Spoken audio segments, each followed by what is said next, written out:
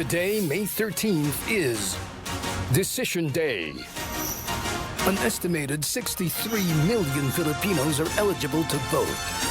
An important right, a responsibility, and a privilege. When we vote, we not only choose. When we vote, we fulfill an important obligation as citizens of our country. More than 18,000 public offices need to be filled, from national to local positions.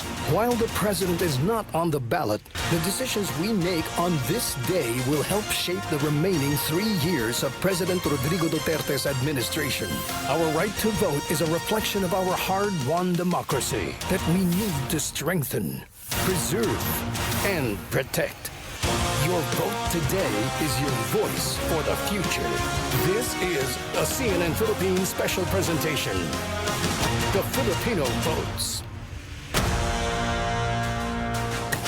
Good morning, everyone. It's Monday, May 13, which means Filipinos are getting ready to vote in today's midterm elections. That's right. It's a very important time in our country's democracy. And polls are opening in just about an hour, and at this time, we can expect voters already standing in line, getting ready to cast their ballots. I'm Cherry Mercado. We have our correspondents and stringers who will provide us with the very latest situation on the ground. We will have live, comprehensive, and in-depth coverage. I'm Ria Tanwat Cotrillo. Stay with us all throughout the day and night. I'm Christine Jacobs-Sandejas. And I'm Andre Felix. A pleasant morning to all of you. First, we go live to Quezon City, where mayoralty candidate Bingbong Crisologo was arrested last night. Tristan Odalo is at Camp Caringal. Tristan, what do we know so far? Supporters of Quezon City mayoral candidate Bingbong Crisologo spent the night here at Camp Caringal in Quezon City following the arrest of Crisologo and his son Edix in an alleged vote-buying site.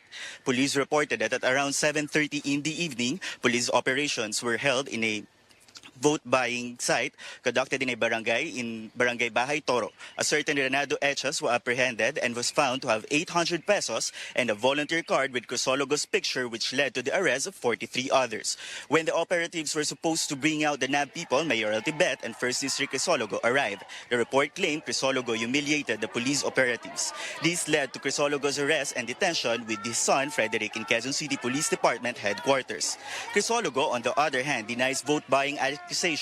He insists they were only conducting a briefing for poll watchers on the eve of Election Day. This also calls this arrest a harassment and politically motivated. Resto kami lahat. Pati ako. Resto na hindi kami binasahan ng Miranda rights. Set up. Gusto pinosasan na lang kami. Yung makikita na, pati yung polis, ginagagamit na ng mga kalaban namin sa politika. Halatang harassment itong ginagawa. Okay si Mayor, wala, high spirits naman siya. Alam nyo naman, siguro para maikwento ko rin yung nangyari, sa mga hindi nakakaalam. Nag-press con na yung QCPD sa taas without talking to the witnesses, yung mga nahuli. Hindi man lang hinarap si Mayor Bingbong sa baba. Kaya po nakakasama na loob na inaagrabyado ang Crisologo says he will file charges against the police who conducted the operations, including illegal arrests and assaulting a person in authority. Crisologo also says he will demand his right to vote today. Crisologo is running against incumbent Vice Mayor Joy Belmonte for Quezon City's top mayoral post. Cherry. So, Tristan, do we know if the police are allowing him to come out today to vote? Okay, Cherry, according to candidate Crisologo, he says that it is up to the fiscal who will do the investigation if they will allow him to go out and vote. But it's one of his requests to, to go out and vote because that's his right. Cherry. Thank you very much, Tristan Nodalo there, reporting live from Camp Caringal in Quezon City. Two loud explosions rocked a community just behind the Cotabato City Hall on the eve of the midterm elections. The polls come 4 months after the Bangsamoro plebiscite was held in Cotabato City.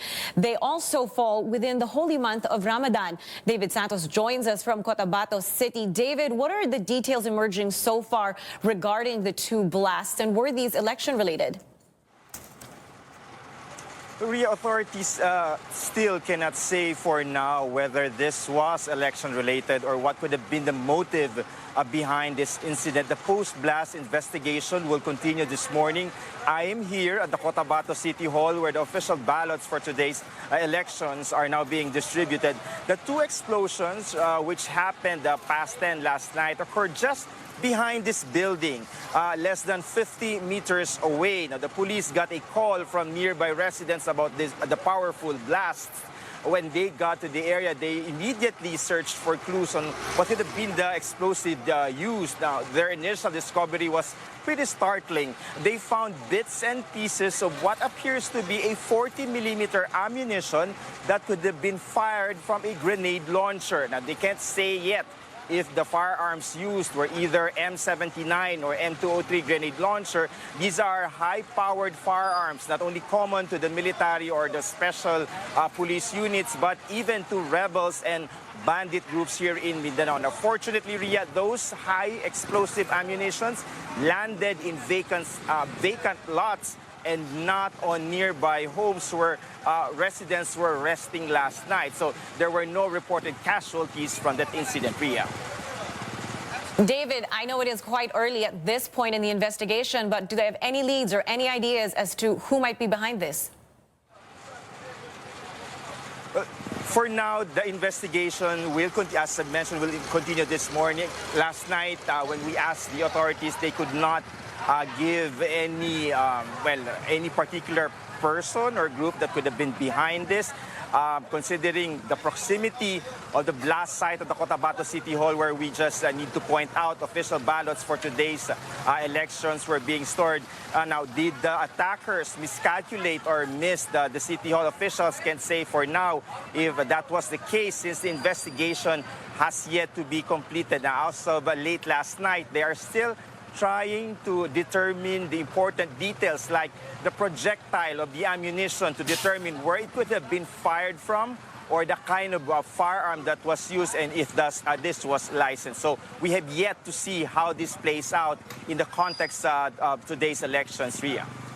All right, thank you very much, David Santos, live from Cotabato. The safety and security of voters in today's midterm elections is a top priority. An estimated 142,000 police officers have been deployed nationwide. In addition, the police have also set up an election monitoring action center in Camp Crame. This will give us real-time situation on what is happening on the ground. No, pati yung pag-deliver ng mga BCM, yung mga machines, or tinatawag nilang mga PICOS machines doon sa mga iba't ibang mga polling centers.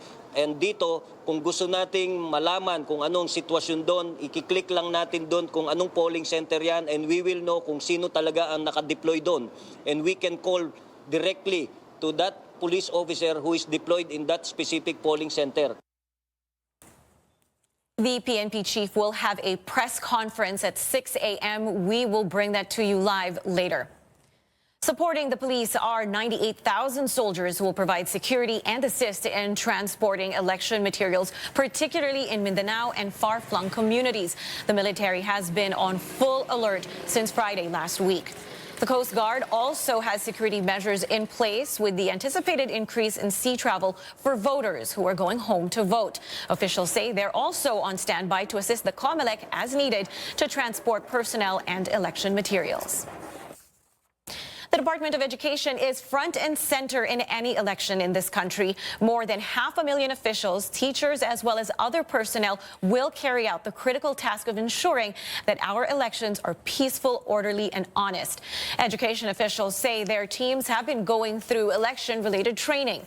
In total, more than 36,000 public schools all over the country will serve as polling precincts. Later on, we will be checking in with our correspondents who are standing by for the latest situation on the ground.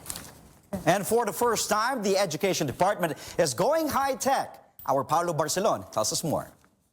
The Education Department says it is very much ready to perform duties for the 2019 midterm elections. More than 500,000 DepEd personnel will be deployed for election duty this year. Nearly half of them are teachers who will serve either as chairpersons or members of the Board of Election Inspectors.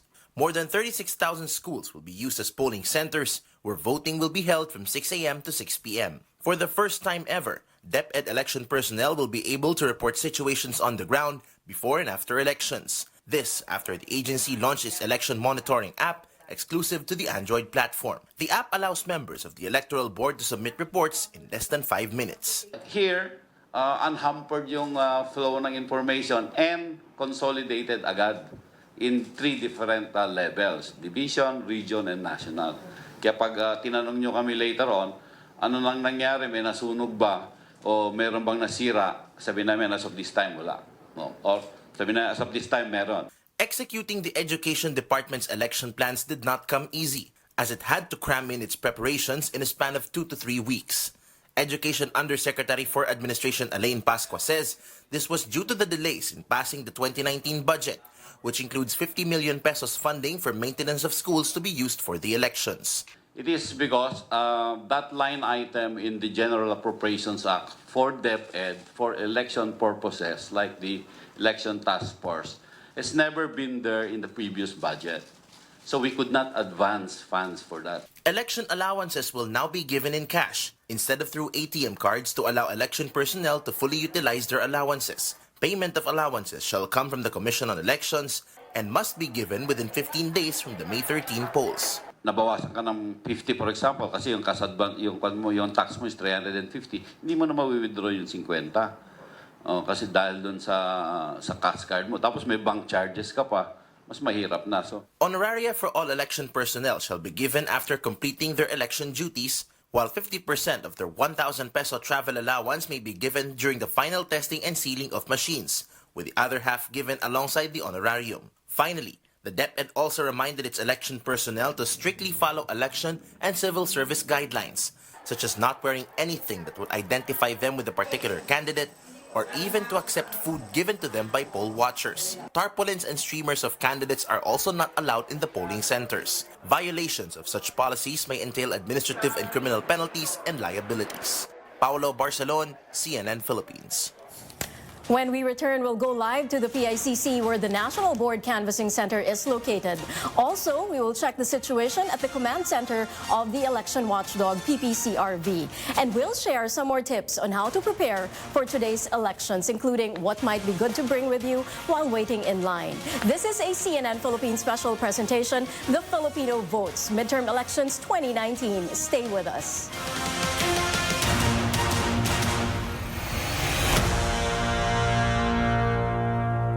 Among the constitutional bodies, the Commission on Elections may be the most important in preserving the country's democratic process. The COMELEC is the premier guardian of the ballot. It is in charge of enforcing all laws and regulations concerning the conduct of regular and special elections. The poll body is composed of a chairman and 6 commissioners, all of whom have a 7-year term without reappointment. It is independent of the executive, judicial, and legislative branches of government to ensure the electoral system is fair and effective. The COMELEC must also decide on all questions regarding the polls.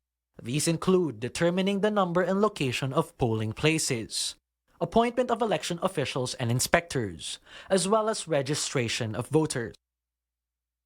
Another major function of the poll body is to rule on election disputes. It has exclusive original jurisdiction over all election cases, election returns, and qualifications of all elective officials. If there are claims of fraud or dishonesty, the poll body must ensure procedures or measures are in place to respond quickly to the allegations. Welcome back to the program. This is the Filipino Votes Midterm Elections 2019. We are expecting a live press conference by the Commission on Elections. CNN Philippines will bring that to you as soon as it happens. Meanwhile, more than 18,000 seats are up for grabs in today's polls, to include national and local posts. Our Ina Andulong explains what's at stake. Every 3 years, the Philippines holds midterm elections. And as the name implies, these are held halfway through the 6-year term of a sitting president. If President Duterte wants things done his way in the next 3 years, having more allies in both chambers of Congress could help advance his legislative agenda. Those who will be elected in the Congress will have to be partners in the administration of the government. Kaya mas magandang yung mga naroon ay yung tutulong sa kanya. The Senate majority currently has 17 members. These are senators believed to be allies of the president. 4 of them are seeking re-election. Based on recent surveys, they all have a good chance of winning another term. That could translate to at least 9 administration allies in the next Senate. President Duterte has signed 325 laws over the past 3 years, 84 of them national in scope. But he has a priority bill still struggling to make it through Congress. The highly contentious measure seeks to establish a federal form of government in the country. The current Senate has put the proposed law in the back burner, leaving one of Mr. Duterte's biggest campaign promises hanging in the balance. To boost its chances of becoming a law, the president also needs to maintain the so-called supermajority in the House of Representatives, which supports him. This is another reason why he may be closely watching congressional races as well. Kung yung mga in-endorse niya, puro pabor sa federalism, then it will hasten the putting up of this system of government. Despite the furor over some of his controversial policies, Mr. Duterte continues to enjoy high approval ratings. A social weather station survey in the first quarter of 2019 showed a plus 66 satisfaction rating for Mr. Duterte, not much difference from his plus 64 score at the beginning of his term in 2016. The fact is, most of the people, the 80%, perceive that he's doing good. Analysts say that if a president's ratings are high, his endorsement power on a candidate is strong. This means President Duterte's bets are likely to fare better than those who do not have his support in these midterm elections. This is good news for the president and his agenda in the remaining 3 years of his term. Ina Andolong, CNN Philippines. It's always a good idea to head to the polls early. That's the advice from election officials themselves. Our Trisha Terada is live at the Philippine International Convention Center. That's where the COMELEC's national canvassing will be taking place. Trisha, tell us what is different with today's midterm elections and what should voters expect as soon as precincts open at 6 this morning? Well, Ria, there are quite a number of changes for this midterm elections. For the first time, COMELEC would be implementing or running the voter registration verification system, or the VRVS, in some areas. Well, basically, this is just an electronic verification of a voter's eligibility. Now, before, the usual process would be like a voter would look for his or her name in the voters list. Then he would then proceed to a polling officer. The polling officer will then manually check if the voter is eligible to vote. Until then, the polling officer rather would provide you a ballot. But with the VRVS, it's going to be quite easier and faster, with you only having to scan your fingerprint or to write your name digitally through the machine. Then once verified through an electronic database, it would print out a receipt, and this receipt you will only have to give it to a polling officer. This receipt will be then your eligibility, or a sign of your eligibility, so the polling officer could give you a ballot. So this is supposed to make the queuing a lot faster and easier, but please do take note that this is just available in selected areas like Manila City, Quezon City, Cebu, and it's also available in Cavite, Negros Occidental, Zamboanga del Sur Province, Davao del Sur, Bangsamoro Autonomous Region, and Muslim Mindanao, or BARM, Iloilo, and Nueva Ecija. Now, aside from the VRVS, COMELEC will also have a pilot run of the emergency accessible polling places for senior citizens, PWDs, and pregnant voters. Now, one thing that's new also with these elections is that this is the first elections that will have the longest hours for voting, which starts from 6 a.m. until 6 p.m. Ria? All right, our Trisha Terada there. Now, the COMELEC will be holding a press briefing later on this morning at around 6. We will bring that to you live as it happens. Since 2010, the Parish Pastoral Council for Responsible Voting has served as the COMELEC citizens' arm. The church-based group will carry out the same duty in today's polls. Our AC Nichols is standing by at their command center at the Pope Pius Center in Manila. AC, as a poll watchdog, what exactly does it mean to be the COMELEC citizens' arm, and what can we expect from the PPCRV? Well, for the next few days, we will be closely monitoring the work of Poll Watchdog Parish Pastoral Council for Responsible Voting, or PPCRV. Why? Because the PPCRV is the citizens' arm for the Commission on Elections that will carry out a parallel unofficial counting of votes. Now, their work is essential in verifying the electronically transmitted results of the election. Now, at this time, there's not a lot going on here yet. In fact, the PPCRV's command center will not open until around noontime today. This is because their work doesn't really begin until voting closes and the election results are transmitted. But the command center is all set. They have huge screens in the front. This is where they will flash or display the results of their quick count, which is based on data coming from the COMELEC's transparency server. Back to you. That's AC Nichols reporting from the PPCRV. And Dr. Freddy Gomez is with us today. So we know that it's going to be hot and many are going to be going outside, standing in line, waiting for their turn to vote. Now, Doc Freddy, how do we actually prepare for a day like today? And they said this is actually the longest voting day compared to previous elections, from 6 a.m. in the morning, the polls open, up to 6 p.m. this evening. Right, you're actually right, Christine. And hello, Ria. Hello, Cherry.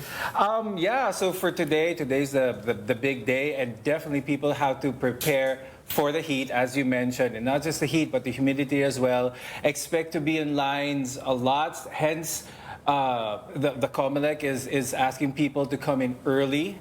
And especially with a lot of the new technological devices now, hopefully it'll help fast track those lines as well. But definitely the heat will play a factor. What we don't want to happen is for people to be dehydrated, to feel fatigued, and then on the far end to even suffer from possible heat stroke. Okay, so it's advisable to bring a bottle of water.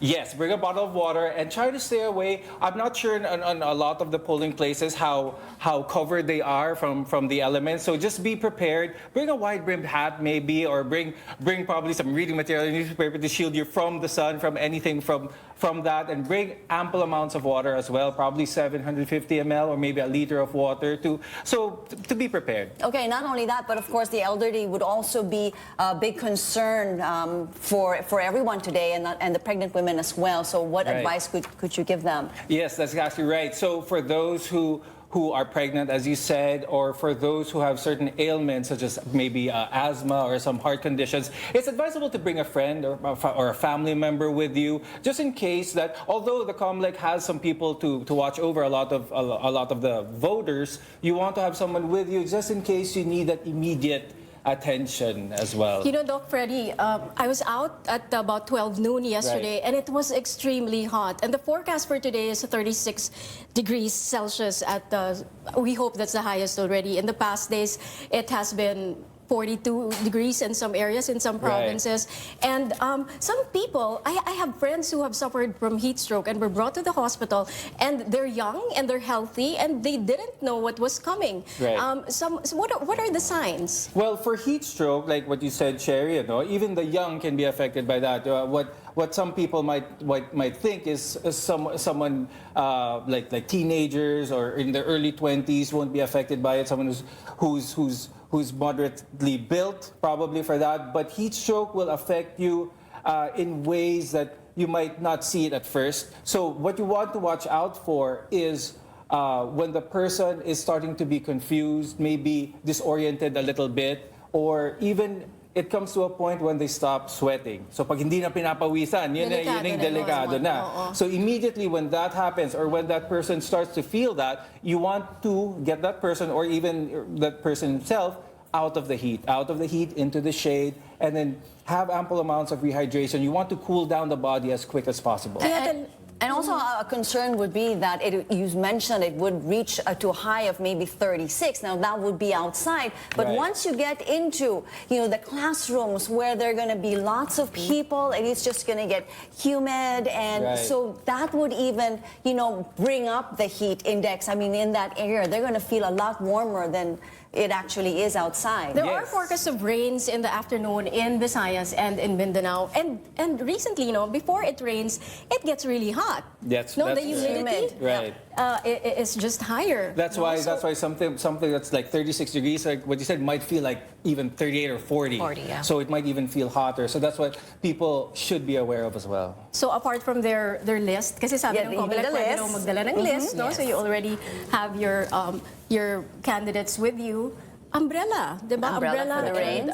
And the bottle of water. So A bottle of the water umbrella is a can must. serve two purposes, even when it rains or even when it's sunny outside, so that can protect them from the UV rays. And maybe also just a little bit of snack, maybe a cracker or something, especially, if you feel like you're low in sugar, you've been out there waiting in line, you really have no idea of what to expect, so you might as well be prepared. And you don't know for the whole day, how long you're actually going to be out there. That's yeah. Right. That's a good point as well. So something to prevent hypoglycemia, so bring some food that's easy to eat. All right. Well, thank you so much, Doc. Oh, sunblock. Sunblock is always key. Definitely, you always want to protect your skin. All right, so wonderful. As you do go out there for the polls, it starts at 6 a.m. this morning. Do be prepared. Find out where your precincts are and have a list prepared. Have your umbrella, your drinks, and a little snack. Now, this is a CNN Philippines presentation on the midterm elections. When we return, we take a look at probably the most controversial sibling rivalry in local politics today. That is the race between two Binays for the top post in Makati.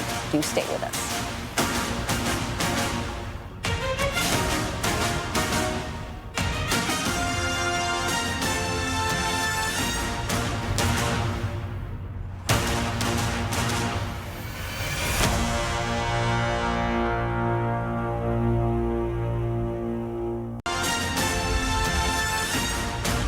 Gusto kong manalo yung paborito kong kandidato. Para po maano natin yung karapatan natin pagboto. Kaya tayo boboto kasi para makapili tayo ng tamang tao para mamuno sa buong Pilipinas.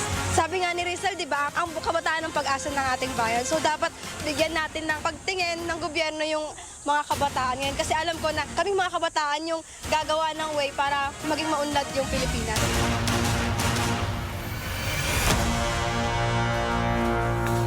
Election day is upon us. Filipinos all over the country are getting ready to cast their ballots in the midterm elections to fill more than 18,000 national and local positions. Polls are opening in less than an hour. The COMELEC says there are close to 62 million registered voters nationwide, and their safety and security are a top priority. That's an assurance coming from Malacanang. The Philippine National Police is taking the lead in securing the polls. An estimated 142,000 police officers have been deployed nationwide. In addition, they have set up an election monitoring action center in Camp Crame. This will give us real-time situation on what is happening on the ground. No, pati yung pag-deliver ng mga BCM, yung mga machines, or tinatawag nilang mga PCOS machines doon sa mga iba't ibang mga polling centers. And dito, kung gusto nating malaman kung anong sitwasyon doon, ikiklik lang natin doon kung anong polling center yan, and we will know kung sino talaga ang nakadeploy doon. And we can call directly to that police officer who is deployed in that specific polling center. The PNP chief also says 2 police officers will be stationed per polling precinct in areas with high security threat.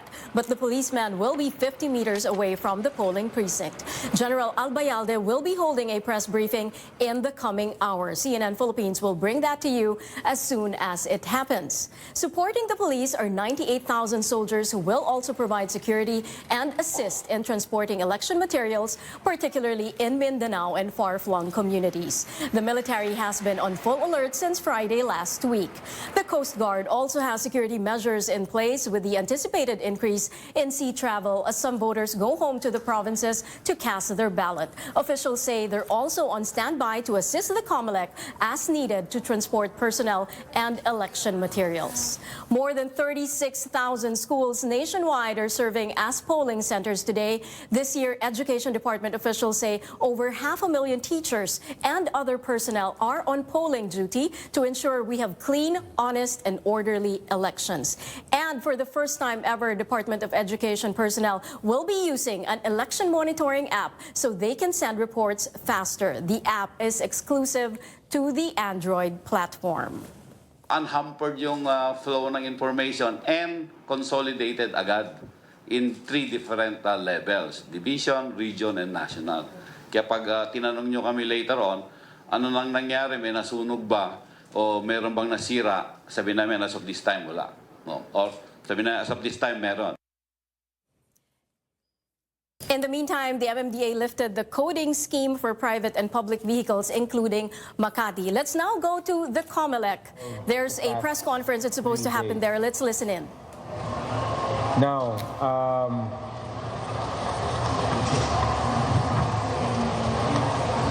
as of 2 a.m. today, there have been 32 reports nationwide of vote buying incidents and 174 arrests made by the PNP. I guess what you can tell from this is that marami talagang umaandar ng vote buying, no, at the very last minute. But we are very thankful to our partners in the PNP na nirespondihan nila ng maagap yung mga ganun klaseng report. Liquor ban violations as of 2 a.m. have numbered to 34 reports nationwide, with 175 arrested by the PNP. Ito medyo nakakatawa because a lot of the arrests have been of people drinking sa mga neighborhood lang nila, no? Nagiinuman sa mga bakanting lote, nagiinuman sa labas ng bahay, and so on. Kapag tinatanong sila kung alam ba nilang may liquor ban, alam naman nila, but I guess they're not really expecting na mahuhuli sila. Okay. As of 3 p.m. last May 12, yesterday, our latest report for election-related incidents stood at about 43 nationwide, with about 73 victims either killed or wounded. Right? So again, this is still much lower than the more than 100 incidents during the corresponding period in the 2016 election. So overall, it looks like mas mababa talaga yung ating election-related incidents. So just to remind everyone, today there will be the use of voter registration verification systems using VRVMs or voter registration verification machines in Manila, Quezon City, Caloocan City, Iloilo City, Cavite, Pangasinan, Cebu, Negros Occidental, Davao del Sur and Davao City, Zamboanga del Sur, Misamis Oriental, Nueva Ecija, and BARRM. So magkakaroon tayo ng paggamit ng VRVS at ng VRVM in those places, and overall, it looks like we are ready for the opening of polling places by 6 a.m. Now, we will have the first report for you of openings around 9:30. Kasi syempre, in terms of our monitoring, hahayaan muna natin magbukas yung mga polling places bago natin sila kulitin about whether or not nakapagbukas sila. So our first report is expected at around 9:30. In the meantime, we're counting down the clock to 6 o'clock, and we expect that, again, 99.97% of the places nationwide will be able to open on time. Dahil nakatapos sila ng FTS and nag-aabang na lang talaga sila ng oras. Alright? Are there any questions? Yes.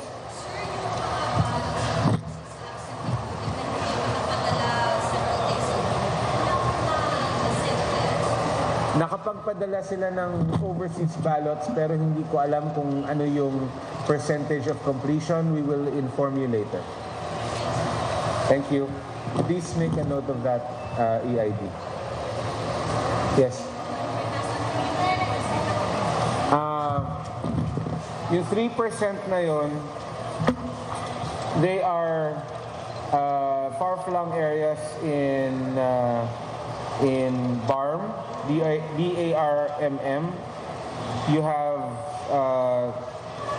6 in Region 9. You have 7 in Region 8. No? 11 in BARM. And then 3 in Region 2, 1 in Region 1, and Caloocan and Makati, they're ongoing now. So yan yung mga areas na involved, no? You have 2 in NCR, 1 in Region 1, 3 in Region 2, 7 in Region 8, 6 in Region 9, and 11 in the BARM. Again, kung saan hindi tayo sure kung nagaganap na, ito ay dahil malalayong lugar ang involved. No? This is particularly true in BARM. For the rest, ongoing na yung mga FTS nila. Sir, ang expectation lang natin, delay. Delay lang. Delay, oo. Ang contingency kapag nagkakaroon ng problema sa VCM is replacement, no? So it still boils down to just delay. Magtutuloy ang halalan. There might be some places kung saan magde-delay. But again, at this point, that's very minimal kasi nga 99.97 nakakasana. Not at the moment. We are not projecting any place where there will not be any elections. Sir, pwedeng pa-explain ano yung indication nung sabi nyo kanina as of 2 a.m., 32 reports ng vote buying and 174 na arrests ng PNP in relation to vote buying. Anong indication nun? What do you mean, anong indication? I mean, what does it mean? Anong reflection nito? Anong ibig sabihin nito? Yeah. I think it means that people are number one, that vote buying remains a political staple sa mga kandidato natin. Pangalawa, mukhang kabado sila, no? Na hindi nila maaapektuhan yung resulta in any other way except to doctor essentially the voters. Ganyan naman ang nakikita natin talaga kapag hindi kayang apektuhan yung resulta, doon ka papasok, doon ka manggugulo sa input. And in this case, ang input natin, yung botante. Kaya sinusubukan nilang bilhin. Okay? So, ang gagawin natin ngayon is pupunta kami ng anong lugar yon? Malvar? Sa may Malvar Street, dito sa may Malate. We're going to try to catch the opening of voting there. But in the meantime, we expect that the reports will be available again by 9:30. We'll probably have a press con by 10 o'clock. Okay? A press briefing by 10 o'clock. Reports will start coming in at 9:30, and we'll see you later. All right? Thank you very much. Epifanio de los Santos. That's COMELEC spokesperson James Jimenez currently conducting a press briefing very early at 5:30 in the morning at the National Canvassing Office in PICC. This is the National Canvassing Center of the COMELEC. He says 32 incidents of vote buying were reported as of 2 a.m. May 13 this morning. There were 174 arrests. This just proves, he says, that vote buying is still a staple in politics in the country.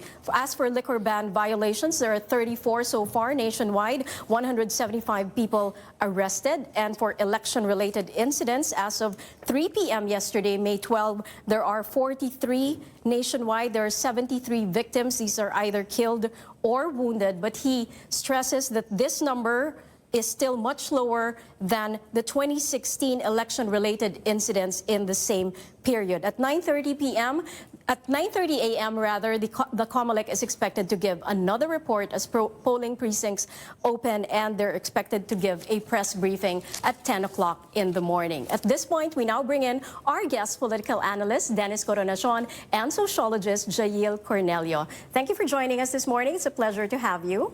Thank you for having us here. Good morning. So it seems, Ria, that the officials are very proud of this VRVS, the Voters Registering Verification System, and the DepEd also has an election monitoring app. So we're going high-tech.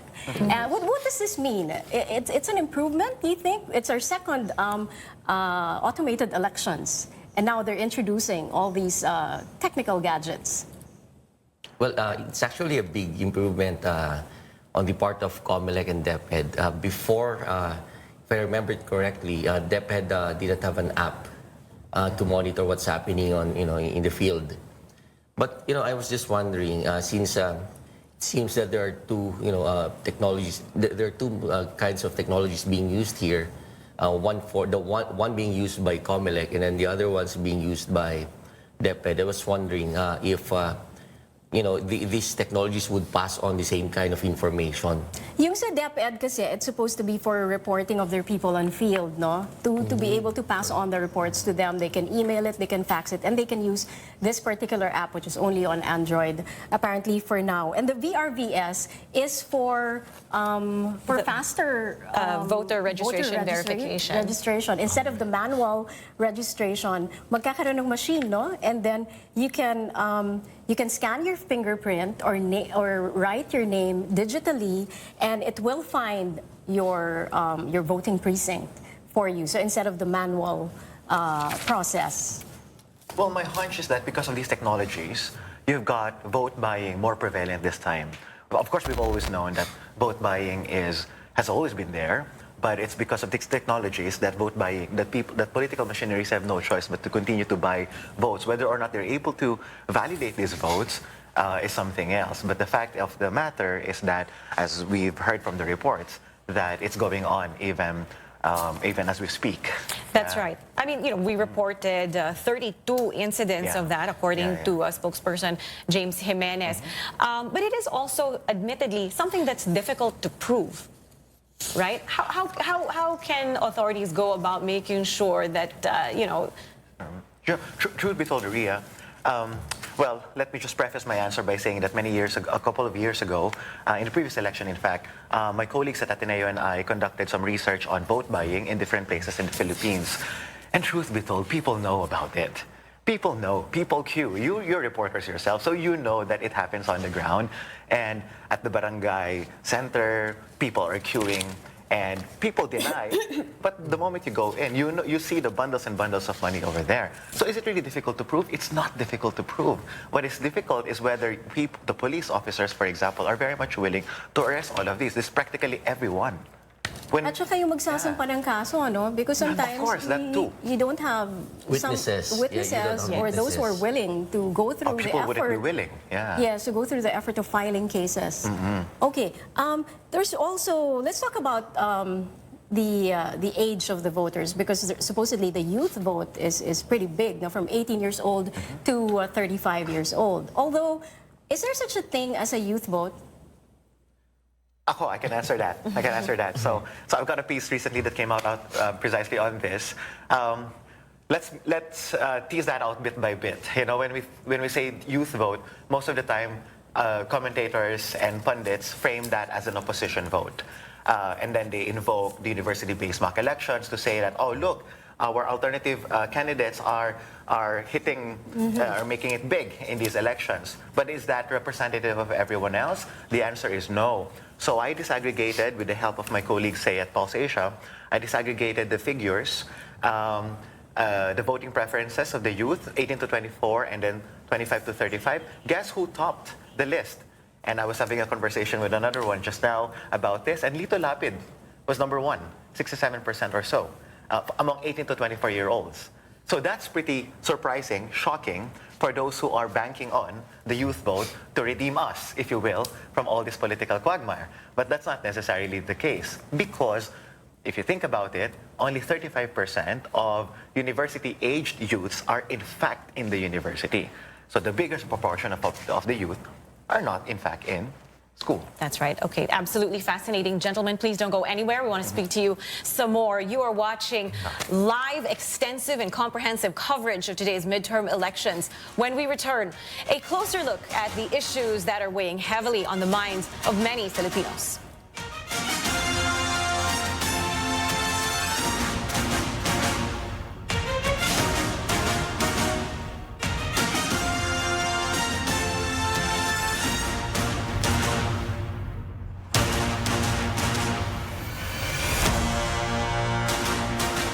Welcome back to the program. This is the Filipino Votes Midterm Elections 2019. We're going live to President Duterte's hometown of Davao. Our senior correspondent, Ina Andolong, is at the Daniel R. Aguinaldo High School. Ina? Well, several key personalities voting here in Davao City, the bailiwick of the first family. First, of course, President Rodrigo Duterte were actually outside his precinct at the Daniel R. Aguinaldo National High School. Members of the Presidential Security Group have not left the premises since they arrived here yesterday afternoon. Vote counting machines and ballot boxes are already inside the cluster precincts as well. You know, over the past couple of days, Malacanang media officers have been meeting with journalists as well as the PSG to help come up with a plan to make sure that the coverage on the president's vote will not disrupt other voters here later today. Apart from the president, his daughter, Mayor Sara Duterte, is also a registered voter in this school. She is expected to vote early at around 8 a.m. That's the same time senatorial candidate Bongo is expected to vote as well. Gosa precinct or school, though, is about an hour away from here, but we will be covering that as well. We were told that Go, one of the front runners in recent pre-election surveys, will be dropping by a church first to pray before he heads out to vote. You know, I actually covered the 2016 elections here, and based on our experience then, election day here in Davao City runs quite smoothly. Not much complaints or problems here. Local elections here are well dominated by the Duterte family and their allies. Cherry? From Davao, we now go to Makati, where it's one Binay family member versus another. Incumbent Makati Mayor Abby Binay is running against her brother, who is returning politician Junjun Binay for the top post in Makati. Joyce Ilas is at the San Jose Elementary School in Makati, where Abby Binay is expected to vote today. Joyce, the Binays have been in power in Makati for more than 3 decades now. How important is this election for the city and for the Binay family?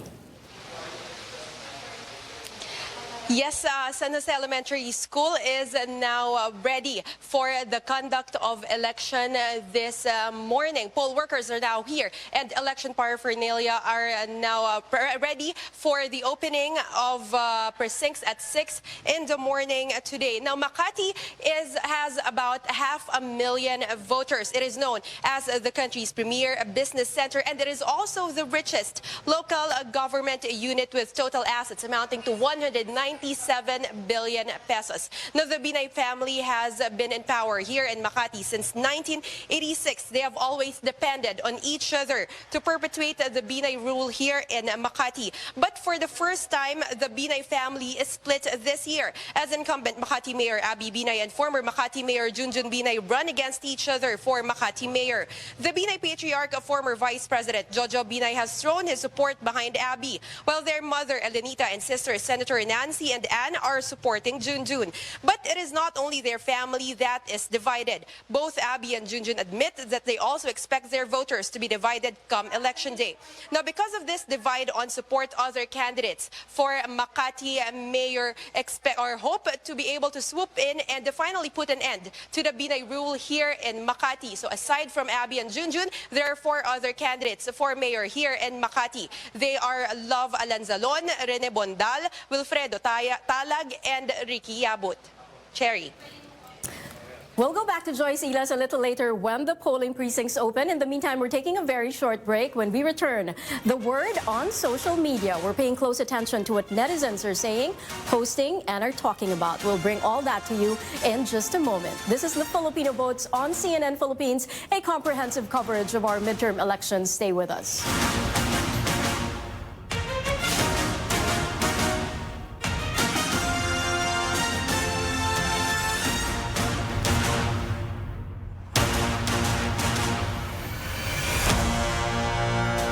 Welcome back to the Filipino Votes Midterm Elections 2019. It's already 5:56, so in a few minutes, voting will officially start in over 36,000 polling centers nationwide. On social media, netizens are abuzz over the midterm polls. We have this netizen saying, yesterday was for our mothers. Today is for our motherland. Cast your ballots. Remember your power. Another one tweets, sa mga boboto mamaya, please vote wisely. Same message from this netizen. Please vote wisely mga ma'am sir. Dun kayo sa may maayos na platform at may paninindigan. God bless us all. You can also be part of our conversation. Just tweet us in all our social media accounts at CNN Philippines, and please use the hashtag the Filipino Votes.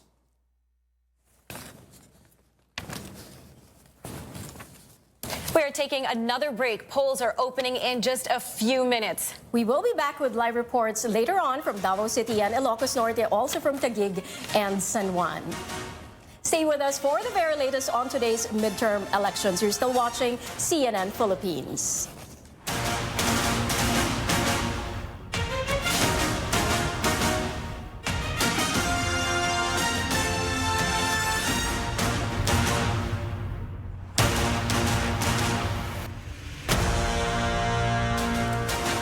Polls are opening this hour. 12 voting hours in total. That's right, Cherry. That's from 6 this morning until 6 this evening, a total of 12 voting hours. It's actually an hour longer than the 2016 general elections. And very important to note, we have an estimated 63 million Filipinos who are eligible to vote. And historically, based on the COMELEC's assessments, we have seen an increase in voter turnout over the past elections. Well, the Marcos family has dominated politics in Ilocos Norte for decades. This year, another Marcos is running unopposed for the province's highest post. Our George Cahiles joins us from Mariana Marcos Memorial Elementary School in Batac City. George, tell us what's happening there so far. Well, so far, voters have started flocking here at the Mariano Marcos Memorial Elementary School, and members of the Marcos family are expected to vote here today, particularly in that classroom headed by the matriarch, former First Lady Imelda Marcos, the former Senator Bongbong Marcos, gubernatorial candidate Matthew Marcos Manotoc, and Vice Gubernatorial candidate Cecil Araneta Marcos. Now, Manotoc, son of senatorial candidate Amy Marcos, needs just a single vote to win in these elections because he is currently unopposed. This after former House Majority Leader Rudy Fariñas withdrew his candidacy during the last stretch of the campaign. Amy Marcos, meanwhile, is expected to vote at Cabeza Elementary School in Lawag City. Ilocos Norte has the smallest number of voting population in Region 1 with 416,433 voters. 9 towns here are considered COMELEC hotspots due to the presence of intense political rivalry and possible presence of armed groups. Of the hotspots here, Pagudpod Town is still facing a problem in one of its precincts after it was given the wrong SD cards and I-buttons. The last information that we got is that the final testing and sealing of that vote counting machine there is still ongoing. Aside from that precinct, COMELEC Ilocos Norte says it's all systems go here in Ilocos Norte, and they're hoping that there will be no technical glitch that may happen within the day. Back to you guys. George, alam ba natin kung anong oras magsidatingan ng pamilyang Marcos sa presinto na yan? Well, normally daw maaga sila bumoboto, pero nakatanggap tayo ng impormasyon just now while reporting. We received a text message from one of the staff of Governor Amy Marcos that she will be voting at Cabeza Elementary School at around 6:30 to 8 in the morning. Ito naman daw sila former First Lady Imelda Marcos and former Senator Bongbong Marcos. Normally maaga din silang bumoboto, so we're on standby waiting for their arrival anytime soon. All right, George, certainly abangan nyo yan. We will be going back to where you are sa may Batac, Ilocos Norte. But for now, I'd like to return to our guests, Dennis and Jail. We were talking about the Marcoses. Why does this family have such staying power, you think? Well, I think one of the reasons has something to do with their wealth. Of course, for you to compete in elections, you need to have a huge amount of resources. And probably another reason would be the late president's legacy. Although to a huge number of Filipinos, their assessment about the late president is not good. But of course, there are still some who continue to admire the late president. For me, there are two reasons. One is that the family hasn't been held accountable, fully accountable for what they did during the martial law period, and because there has been no accountability on their part, they could simply hijack history and rewrite it in their favor. And so now we're talking about Marcos' legacy and so forth. That's one reason. The other reason is that they've been pretty effective politicians, to be honest. You know, you go to Ilocos Norte, the place is really clean, the place is great. Well, partly because of the favors that they received from the president decades ago, but also because these leaders are pretty effective. So it's kind of difficult to go against that, you know. So you've got a very charismatic Amy Marcos, so every time she appears on TV, she just charms people. But at the same time, she's also very effective, so she's got the track record. So it's so difficult to contest that, even if you already have history on your side. Well, now you have a third generation Marcos running unopposed. What does this mean for the family's legacy? Well, it's like saying that the Marcoses are back again. You know, right after the late president was deposed from power, you know, they had been gone for quite a while. And they think right after that, they tried, I think Mrs. Marcos ran for presidency or for Congress. She was not successful when she went back to national politics, but when she ran for local politics, she was successful. And then the rest of the family, I think they rebuilt their you know, political career in the province, all right, the local level. So now they're back both at the local level and at the national level. And the 89-year-old Mrs. Marcos was there in the meeting, the Avance. No, she was there, and she was very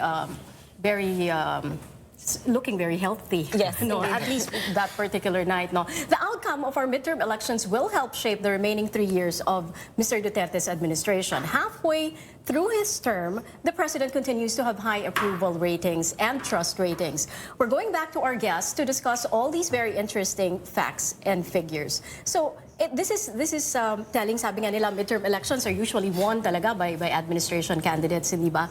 And since 1995, administration candidates have been winning in midterm elections except for 2007 during Gloria Macapagal Arroyo's time.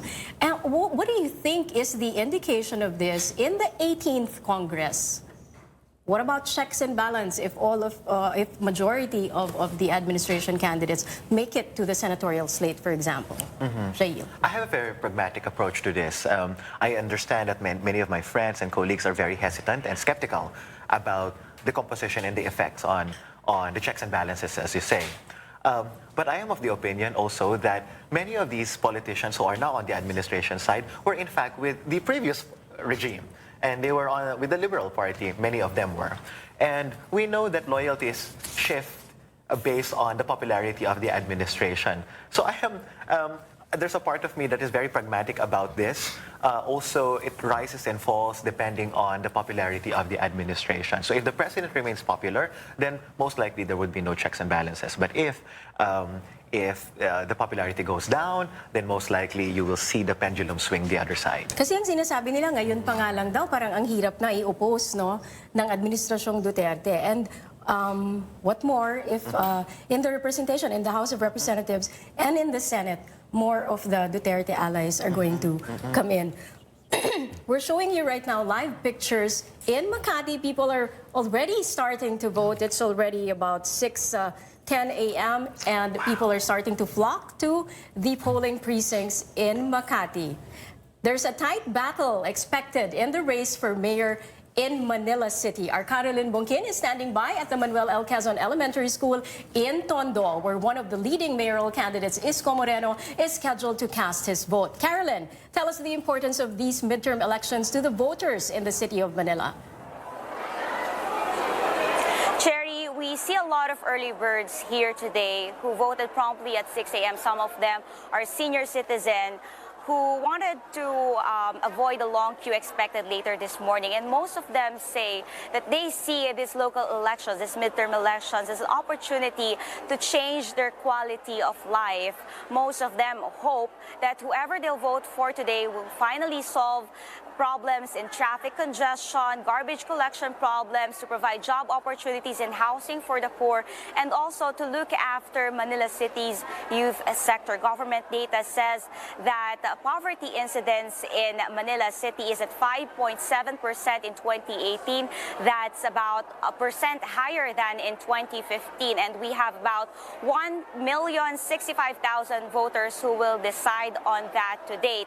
8 candidates are vying to lead Manila City, but surveys show that this will mostly be an electoral battle between incumbent Mayor Erap Estrada, who's now running for his last term, his former ally and ex-Vice Governor Isko Moreno, and also former Mayor Alfredo Lim. Isko Moreno got the endorsement of Iglesia ni Cristo, and once the polls close at 6 p.m. today, we'll see how this will also play out for Moreno's candidacy. Cherry.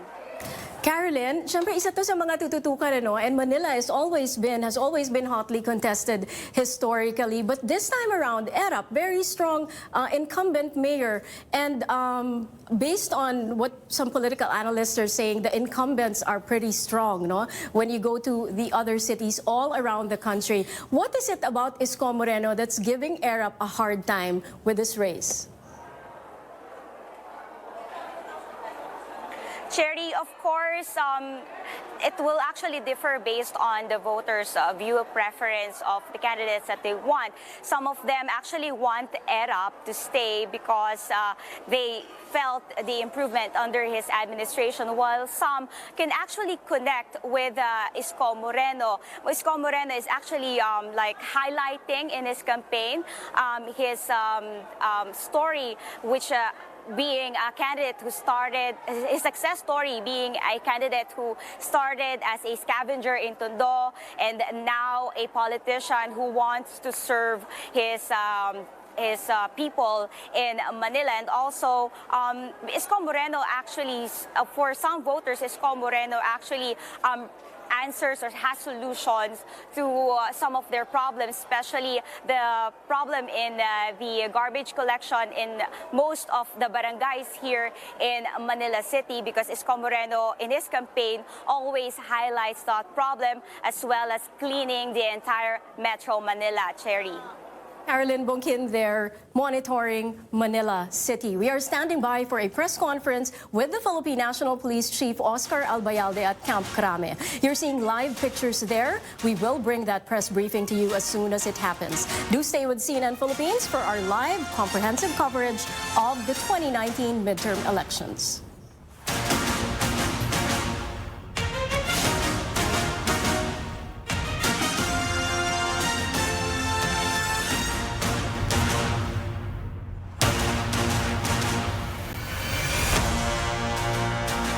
Welcome back to the program. This is the Filipino Votes midterm elections 2019. Now, the polls have been open for about 15 minutes now all over the country. We have a total of 63 million Filipinos who are eligible to vote. Of course, just a reminder to all of you, the MMDA has lifted the number coding scheme for today, and the ban for provincial buses is in effect today until May 15th. There are almost 62 million voters. This number is 14% higher than the number of qualified voters back in 2016, which counted for 54.6 million. We are still expecting a press conference from the PNP chief himself. You are seeing live images from Camp Crame, and as soon as the press conference starts, we will bring that to you live from the National Election Monitoring Action Center in Camp Crame. And this center, RIA, is supposed to accept all the other reports of the PNP from different places in the country. The forecast on this election day, a mix of sunshine, clouds, and some light showers down south in the Visayas and Mindanao in the afternoon. Here's our meteorologist Tom Sater from the CNN headquarters in Atlanta with a look at the heavy rainfall forecast in many parts of Southeast Asia. Hello, CNN Philippines. Tom Sater here. Big day today. Good Monday to you. Election day. 61 million of you, I hear, going to cast your votes. We'll look at the weather for your areas if you're standing outdoors for the polls in just a little bit. But first, Southeast Asia, heavy rainfall. Parts of Cambodia, Thailand. Sporadic light rain in some of the eastern provinces of China. A little frontal system will bring cloud cover and a chance of a shower into Seoul and then western Japan. But the temperature is really starting to warm up across Japan. Temperatures in the upper 20s, near 30 degrees in some of the prefectures, 21 in Tokyo, 26 in Beijing. They'll get up to about 31 tomorrow. Then day 2, day 3, heavier rainfall. Hong Kong looks good today under fair skies. We'll have a bit of a high temperature of about 28. Taipei getting close to 30, so things warming up. Now, for those of you who live down to the south and Mindanao area or up to the north, northern areas, north central Luzon, that's your best chance of rainfall. Most of the day today, I think partly cloudy skies. Conditions really should cooperate nicely if you're going to be standing in line. Do worry about the heat, though. If you know you've got an extended wait period, you may want to just take it easy, bring plenty of water with you. And those areas to the north and south, we'll take a look at your chances of maybe bringing an umbrella. They're going to need it in areas of Thailand, southern Thailand especially. Thunderstorms in Singapore. They had a little funnel cloud water spout in the bay there just the other day. Here are your numbers. Again, getting warm. Manila, there's a chance of a passing shower. But again, if you're going to go to the polls, which they do close at 6 o'clock, you get closer to around 3 or 4, and you're going to start to hit the peak heat of the day. Again, chances of rain are better to the north. Got a little bit of a convergence going on up there, and to the south in Mindanao. But most locations, I do think, will be a dry day. This takes in consideration not just today, but tomorrow as well. Enjoy the day. Big day today. It's your civic obligation. Get out there and do it, but watch the heat. Temperatures are warming up. All right, now we would like to go to our Christine Jacob-Sandejas. She's going to give us an update on what is happening in social media. As we said, the polls have been open for just a little over a quarter of an hour. What are netizens saying? Christine is about to tell us. Well, thank you, Ria and Cherry, and welcome back to the Filipino Votes Midterm Elections 2019. Polls are officially open as Election Day is underway nationwide. Now, in social media, the hashtag Election Day is the top trending topic on Twitter worldwide. And we do have our first tweet, and it says, "Our country deserves true leaders. Please vote wisely." And moving on, another Twitter user says, hashtag Election Day, hangad ko ang pagbabago ng bansang Pilipinas kung mahal. And moving on, another netizen says, hoping that this day would be at peace and successful on hashtag Election Day. And we also have, I pray for the safe, clean and honest elections today. God bless the Philippines. And our last netizen says, may we have a just and peaceful hashtag Election Day. Please vote wisely. And you too can also send us the latest in your area by using the hashtag Filipino Votes. And you can always tweet us anytime to join in and chime in wherever you may be. We do have correspondents on the ground, and you can help us as well get the latest. So once again, the hashtag, the Filipino Votes, and check us out in all our social media accounts at CNN Philippines. The election watchdog PPCRV says an estimated 300,000 volunteers will help monitor today's polls all over the country. Our AC Nichols tells us what's happening at the PPCRV Command Center at the Pope Pius Center in Manila. AC. Well, for the next few days, we will be closely monitoring the work of Poll Watchdog Parish Pastoral Council for Responsible Voting, or PPCRV. Why? Because the PPCRV is the citizens' arm for the Commission on Elections that will carry out a parallel unofficial counting of votes. Now, their work is essential in verifying the electronically transmitted results of the election. Now, at this time, there's not a lot going on here yet. In fact, the PPCRV's command center will not open until around noontime today. But This is because their work doesn't really begin until voting closes and the election results are transmitted. But the command center is all set. They have huge screens in the front. This is where they will flash or display the results of their quick count, which is based on data coming from the COMELEC's transparency server. And we'll talk more with our guests later on, this time about President Duterte, who is enjoying high approval and trust ratings. When we return, a closer look at what Filipinos are most satisfied with in the administration's performance.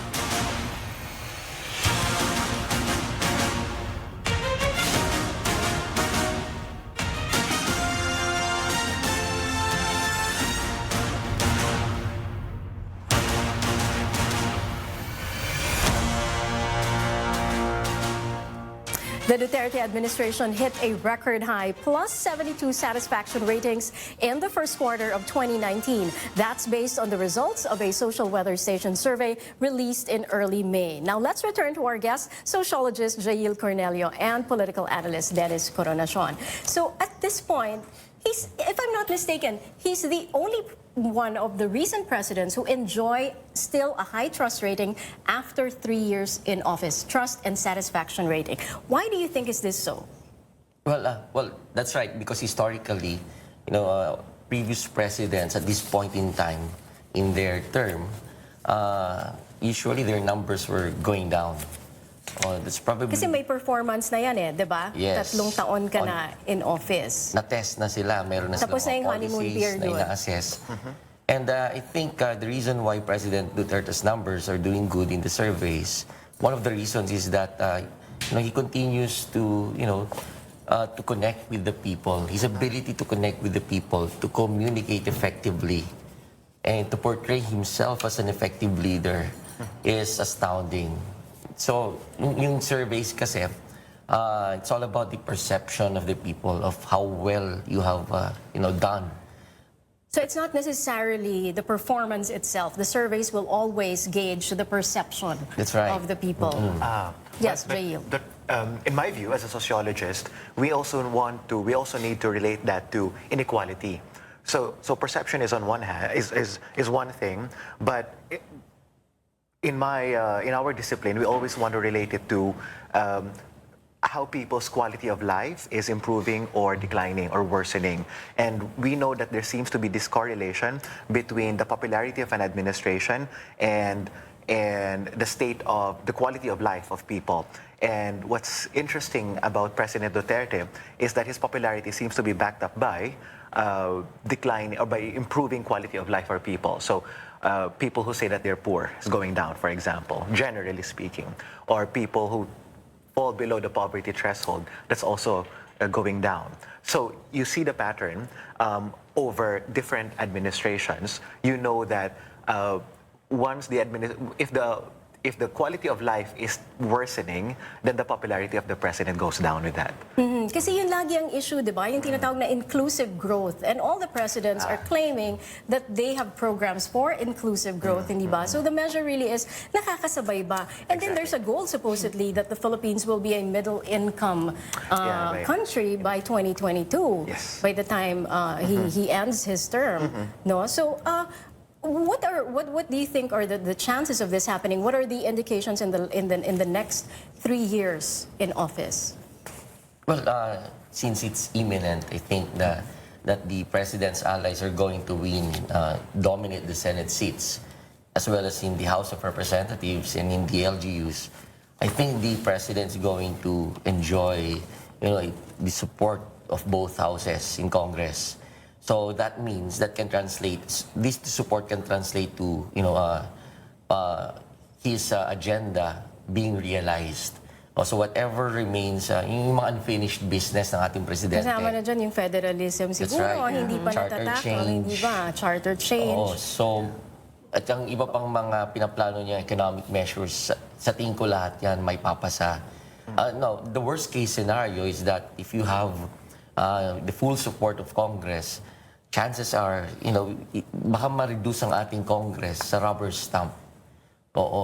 Na hindi na to the point na hindi na sila nag-iisip ang ating mga senador at ating mga congressman. And there's supposed to be a check and balance, a very important feature, a very important role of the legislative. You know, it's interesting that we always talk about the checks and balances, how the entire government is designed in such a manner.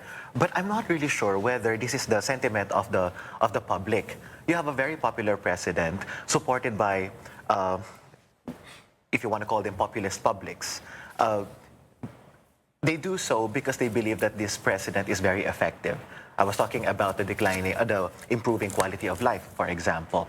So that's why people are very much willing to compromise on human rights, to accept the war on drugs, among other controversial issues, because they think that, and in a manner that also echoes what happened during the martial law period, discipline is necessary for progress to happen. And the economic condition that we have right now. So recently we've been elevated to BBB+. That is a validation of how discipline is necessary, whether or not it's true, but that is a validation on the minds of people. Right, but on the ground, we've been reporting on things like inflation, dissatisfaction of the workforce because of foreign workers coming in. How does that come into play in what you've just said? The Chinese in particular, for example. It's one thing to talk about everyday racism, everyday xenophobia, but it's another thing to talk about how people feel the effect of inflation. We know that it's been declining, and the effect on people has been rather softened. And rice, for example, we know that it's not as expensive. Maybe it will be, but at this point, we know that it's been very accessible. And the recent policy change, importing more rice, for example, has been very helpful. So whether or not these are very good for the economy in the long run is something else. But the point of the matter is that people do not feel people are now feeling generally the effect of economic development. Whether or not that is going to be long-term is something else. So hold on to that thought. We are now showing you live pictures still in Makati. Voting has already started there at exactly 6 o'clock in the morning. In this precinct, we see that it's not yet full, and we are urging, the COMELEC is urging the voters to go to the polling precincts early. And at this time, it's not yet so hot. Yes, I was going to say, habang hindi pa masyadong mainit, it's a good time to go. Ang pila. May oras kayo para hanapin ang inyong mga pangalan sa mga nakasulat doon. Kasi minsan pati yun, pila, Ria. Ang dami-daming tao na kailangang tingnan at hanapin ang kanilang mga pangalan. There are issues every time of people not finding their names. We still have a lot more in store for you on this very busy election day. We'll have a live report from Quezon City with our Tristan Nodalo, as well as a report from Baguio City. We're also standing by for a press briefing with the Philippine National Police Chief Oscar Albayalde. You're currently seeing live pictures from Camp Crame, where General Albayalde will be speaking later. This is a CNN Philippines special presentation, the Filipino Votes Midterm Elections 2019.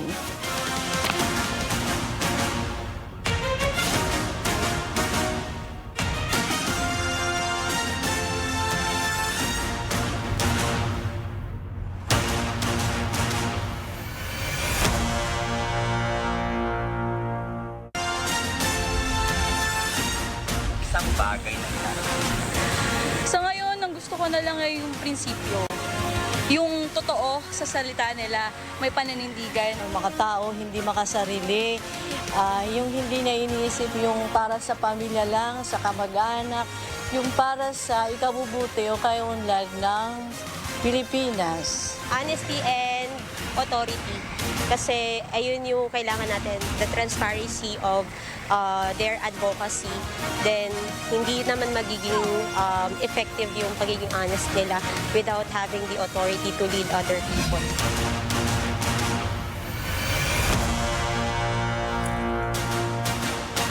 Candidate for mayor in Quezon City, Bingbong Crisologo, was arrested last night and is now detained at Camp Karingal in Quezon City. Tristan Nodalo is there. Tristan, what do we know so far? Via Quezon City mayoral candidate Bingbong Crisologo is appealing to his supporters to go out and exercise their right to vote. This after Crisologo and his son were arrested in an alleged vote-buying site in Quezon City Sunday night. Together with their supporters, they've spent the eve of elections at the Criminal Investigation and Detection Unit in Camp Karingal. Police reported that an anti-vote buying operation was conducted in a house in Barangay Bahay Toro. A certain Renato Echas was apprehended and was found to have 800 pesos and a volunteer card with Crisologo's picture, which led to the arrest of 43 others. The report claimed Crisologo humiliated the police operatives. These led to the arrest and detention of Crisologo and his son Frederick in Quezon City Police Department headquarters. Crisologo, on the other hand, denies vote-buying accusations, calling his arrest worse than martial law. He insists they were only conducting a briefing for poll watchers on the eve of election day. Crisologo calls his arrest harassment and politically motivated. Mga watchers, mga ito, wala naman nabili na boto, wala naman bumili. So, where is the vote buying then? First time ko po na magboto. Ngayon pa po nangyari sa akin. Kung maaari, palabasin niyo na lang kami, wala kaming kasalanan. Crisologo is set to undergo inquest procedures today. He is also hoping that he will be allowed to vote or exercise his right to vote. It is up to the authorities if they will allow him to do so. Crisologo is running against incumbent Vice Mayor Joy Belmonte for Quezon City's top mayoral post.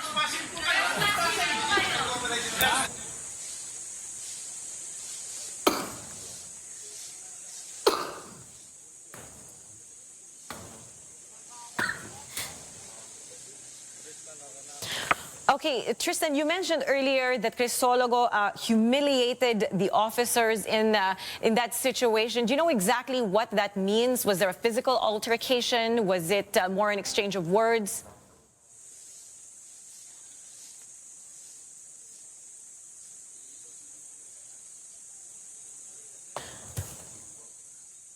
Okay, we'll go back to Tristan Nodalo. Later on, the Cordillera Administrative Region has the least number of registered voters in the country, with a little over 1 million voters. A huge chunk of this number will come from Baguio City and Benguet Province. Lauren, how many voters are we expecting to go to the polling precincts there? Cherry, in Baguio City and Benguet Province, close to 400,000 registered voters are expected to cast their votes for the 2019 national and local elections today. Provincial Election Supervisor lawyer Nicasio Jacob said there are a total of 164,125 voters in the city of Baguio and 227,033 voters in Benguet. They will cast their votes in the 390 polling centers from 6 a.m. to 6 p.m. The Commission on Elections in the Cordillera region records more than 1 million voters.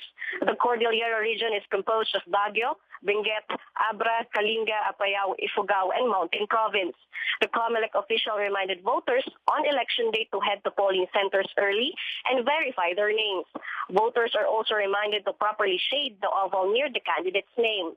The Regional Joint Security Coordinating Council revealed 7,900 police and army personnel have been deployed in the region to ensure peace and order during election. The COMELEC, Philippine National Police, Armed Forces of the Philippines, DILG, and DepEd have also made available Election 2019 hotlines to help the public report complaints and concerns as well as seek assistance. There are a total of 29 candidates in Benguet and 8 in Baguio City vying for mayor, 3 gubernatorial candidates for Benguet, 5 congressional candidates in the city, and 3 in Benguet. Cherry? Lauren, dyan sa Baguio City or Benguet Province, no, kamusta ang conduct of elections or before the elections? Are there any election-related violence recorded? No election-related violence, but we have a short glitch before the elections here in Baguio City, wherein the ballots intended for Barangay Pugis in La Trinidad, Benguet have been placed majority in ballots of Santo Tomas in Baguio City. But Commission on Elections have earlier reported that the misplaced ballots have been, however, earlier restored. So Lauren Anuma there from Baguio City telling us that Baguio City and Benguet Province officials are urging voters to come out and vote already, as polling precincts have already opened at 6 in the morning. There are 390 precincts and 400,000 voters in Baguio City and the Benguet Province. Now it's time to check what netizens are saying on social media. Christine is standing by. What's the talk on social? Well, Cherry, we're still keeping an eye on the latest midterm poll update from our correspondents and stringers on the ground. And I know they have been busy. You know, our social media wall here, it has been constantly moving and updating. since before 6 a.m., before the polls actually open. So let's go on to our CNN Philippines. This is our main page. And we have here from Ina Andalong, who is right now in Davao. And she says senatorial candidate Bongo's name is on the voters list, and he'll be dropping by a church before he goes on to vote in Davao City this morning. And checking on our other netizens, we do have, here we go. Well, we know over at up north, we have the Filipino Votes, and the Marcoses up in Ilocos has dominated politics in Ilocos Norte for decades. And this year, well, another Marcos is actually running unopposed for the province highest post. You can always do that, and do feel free to keep tweeting us throughout the day. And we have another one, breaking news, Ocho Derecho senatorial bet Mar Rojas actually cast his votes minutes after polling precincts open. And once again, do use the hashtag the Filipino Votes. As you can see, we do have a lot of, activity here in our social media wall. Let me see if I can find one more. We have Ina in Davao, and once again, it is always a tough and tight battle in the mayoral race in Manila City. And we'll be taking a short break, so do stay with us right here on CNN Philippines, where we continue to give you our special presentation on the 2019 midterm elections. We will be right back.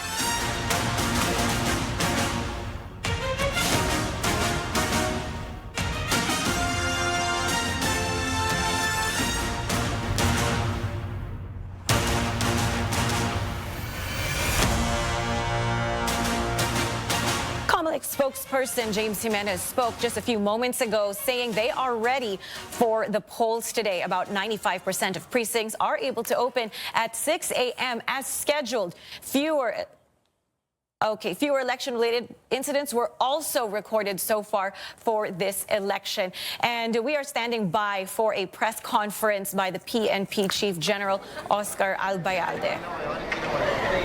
What you're seeing now?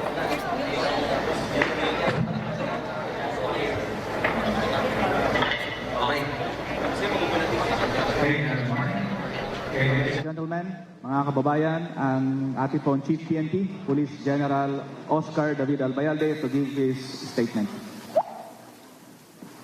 Okay, good morning, ladies and gentlemen of the press.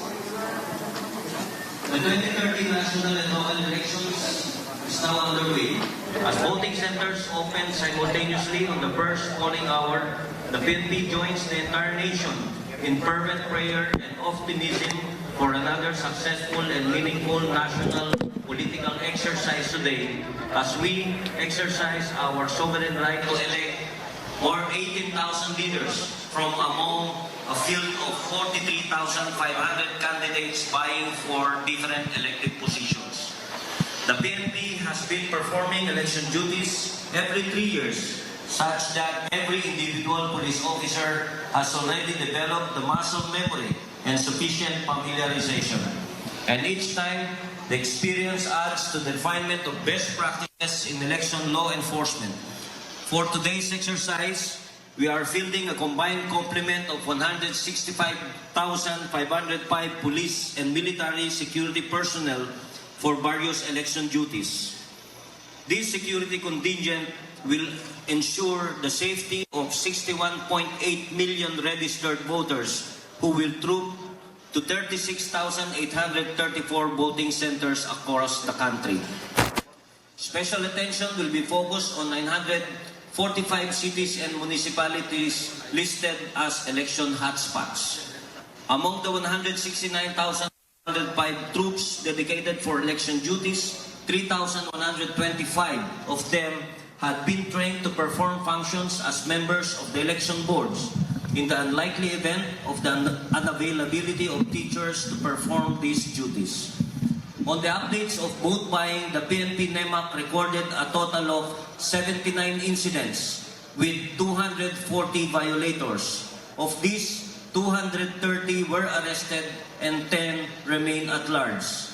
On election-related violent incidents, a total of 43 incidents have been recorded, wherein 20 were killed, 24 injured, and 29 unharmed. The number of incidents reflects 60% reduction compared to the 2016 elections of 106 incidents.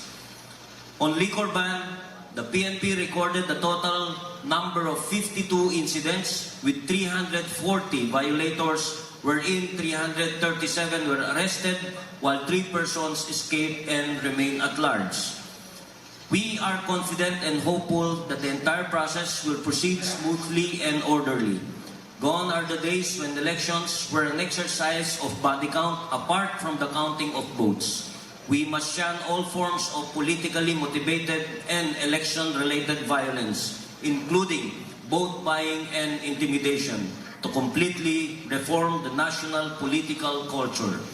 We'll be glad to provide you with the periodic updates on the prevailing situation, including results of law enforcement operations. Thank you and good morning. Thank you, sir. And first question will be coming from Raymond that Paz. Kindly use the microphone. Thank you. Sir, good morning. Initially, ano ang impormasyon na o next step na mangyayari doon sa nangyari kay Congressman Pingpong Crisologo dyan sa Quezon City? Ang unang report sa atin is nandun siya sa Cebu. He is being charged for obstruction of justice because yung arrest niya stemmed from an operation from Station 3 of QCPD wherein meron silang follow-up operations on vote buying, alleged vote buying.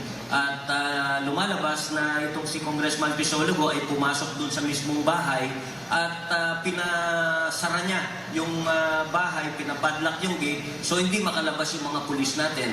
And based on the report, parang inintimidate pa niya yung mga pulis natin. But this is part of the investigation.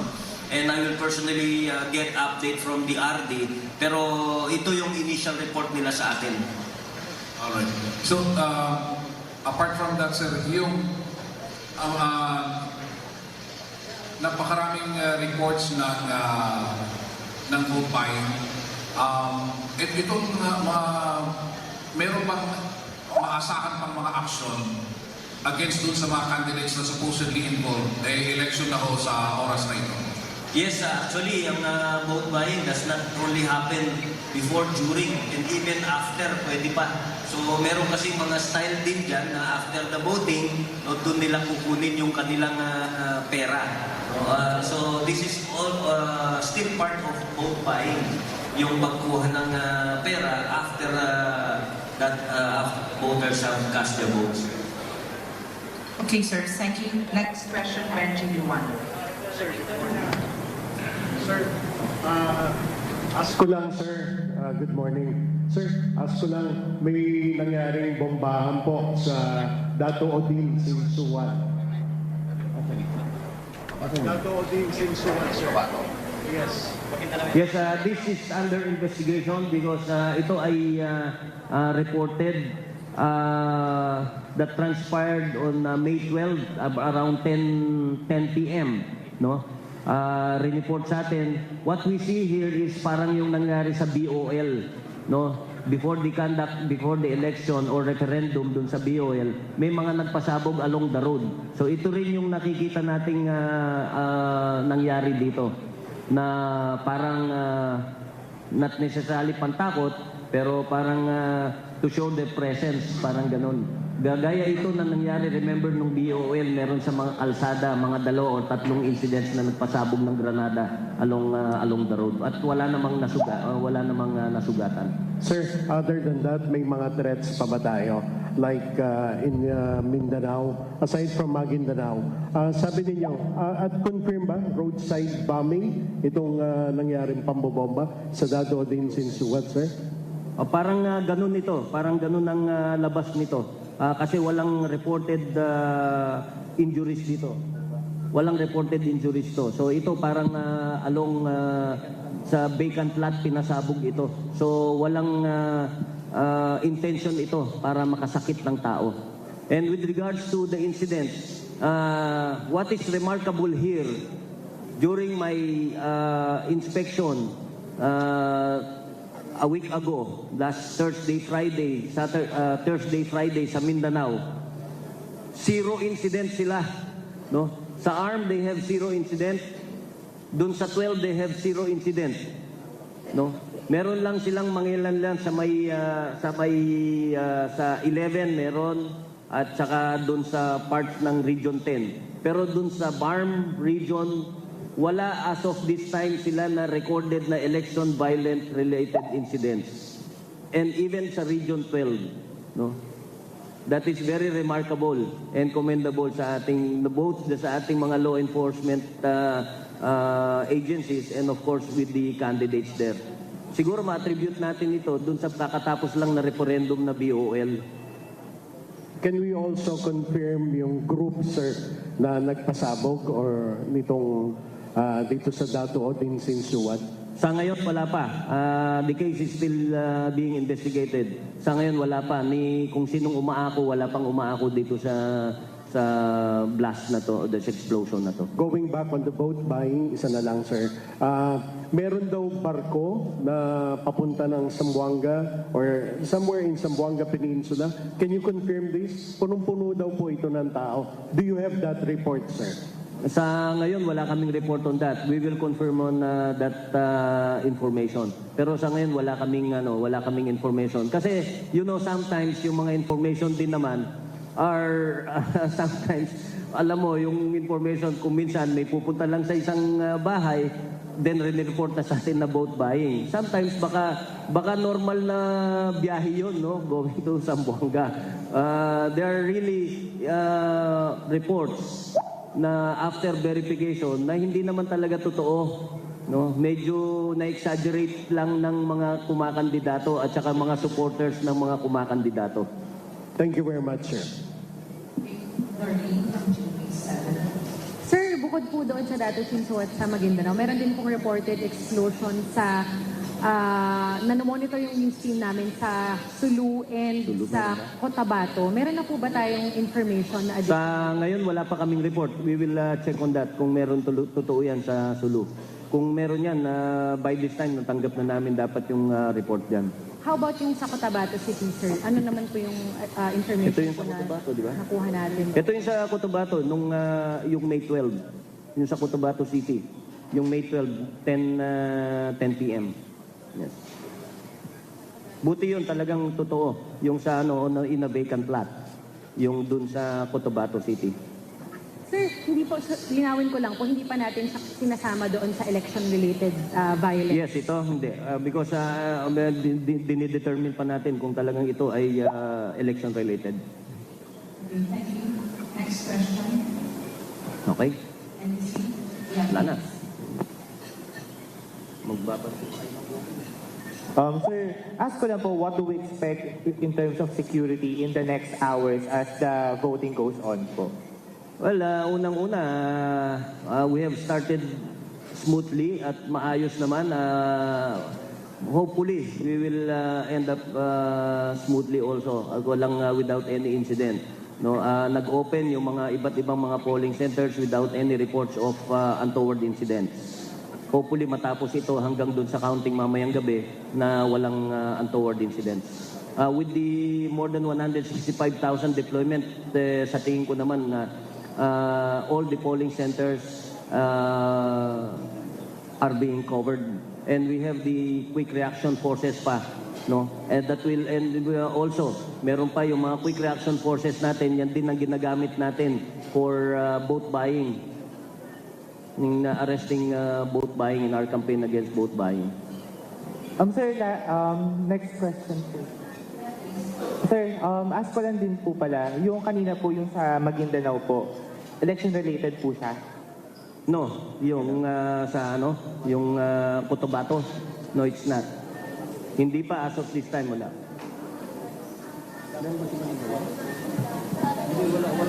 Walang report sa amin yun.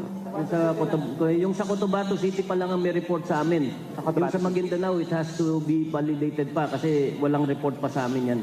We're still waiting for the report from the PD. Okay. Tsaka sir, ilan po pala ulit yung standby forces natin dito sa Camp Crame? Nagbago po ba siya? Ang standby forces natin is ilan? 1,258 dito sa Camp Crame.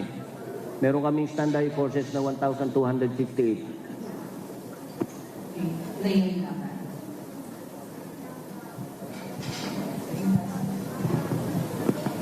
Morning, sir. Sir, yung, may report ba tayo na may nagkaroon ng aberya sa mga polling center na hindi nakapag-start ng 6 a.m.? Kasi di ba 6 a.m. ang start lahat?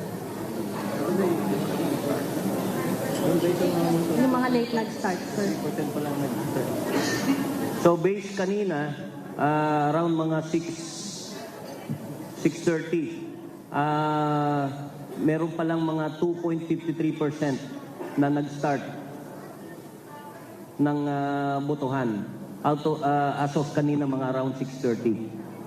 Sir, anong reported na dahilan? Bakit hindi agad nakapag-open yung iba? Actually, kung makikita natin kanina, yung mga green at saka light green na ibig sabihin nagpe-prepare na. By this time, more or less, we'll check kung 100% na yung nag-start yung lahat ng voting centers natin. Sir, yung trinay ng PNP, para if ever may gulo doon sa isang lugar, para maging EBs, magagamit ba natin yon? Yung mga police na trinay ng PNP? Yes, actually, we're prepared for that. Nationwide, we have trained 3,125. The bulk of this in Mindanao is in Mindanao. In ARM alone, merong mahigit 1,000 doon, no? Doon sa ARM na na-train. This is the report of the regional director nung ako'y galing doon na mahigit 1,000 yung kanilang tinrain na EBs doon ng COMELEC. So far, sir, wala pang indication na may magagamit sa kanila? Wala pang sinasabi sa atin na deploy yung ating mga police as election board dun sa mga iba't ibang mga polling centers as of this time. Thank you, sir. Sir, dalawa lang. Yung una, dito sa, ano yung biggest challenge na nakikita ninyo these midterm elections? Ito na yung last elections ninyo bago kayo bumaba. Well, unang-una, no, baka naman ngayon lang din natin na-experience is because ito nga ang election na to, the report here is nakikita natin is yung massive talaga yung vote buying incidents. Yung reports of vote buying talagang kaliwat kanan. Although some of the reports are hindi confirmed and are not actually true. Dahil yung iba nga, parang yung mga supporter, makita lang na maggrupo-grupo yung mga tao doon and then i-report na nila as vote buying. Kapag may sumakay na isang jeep na ganon, i-report na nila as vote buying. Makita yung isang supporter ng politician or leader ng isang politician sa isang lugar, rini-report na nila as vote buying. Although, as I've said, talagang massive yung reports of vote buying na nakita natin dito. With regards to the preparations, I think we have done our best. Not only us but also the AFP and the COMELEC, no? At of course we cannot say that our preparations are foolproof not until matapos itong election exercise na ito. May binabantayan ba tayong puwersa, kabaro, mga pulis na pwedeng lumalabag din dito sa election? Actually, marami ding mga allegations sa mga iba't ibang mga politicians, mga candidates na itong pulis na to ay partisan at may kinikilingan. Well, pag tinignan naman po natin, talagang wala namang katotohanan yung karamihan, no? In fact, we prepared for this. As I've said, we have relieved more than 1,000 of our personnel, yung mismong may mga kamag-anak, and we have relieved again more than 1,000 yung mga talagang na-validate naman natin na talagang merong kinikilingan. No? At para maiwasan ngayon. You're watching a CNN Philippines special presentation this Monday morning, May 13th. It's Decision Day. Filipinos are voting all over the country. Stay with us for live, comprehensive, and in-depth Election Day coverage. We'll be back after a short break. Stay with us.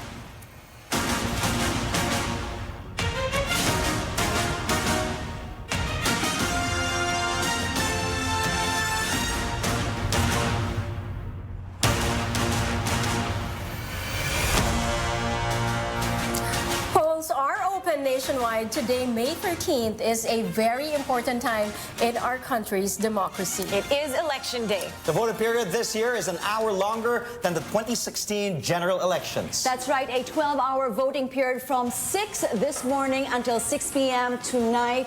And this is to allow the estimated 62 million registered voters to exercise their right and be able to choose the next leaders of our country.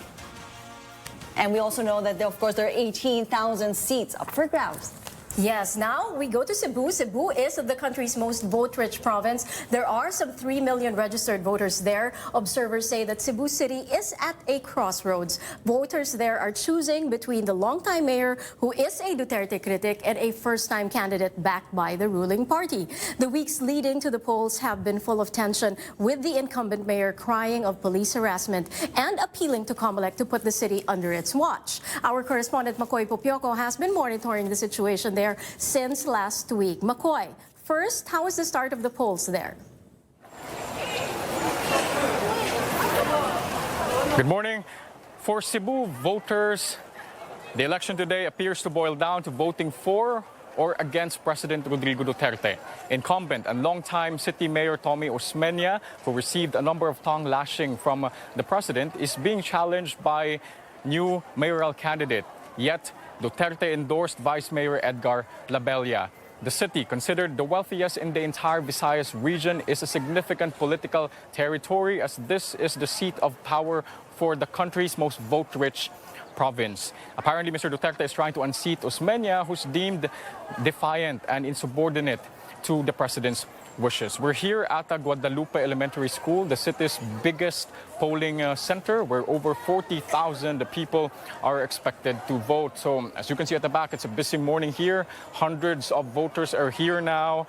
And a number of problems that we saw at the opening of the polls. While most polling centers here, or polling precincts here, have started on time, there were at least 5 precincts which started later. Why? Because they had problems with some of their machines. So there's a machine that scans the fingerprints of voters to identify if they're really assigned to that particular precinct. And at least 5 precincts are having problems with their machine, and they tried troubleshooting that, and that was the reason why they started at least 10 minutes late. And right now they resumed operations. They opened despite the problem, and they just used the printed version of the voters list. Apart from that, some precincts here are having problems with paper jams. So the vote counting machines are having problems with paper jams. And there are also dozens of voters here having problems locating their assigned precincts. Well, there is a huge tarpaulin right at the entrance of the school, bearing all information to the number of precincts and their respective buildings. But voters are saying that they're having a problem locating the building because the building itself do not have names on them. So yeah, so that's a problem that we are seeing so far. Again, hundreds of people are here now looking for their precincts, and some have already voted. Cherry. Makoy, this early at 7 o'clock in the morning, we're seeing your videos na mamaypay na yung mga tao dyan, ano? And there are a lot of senior citizens. Are there special lanes, or are they being assisted enough, itong ating mga senior citizens and maybe also persons with disabilities? That's right, Cherry. Well, as early as 4 a.m., marami na tayong nakita dito na nakapila na. Karamihan sa kanila senior citizens and persons with disability. And yes, we met earlier a PWD voter named Elusera Katubig, and we accompanied him because he had to climb up the second floor of the building to go to his precinct. So initially, he was thinking that he was still assigned to his original voting precinct. That's why he had to climb up the stairs and go to that voting precinct. But it turned out that he was really assigned to PWD and a senior citizen special precinct here just at the ground floor of the building. So he had to go downstairs again to his voting precinct and then finally vote. So we've seen dozens of PWDs and senior citizens here being assisted to that room.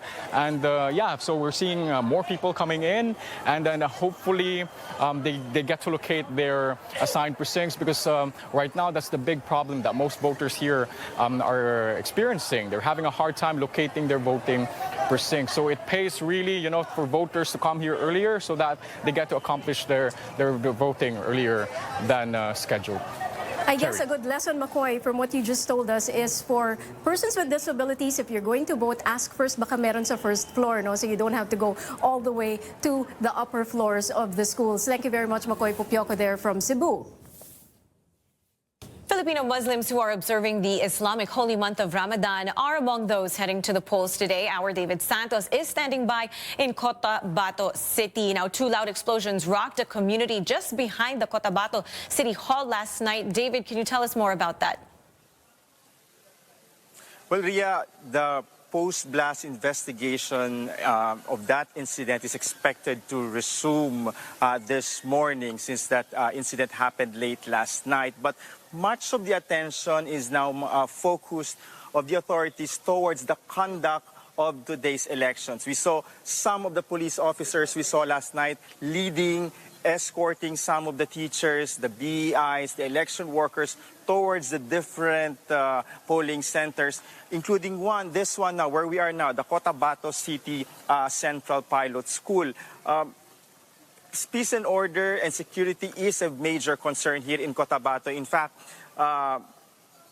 one of the schemes that the authorities had devised in order to maintain the order in a polling center like this one is what they call the PPBU, Pasok, Pila, Boto, Uwi. As you can see from my background, may nakalinyang mga armchairs dito sa sa covered court ng school. Dito dapat, ideally, pipila yung mga botante kung saan base, nakalabel yung kanilang mga polling precincts. Pipila sila dito at saka mag-aantay. Ito yung magsisilbi parang, this will serve like the holding area in order to ensure that people will not have to crowd in the voting stations while they are waiting for their turn. So from here, they are expected to wait for their turn and then they will be ushered in, ideally escorted kung saan na-assigned silang polling center. Pero unfortunately, Ria, mukhang hindi nasusunod itong scheme na ito.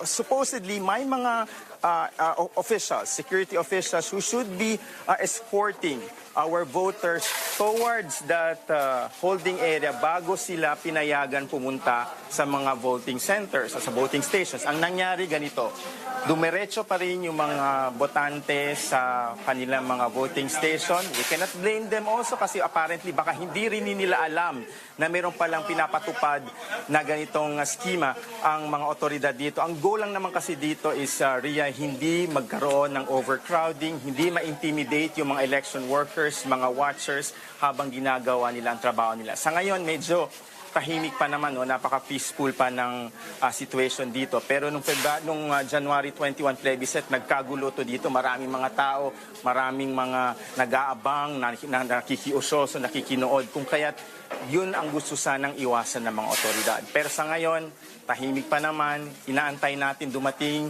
yung military at saka police para ma-enforce yung kanilang security strategy na pinano nila for these elections. Ria. All right. David Santos live in Cotabato. Now, after the break, we'll have a live report from the capital, a former president and incumbent mayor seeking re-election there. More in just a moment. This is a CNN Philippines special presentation on this Monday morning, the Filipino Votes Midterm Elections 2019.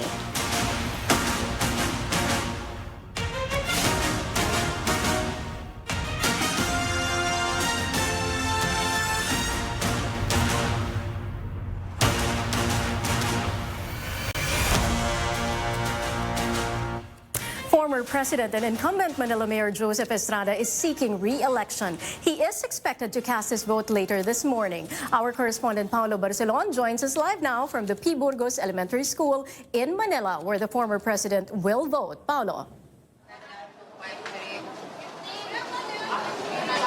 Cherry, an hour after the polling precincts opened here at the P. Burgos Elementary School, we see voters lining up, but voting did not start early. In fact, it started 10 minutes late because of faulty voter registration verification machines, or VRVMs. Now, these machines would have replaced the traditional voters list.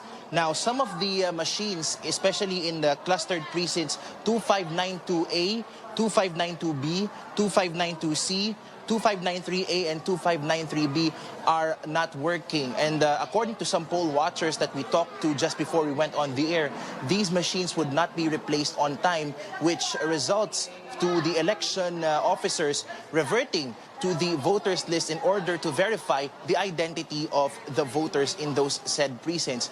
But poll watchers are also telling us that the vote counting machines are working and voting has now proceeded. Now, this school, P. Burgos Elementary School, Cherry, is located in the 4th district of Manila. Why is this district important, Cherry? First and foremost, it covers the area of the university belt where there are many schools, colleges, and universities, and major travel arteries weave in and around Manila. And particularly in this district, there are several key roads such as España, Lacson, Recto, and Ligarda, where we see heavy volumes of traffic every day for vehicles that are coming in and out of Manila. Now, you mentioned earlier that a former president and incumbent Manila Mayor Joseph Estrada is set to vote later. We are getting information that he is expected at around 9:30 to 10:30 in the morning. But his eldest daughter, Jerica, will be voting by 7:30 this morning, according to some staffers of the Estrada family. Now, Manila's mayoralty race, Cherry, is hotly contested as Estrada will face his predecessor, former Mayor Alfredo Lim, who is running under PDP Laban, and his former ally, a former Vice Mayor Francisco Isko Moreno Domagoso, who runs under the local party Ascenso Manileño.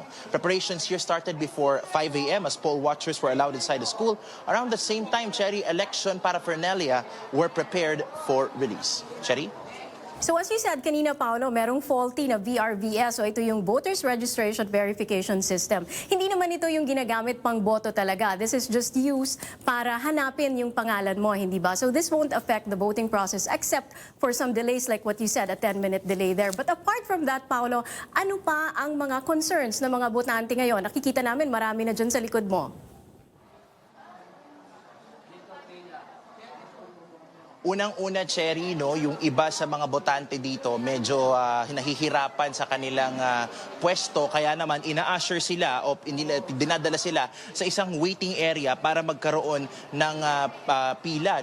So some of them are also being given yung mga numbers. Number system yung sinusunod sa ilang mga presinto rito para nga naman magkaroon ng organized na pila at maging maayos yung daloy nitong halalan. Now, mainit din dito sa presintong ito, Cherry, and ina-advise natin yung ating mga kababayan na pupunta rito sa P. Burgos Elementary School na magsuot ng mga komportableng damit para nang sa ganun hindi sila mahirapan pagdating sa kanilang pagboto. Another issue, Cherry, that we've seen here are yung mga senior citizens. So maraming mga senior citizens and persons with disabilities din yung bumoboto dito sa P. Burgos Elementary School. So some of them naman ay tinutulungan ng mga poll watchers at ng mga election officers na makita yung mga polling precincts na nakalaan para sa kanila para hindi na rin sila masyadong mahirapan pagdating sa pagboto. Though some are still finding their precincts, umaakit pa sila sa hagdan, pero tinutulungan naman so far ng mga election na personnel at ng mga poll watchers na nandito, Cherry. Paolo Barcelon there reporting from Manila, P. Burgos Elementary School, where Erap, former President Erap and current Mayor of Manila, is expected to vote just later on. Well, we go next to Andre for the latest on what our very own correspondents are posting on social media as they cover today's midterm elections. Andre. That's right, Ria. Thanks. Online, we're seeing a lot of activities with posts continuously coming in. Before we take a look at our correspondents, what they're posting online, let's take a look at this. This is something cool. Google joins the Philippines in marking the 2019 midterm elections. The doodle, as you can see, features a ballot box with the Philippine flag on it. This is so cool. And also, just a reminder, there is a 2-day liquor ban today and tomorrow. I'll make that yesterday and today. So it will take effect until midnight tonight. And PNP also reports 52 incidents with 340 violators, of which 337 have been arrested, while 3 persons remain at large. Now let's take a look at what our Jeline Fule tweeted.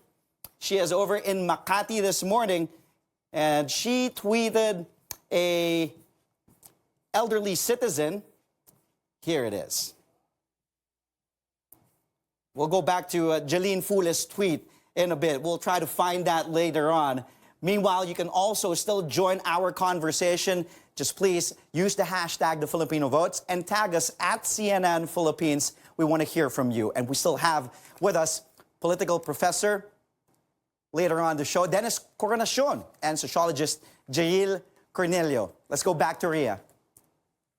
That's right, Andre. We are still joined by our guests, Dennis Coronacion and Jail Cornelio. Gentlemen, thank you so much for staying with us. We still have lots to talk about. One thing we haven't touched on are religious endorsements.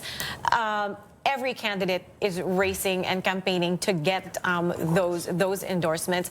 What do they mean? How big a percentage of the votes do they actually bring in?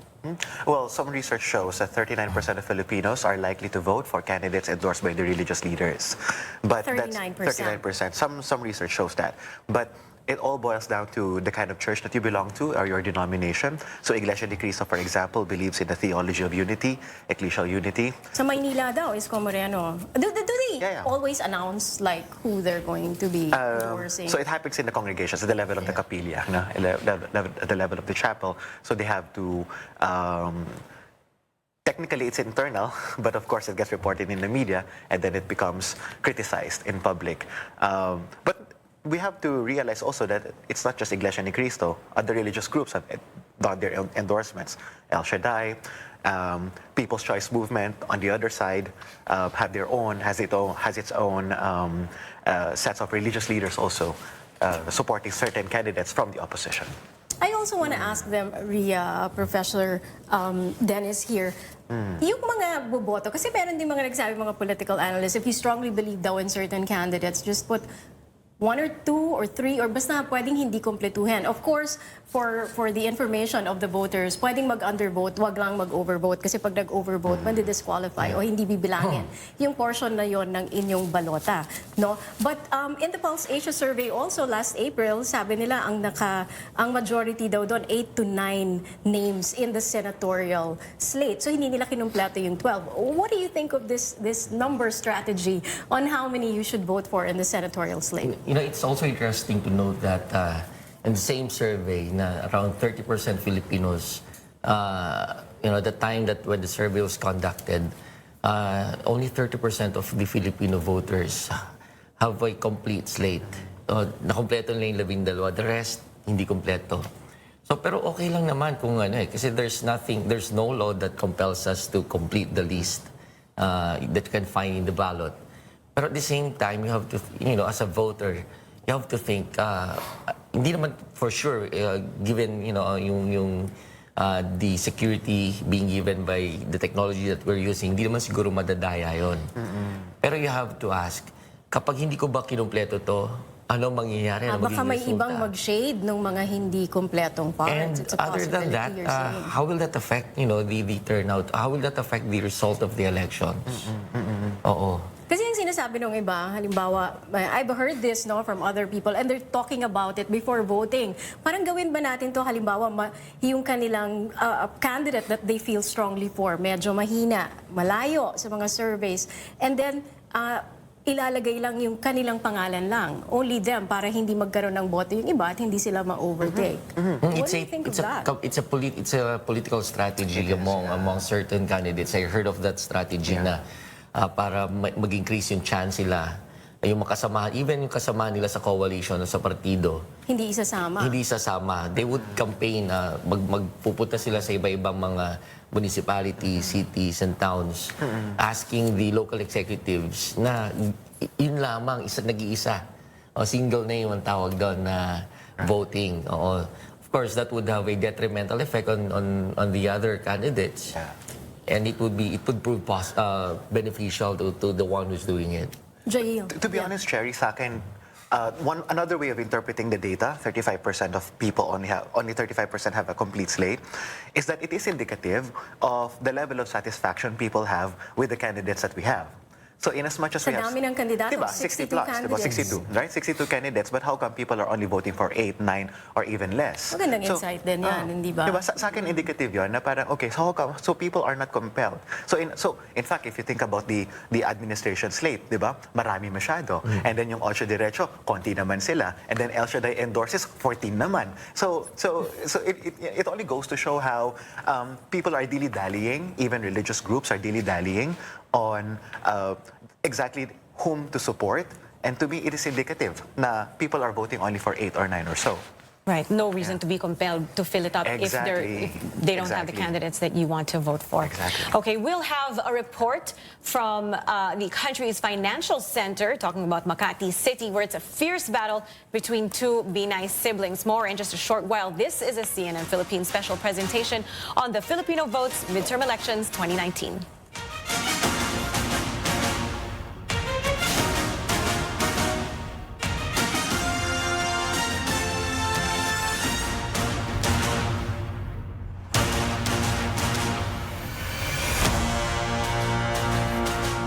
Several people were arrested in the implementation of the liquor ban in Central Visayas. Despite this, our stringer Dale Israel tells us election officials assure the public they're all set in the conduct of today's midterm polls. Dale, how else did they prepare for the elections? Ria, according to the Regional Elections Monitoring Action Center, or REMAC 7, 100% of all vote counting machines in Central Visayas have been tested and sealed for the provinces of Cebu, Bohol, Negros Oriental, and Siquijor. The last VCM to be tested and sealed was in Mandaue City here in Cebu. REMAC in Central Visayas was activated since Friday afternoon inside the headquarters of the Regional Police Office Camp Sergio Osmeña in Cebu City. This will serve as a command center receiving all information and incidents related to today's elections. The center is equipped with radio, telephones, internet, and direct lines to all police stations in the region. The REMAC is also assisted by the Commission on Elections Central Visayas, the AFP Central Command, Coast Guard, and other law enforcement agencies. According to Police Regional Director Brigadier General Dibold Sinas, they are expecting orderly polls in the region. The police are also helping escort the ballots for distribution, especially to remote areas and islands surrounding Central Visayas. While they expect no glitches today, the authorities have reported that a total of 57 people have been arrested for violating the ban on liquor. Most of them were taken into custody because of drinking on the street. At least 51 of them are from Cebu City, while 4 are from the towns in Cebu Province. In Negros Oriental, 8 people who allegedly violated the liquor ban have evaded arrest during the police operations. In the operations against vote buying, 4 have been arrested in Cebu City, 2 of whom are Sangguniang Kabataan officers in Barangay Cogon Ramos. Those arrested denied the allegation, saying they were just holding cash for a basketball tournament. As of May 11, the Regional Police Office also confiscated 5 loose firearms. 3 are from the towns of Cebu Province, while 2 are from Negros Oriental. At least 11 firearms were also surrendered to the police in Negros Oriental. And we just received information that some VRVM voters registration verification machines were not functioning in the polling center in Tisa Elementary School here in Cebu City. Cherry? Dale Israel there reporting from the Regional Election Monitoring Center in Camp Sergio Osmeña in Cebu. It's Binay versus Binay in Makati's top post. Jeline Fule is at the San Antonio High School in Makati, where former Vice President Jejomar Binay, along with Junjun and Senator Nancy Binay, are expected to vote today. Jeline, what's the latest there in Makati? Yes, senior citizens were first here at the San Antonio National School as voting started in the morning today. One of the oldest voters we saw was 90-year-old Rosana Beones. She said she struggled to reach her precincts to be able to vote. This did not matter, she said, as she wants to make sure her vote counts this election. Designated emergency accessible polling places have been set up in voting areas to enable senior citizens to vote more easily. At around 6 in the morning, former Vice President Jojo Binay heard Mass in a nearby church in Magallanes. Meantime, Makati mayoral candidate Junjun Binay and his sister Nancy are expected to vote at the San Antonio National High School at around 8 in the morning. Just now, we've seen former Vice President Jojo Binay entering the San Antonio National High School. Back to you. Thank you, Jeline Fule, reporting from Makati. And back here in the studio, your final words is what we want to hear from our guests today, Professor Dennis Coronacion and Jail Cornelio. What message would you like to send out to voters on this very important day? Well, first of all, I'd like all the voters to think that every election is unique. It has its own dynamics and it has its own, reason for the voters to come out and vote. For this election, well, last 2016, it was about choosing the country's top leader. But for this election, it's about, you have to confront the question, are you going to give the support that the president needs, but at the expense of the independence of the Senate and the other institutions? Are we going to allow the Malacanang to dominate? So that's the biggest question that we have to confront today. Now, as a voter, of course, it's our duty to come out and vote. I think it's other countries don't allow their citizens to choose the leaders, but for us, we are lucky. So it's a sunny day. There's no reason for us not to come out and vote. There's no office and there are no classes. So parang lahat umaayon para bumoto tayo.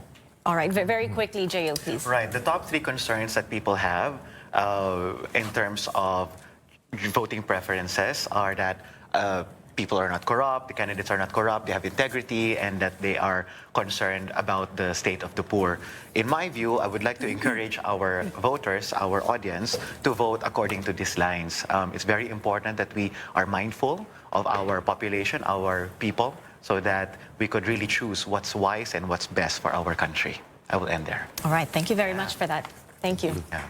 And we've just brought to you the first 2.5 hours of voting throughout the country. You still have a lot of time to go out and vote. You have until 6 p.m. according to the Commission on Elections. And we will continue to bring you the latest on the senatorial, congressional, and local elections. So keep it here on CNN Philippines. Thanks, guys.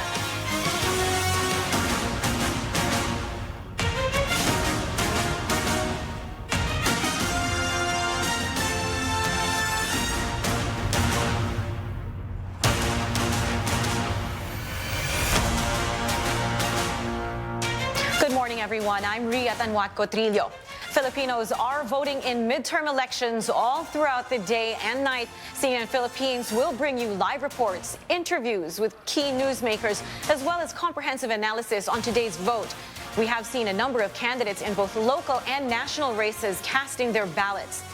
They include Marojas, the former Interior and Local Government Secretary, and a Liberal Party candidate went to his hometown in Rojas City, Capiz. Actor and former Senator Lito Lapid was in Porac, Pampanga. Former Senate President and PDP Laban candidate Coco Pimentel, meantime, went to Mindanao. He voted in Cagayan de Oro City. Another administration ally, Francis Tolentino, also voted early today. He cast his vote in Tagaytay City, where he was a former mayor. Now, re-electionist Bong Revilla Jr. was with his wife Lani Mercado and son Jolo Revilla. They cast their ballots at Governor P.F. Espiritu Elementary School. For the local polls, former Mayor Toby Tiangco has already voted in Navotas, where he is again running for mayor. Manila Mayor Joseph Estrada's daughter Jerica also voted at P. Burgos Elementary School. She is running for councilor in the 4th District of Manila. The Commission on Elections says it has so far recorded fewer election-related incidents. The poll body also assures that poll centers are ready for voting today. As of 4:30 this morning, yung ating FTS is at 99.97% completed. 99.97% completed. Vast majority of the country tapos na yung FTS. So they're ready to go. For the rest, we're just awaiting the reports dahil ongoing na rin naman. No? So we expect that before 6 o'clock, magkakaroon tayo ng update dyan. And we expect that we will be at 100% completion. As of 2 a.m. today, there have been 32 reports nationwide of vote buying incidents and 174 arrests made by the PNP. I guess what you can tell from this is that marami talagang umaandar ng vote buying, no, at the very last minute.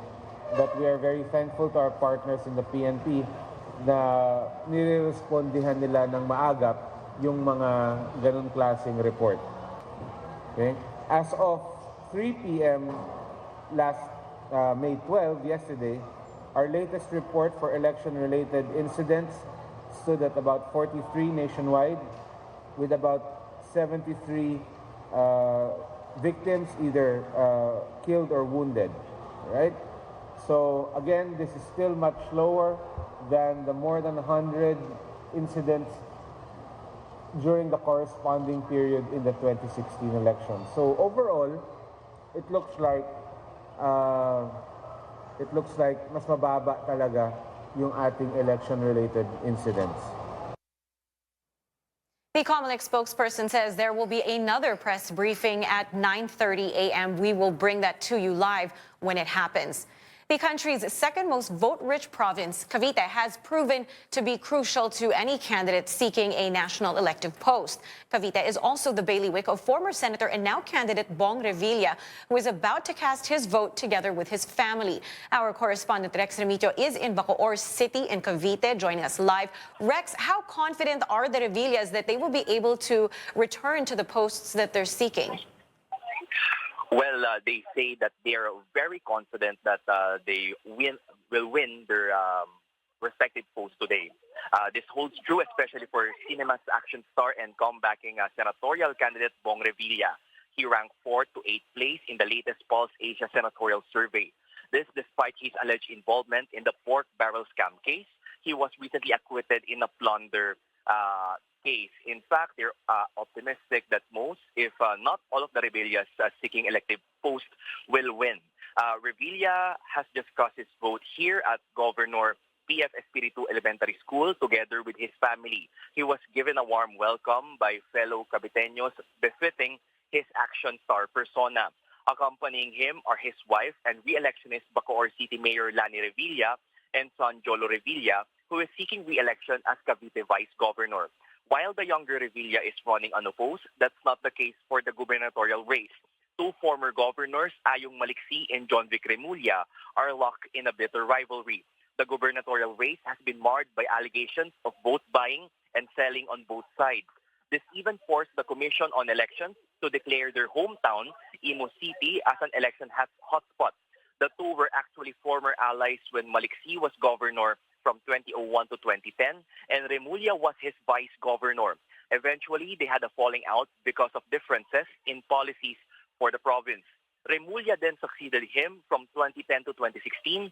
He was challenged by Maliksi in 2013, but the latter lost. Remulla was then replaced by his brother Boying in 2016. He then decided to run to represent Cavite's 7th district in the House of Representatives. It looks like it's a tight battle for the gubernatorial post. So far, there seems to be no clear winner between the two. Back to you. Now, Cavite is, as we said, one of the most vote-rich provinces in the country. There's about 2 million voters there. Have there been any incidents of difficulties with machines or any issues with voters not being able to get to the right precinct? Well, so far, we have yet to know on the provincial level. We will get back to you on that. But at least here at Governor P.F. Espiritu Elementary School in Bacoor City, there's no difficulty so far, although some elderly men and women are having difficulty reaching their polling places, although the Commission on Elections has installed emergency accessible polling places at the ground level. Ria. All right, that is certainly good to know. Rex Remito there in Bacoor. To save you time before you cast your vote, the Commission on Elections says the online precinct finder is up and running after it suffered major glitches ahead of Election Day. Our Mai Rodriguez will show us how it works. Mai. That's right, Ria. That's right, Ria. To get you started, we pulled out the website for you. Just go to www.gov.ph/web/precinct finder. And now, once you open the website, you have to fill up these blank boxes. Don't forget to put your first name, your middle name, your last name, select your province, select your city or municipality, and also don't forget to check this box over here that says, I'm not a robot. This is a way for the website to verify that you're not a fake user. And finally, that's when you can click search to look for your precinct number. For more concerns, voters can also reach the Precinct Finder hotline at 526-7769, or you can shoot them an email at voters_ID@comelec.gov.ph or itd@comelec.gov.ph. Ria. All right, very straightforward there. Thank you, Mai. You're watching a CNN Philippines special presentation, the Filipino Votes Midterm Elections 2019. When we return, we discuss some of the challenges in this year's elections.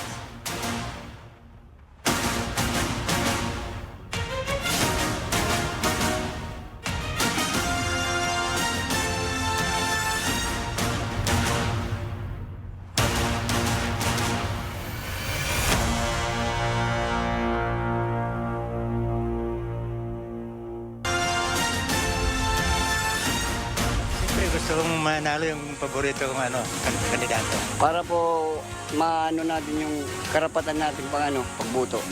Kaya tayo boboto kasi para makapili tayo ng tamang tao para mamuno sa buong Pilipinas.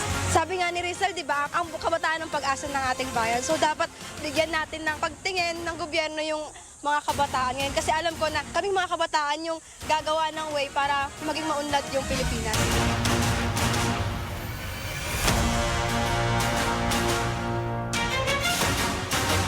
Welcome back to a CNN Philippines special presentation.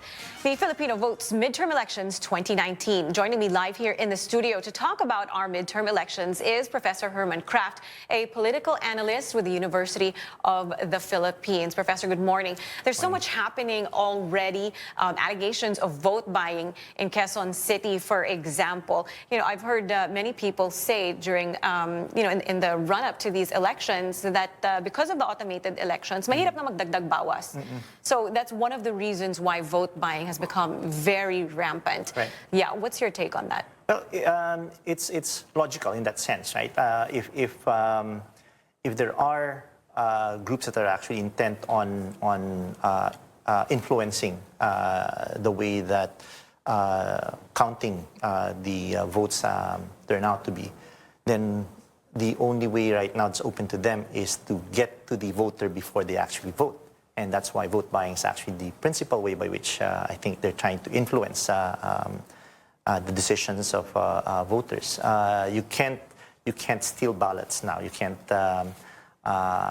change the way that votes are actually being counted. So I think vote buying is the only principal way by which anybody can actually try to influence the numbers this day. Right. Well, last night, candidate Bingbong Crisologo was arrested, not for vote buying, but for obstruction of justice. But what does this say? You have a big political personality actually being put behind bars overnight. What are the authorities, what statement are they making with this? Well, there are two ways actually to look at the situation. The first one is that the authorities are actually serious about the idea that they want to make sure that these elections are actually going to be free from controversy, from scandal, and all of those things, especially when it comes to people. It doesn't matter how big a personality you are in terms of trying to, if you're going to subvert the process, then you're not going to be allowed to do so.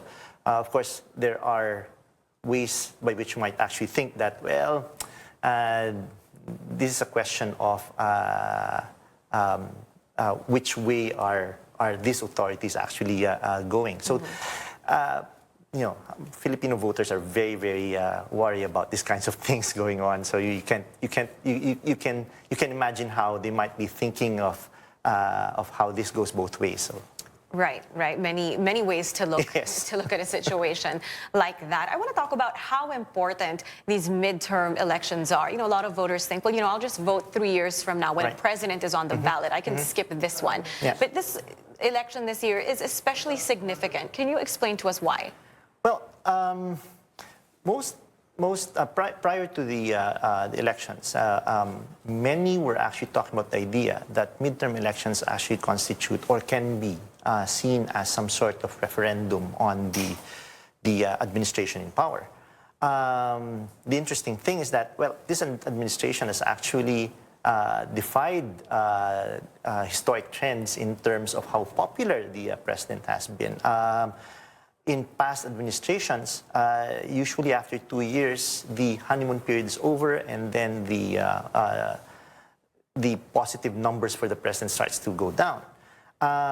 This time around, though, those numbers have actually stayed up, so which tells us something about how popular the president is. At the same time, we know that people are actually not too happy about how things have been done, especially when you talk about the drug war, for instance. How significant or how important is this election? It's not the sense of it being a referendum on the president. He remains very popular, so that might not be the way to look at things. But we have to look at it in terms of how our institutions are supposed to work.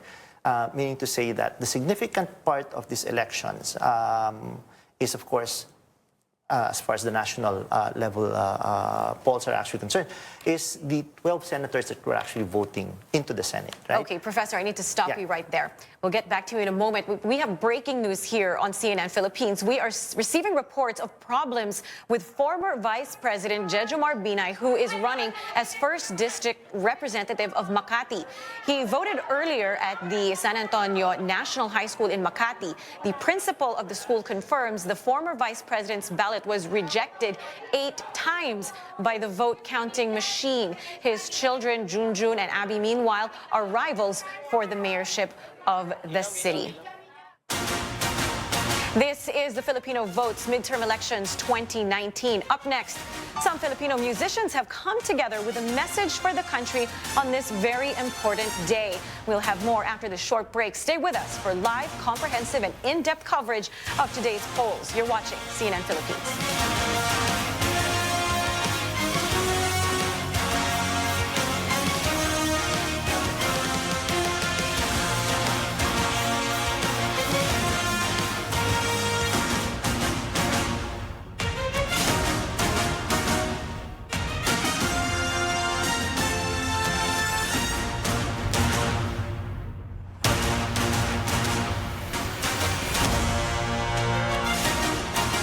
A CNN Philippines special presentation, the Filipino Votes Midterm Elections 2019.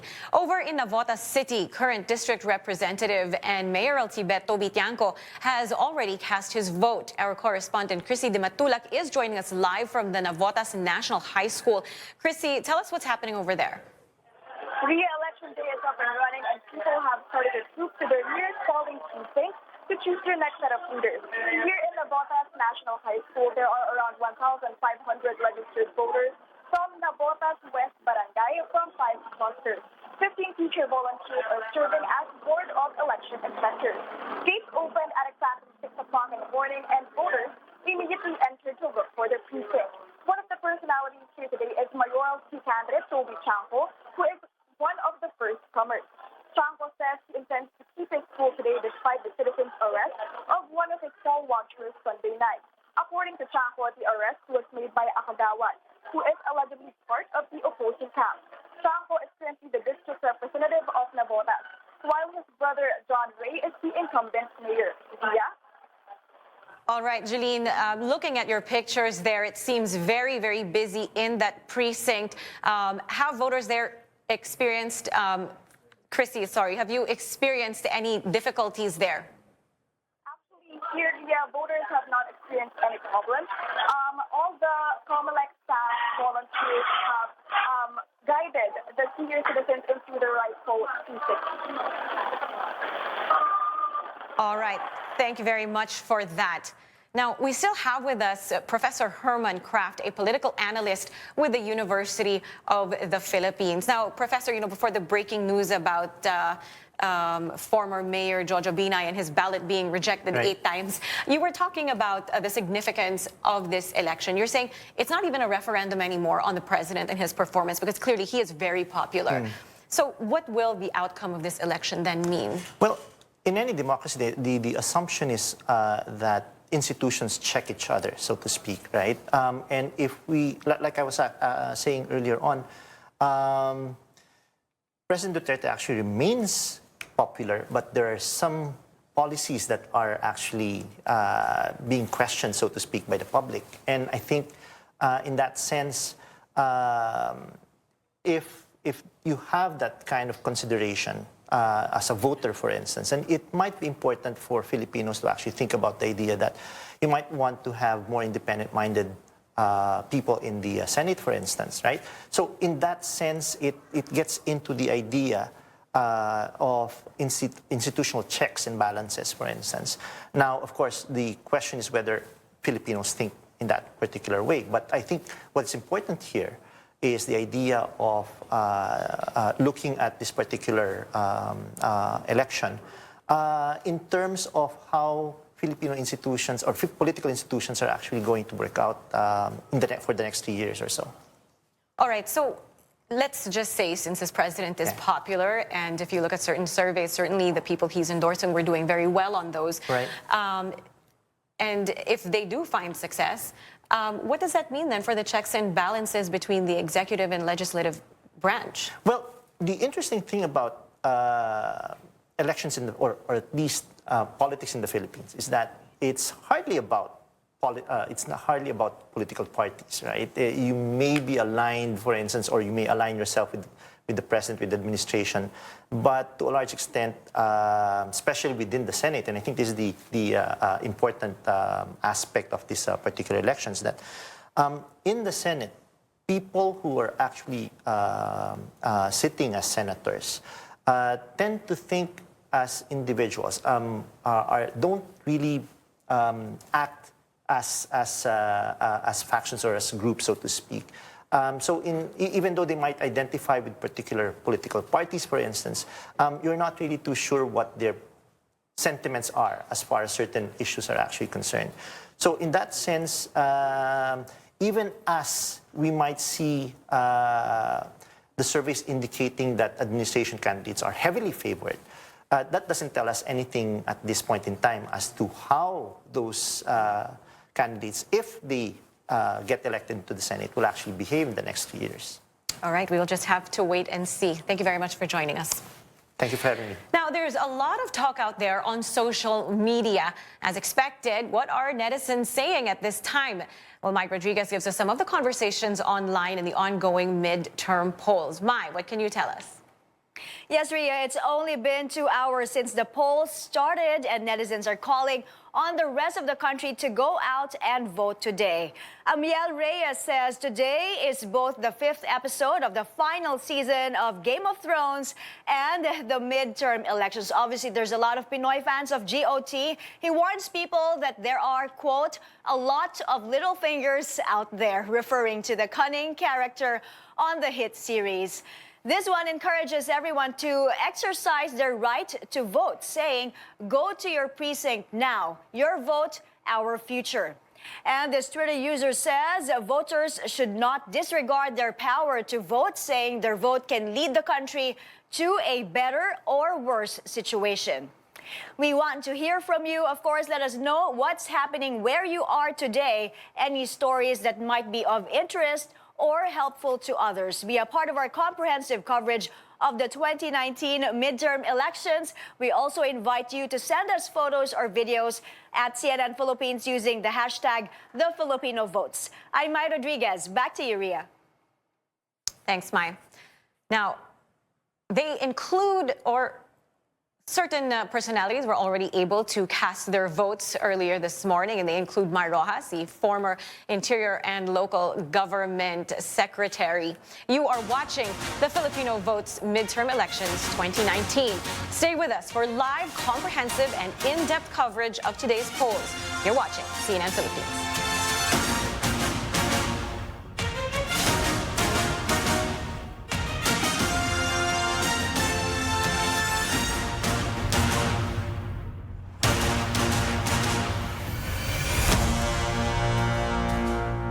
Good morning, everyone. I'm Ria Tanwat Cotrillo. Filipinos are voting in midterm elections all throughout the day and night. CNN Philippines will bring you live reports, interviews with key newsmakers, as well as comprehensive analysis in today's vote.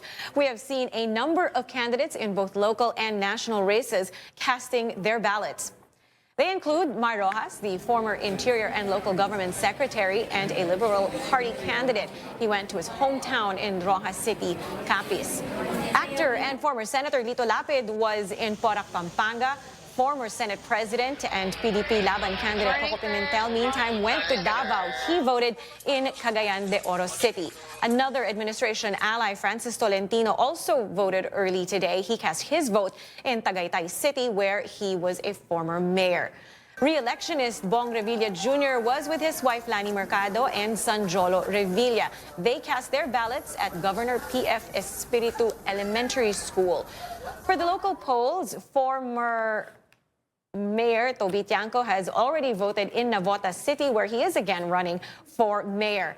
Manila Mayor Joseph Estrada's daughter Jerica also voted at P. Burgos Elementary School. She is running for councilor in the 4th District of Manila. In a press conference this morning, the PNP chief echoes the COMELEC's message, saying there are fewer election-related incidents compared to the 2016 general elections. He admits, however, that vote buying continues on a massive scale. The PNP has been performing election duties every 3 years, such that every individual police officer has already developed the muscle memory and sufficient familiarization. And each time, the experience adds to the refinement of best practices in election law enforcement. For today's exercise, we are fielding a combined complement of 165,505 police and military security personnel for various election duties. This security contingent will ensure the safety of 61.8 million registered voters who will troop to 36,834 voting centers across the country. Special attention will be focused on 945 cities and municipalities listed as election hotspots. Among the 169,105 troops dedicated for election duties, 3,125 of them had been trained to perform functions as members of the election boards in the unlikely event of the unavailability of teachers to perform these duties. On the updates of vote buying, the PNP NEMAC recorded a total of 79 incidents with 240 violators. Of these, 230 were arrested and 10 remain at large. On election-related violent incidents, a total of 43 incidents have been recorded, wherein 20 were killed, 24 injured, and 29 unharmed. The number of incidents reflects 60% reduction compared to the 2016 elections of 106 incidents. On liquor ban, the PNP recorded a total number of 52 incidents with 340 violators, wherein 337 were arrested, while 3 persons escaped and remain at large. We are confident and hopeful that the entire process will proceed smoothly and orderly. Gone are the days when elections were an exercise of body count apart from the counting of votes. We must shun all forms of politically motivated and election-related violence, including vote buying and intimidation, to completely reform the national political culture.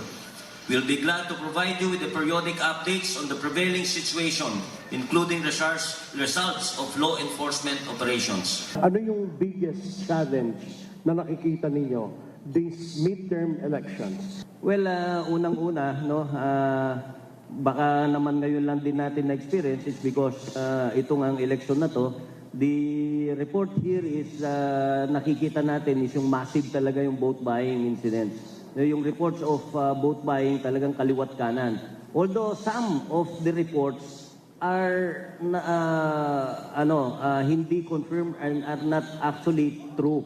Dahil yung iba nga, parang yung mga supporter, makita lang na maggrupo-grupo yung mga tao doon and then i-report na nila as vote buying. Kapag may sumakay na isang jeep na gano'n, i-report na nila as vote buying. Makita yung isang supporter ng politician or leader ng isang politician sa isang lugar, rini-report na nila as vote buying. Although, as I've said, talagang massive yung reports of vote buying na nakita natin dito.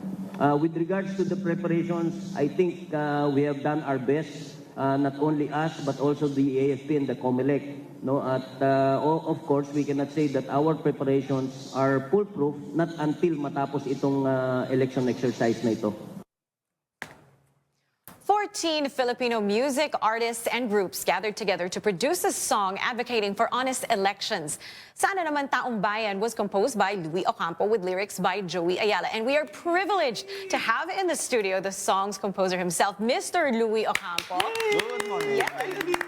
And the song's executive producers, Moy Ortiz and Noel Ferrer. Moy is also part of the company, one of the artists involved in the song. Guys, thank you for being here this morning. Thank you for having us. Very early. Good morning. First, let me ask you, where did this idea come from to write a song about elections? Okay, I wrote this song more than a decade ago out of, same thing, it was election time, and I just felt that it's the same thing over and over and over, and that was 10 years ago. So I wrote the song, and then I just nabaol lang siya.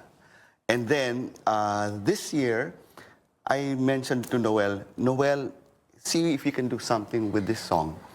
As simple as that. And Noel and Moy got together, and that was that. And now there is a song with 14 artists. Yes. How did you guys go about choosing who's going to be on the track?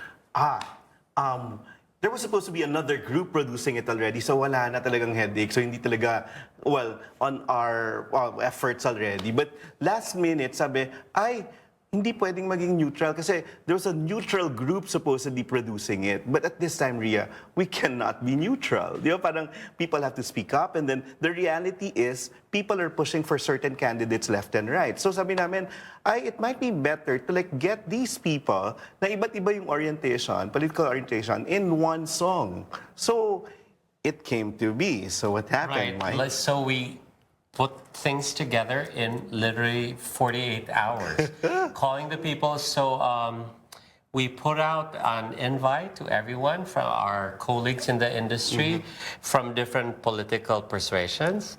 And we were lucky that that Saturday, most of the people who we invited were willing to be a part of this, because the main message of the song of Louie and Joey is, it's basically allegiance to the motherland. Unity despite... Unity, yeah. The differences, no? Yeah. Yeah, if you're going to vote for someone or something, vote for the country. That's true. That's it. Right. At the end, we're the ones either who will benefit or suffer. Diba? Now, I've listened to the song. It's catchy, it's light. It's light. It's happy. It's not heavy-handed. Right, which is perfect, I think, to address... The original version was me and my daughter sang in the recording, and she was like what? I think kid pa rin, no? She was a kid then. So I had to make it sound cute.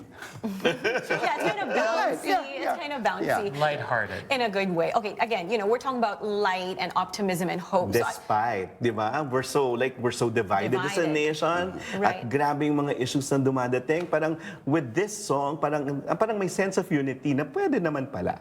Right. That was actually my next question. And I don't mean to sound like a pessimist, right? But what can a single song do?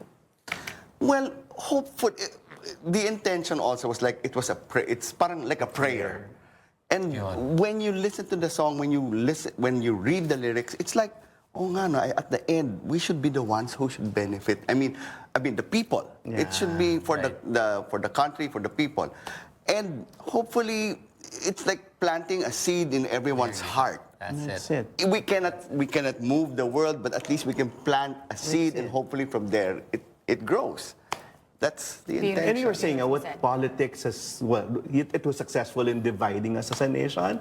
What media's afraid to say, at least the artists are able to to say it together or parang to have a prayer together. So yun pwede pala. And you teach by example also. I mean, from a micro to the macro, if our tribe in entertainment can come together despite our differences. Hopefully, like what Louis said, we plant a seed, and that is an example for everyone out there.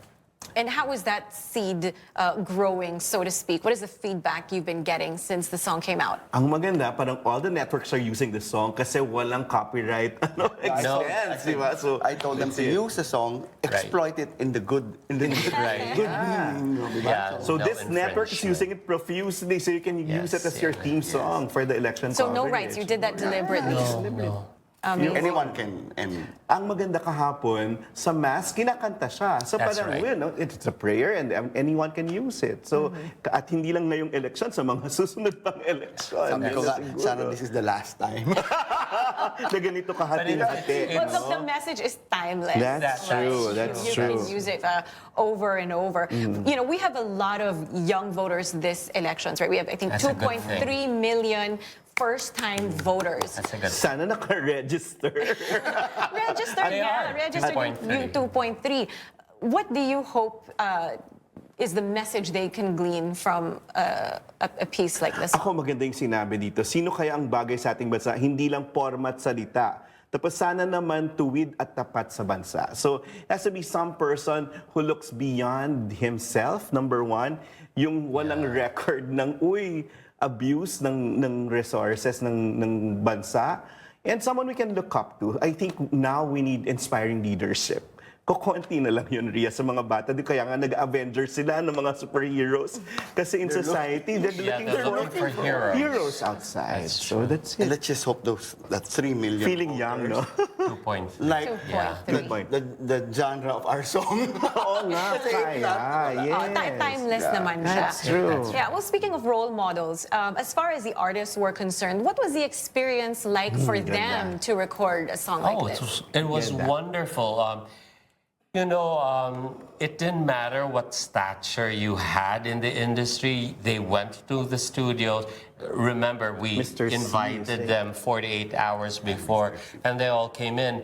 And even the national artist, Ryan Kayabyab, could say, my schedule is iffy today. So I said, we will adjust to you. But he never committed. And lo and behold, he showed up. He showed up and he opens the song. Yes, right? yes. And Isay Alvarez and Robert Senyan na, well, beautiful who are message. Supportive of President Digong. Sabi na, this is a song of healing. Yes. Right. So, well, at least we started that. That's right. Thanks so much, gentlemen, for being here and sharing this light, happy message. So you'll sing it na. I can only try. Thank you for having us. Thank you so much. This is the Filipino Votes Midterm Elections 2019. When we return, we give you more information of the rejection of the ballot of former Vice President Jejomar Binay. Stay with us for live, comprehensive, and in-depth coverage of today's polls. You're watching CNN Philippines.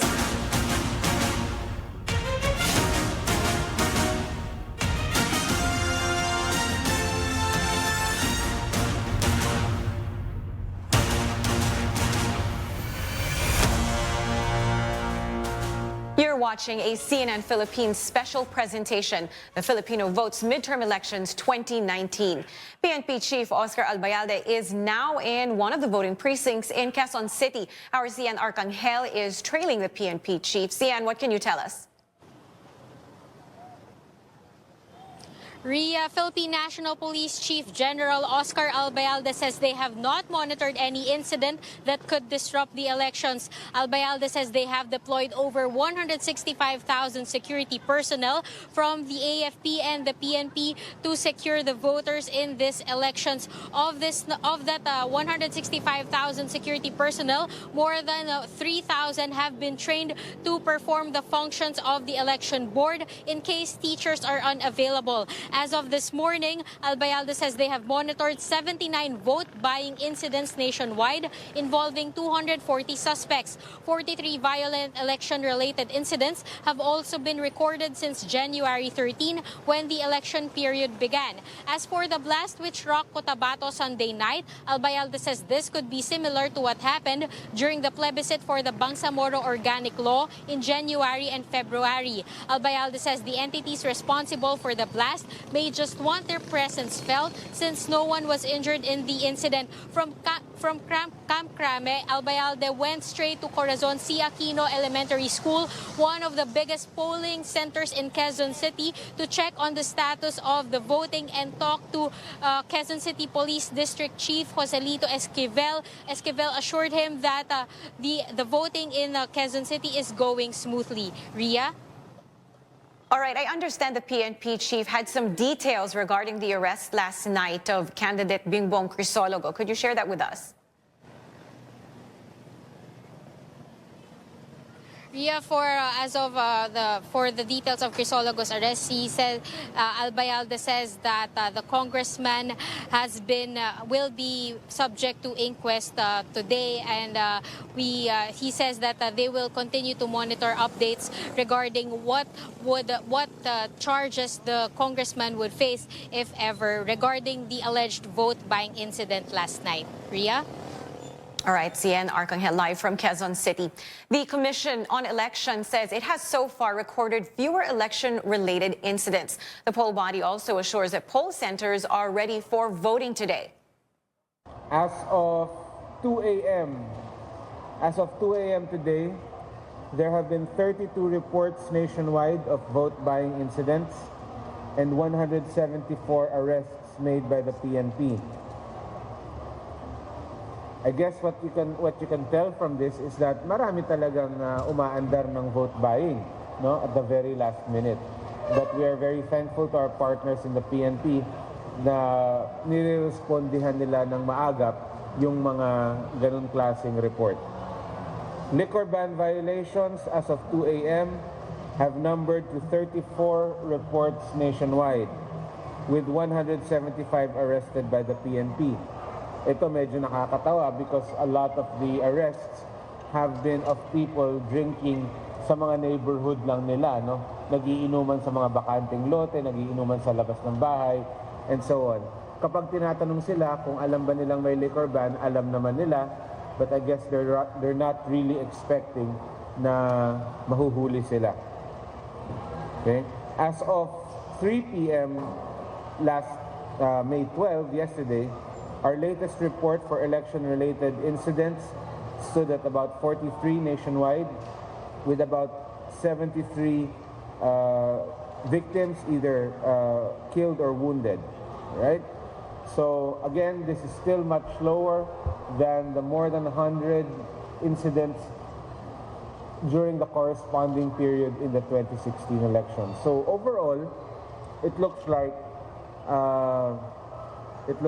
mas mababa talaga yung ating election-related incidents. So just to remind everyone, today there will be the use of voter registration verification systems using VRVMs, or voter registration verification machines, in Manila, Quezon City, Caloocan City, Iloilo City, Cavite, Pangasinan, Cebu, Negros Occidental, Davao del Sur and Davao City, Zamboanga del Sur, Misamis Oriental, Nueva Ecija, and BARRM. So magkakaroon tayo ng paggamit ng VRVS at ng VRVM in those places. Ang contingency kapag nagkakaroon ng problema sa VCM is replacement, no? So it still boils down to just delay. Magtutuloy ang halalan. Ano yung indication nung sabi nyo kanina as of 2 a.m., 32 reports ng vote buying and 174 na arrests ng PNP in relation to vote buying? Anong indication nun? What do you mean anong indication? I mean, what does it mean? Anong reflection nito? Anong ibig sabihin nito? Yeah. I think it means that people are number one, that vote buying remains a political staple sa mga kandidato natin. Pangalawa, mukhang kabado sila, no? Na hindi nila maaapektuhan yung resulta in any other way except to doctor essentially the voters. Ganyan naman ang nakikita natin talaga kapag hindi kayang apektuhan yung resulta, doon ka papasok, doon ka manggugulo sa input. And in this case, ang input natin, yung botante. Kaya sinusubukan nilang bilhin. The COMELEC spokesperson says there will be another press briefing at 9:30 a.m. We will bring that to you live when it happens. Breaking news here on CNN Philippines. We're receiving reports of problems encountered by former Vice President Jejomar Binay. He is running as Makati 1st District Representative. He voted at the San Antonio National High School in Makati, but his ballot was reportedly rejected by the machine. Let's get more details from our Jeline Fule in Makati. Jeline, what are the details around this story? Yes, former Vice President Jejomar Binay is heading to the COMELEC main headquarters to complain over a so-called glitch.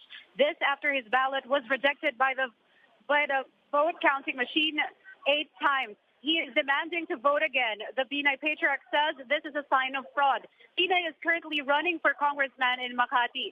Senator Nancy Binay has just arrived here at the San Antonio National High School, and she expressed concern over what happened. She said this did not only happen to his father, but with their other household members who voted this morning. A while ago, Gina Iliga, the principal of the school, assured that Binay's ballot is safe and will again be fed to the VCM as soon as it gets fixed. She reasoned out that what happened to some ballots a while ago was caused by a paper jam. However, Binay did not accept this reason, saying that should his ballot be casted now, he would still not consider that he voted. Right now, we are just waiting for Makati Mayoral vet June Binay to arrive here. Back to you. All right, Jeline, thank you very much for that report. And now we are going to go to Davao City, where incumbent Mayor Sara Duterte is addressing the media. Go out and vote. Yes.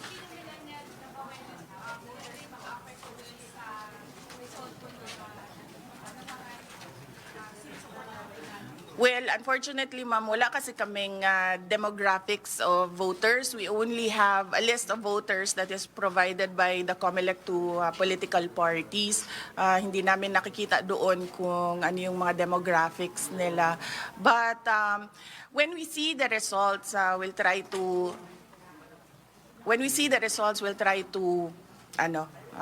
himayin. Subukan namin himayin yung results ng elections for 2019. Okay na? Thank you. All right, that was incumbent Davao City Mayor Sara Duterte addressing the media. She was talking about not having certain figures or demographics available, but that she would share any information once she had it regarding the votes in her area. Now let's go to Bacolod, where Sheila Halera is ready to speak with us. Sheila. Yes, security forces in Negros Occidental, including Bacolod City, are all set to secure the more than 1.8 million voters in the province today. About 6,500 military and police personnel have been deployed in Negros Occidental, which is one of the vote-rich provinces in the country. Brigadier General Benedict Arevalo, commander of the 303rd Infantry Brigade, said they have monitored New People's Army rebels being used as private armed groups of some politicians and candidates in the 1st District of Negros Occidental, composed of the cities of San Carlos and Escalante and towns of Toboso, Calatrava, and Salvador Benedicto. He added that Moises Padilla in Negros Occidental, that was placed under the control of the Commission on Elections since May 6, remains peaceful without any untoward incident. It is the only town in the Visayas that is under COMELEC control. An incumbent councillor died on March 30, and another councillor and former head of the Association of Barangay Captains in Moises Padilla were killed on April 25, and authorities declared these deaths to be election-related. Police Brigadier General John Bulalaca, Regional Director of Western Visayas, ordered the police in the whole region to focus, stay neutral, accomplish the mission they are tasked to do, and do whatever it takes to ensure peaceful elections. In Negros Occidental, there are 788 candidates running for various posts, and 25 of them are unopposed and need only one vote to win. COMELEC Acting Provincial Supervisor Salud Milagros Villanueva meanwhile urged voters to vote early. The COMELEC in Negros Occidental yesterday received some reports of vote buying, which security forces are now investigating. In Bacolod, police authorities say there has been no vote buying incident reported so far, but 18 persons were arrested for violating the liquor ban. An election monitoring center was set up at the Camp Alfredo Montelibano Sr. in Bacolod City. Villanueva said 100% of the vote counting machines in the province have passed the final testing and sealing on Friday, and Negros Occidental is all set for today's election. Dia? All right, that is the latest out of Bacolod City. Stay with CNN Philippines for election coverage that is accurate, fair, and balanced. This is the Filipino Votes Midterm Elections 2019. I'm Ria Tanwat Cotrillo. Thank you for watching.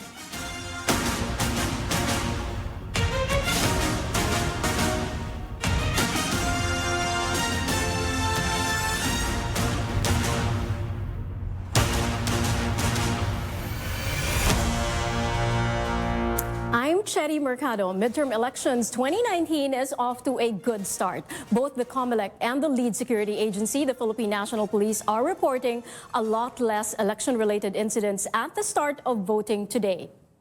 So, as of 4:30 this morning, yung ating FTS is at 99.97% completed. 99.97% completed. Vast majority of the country tapos na yung FPS, so they're ready to go. For the rest, we're just awaiting the reports dahil ongoing na rin naman.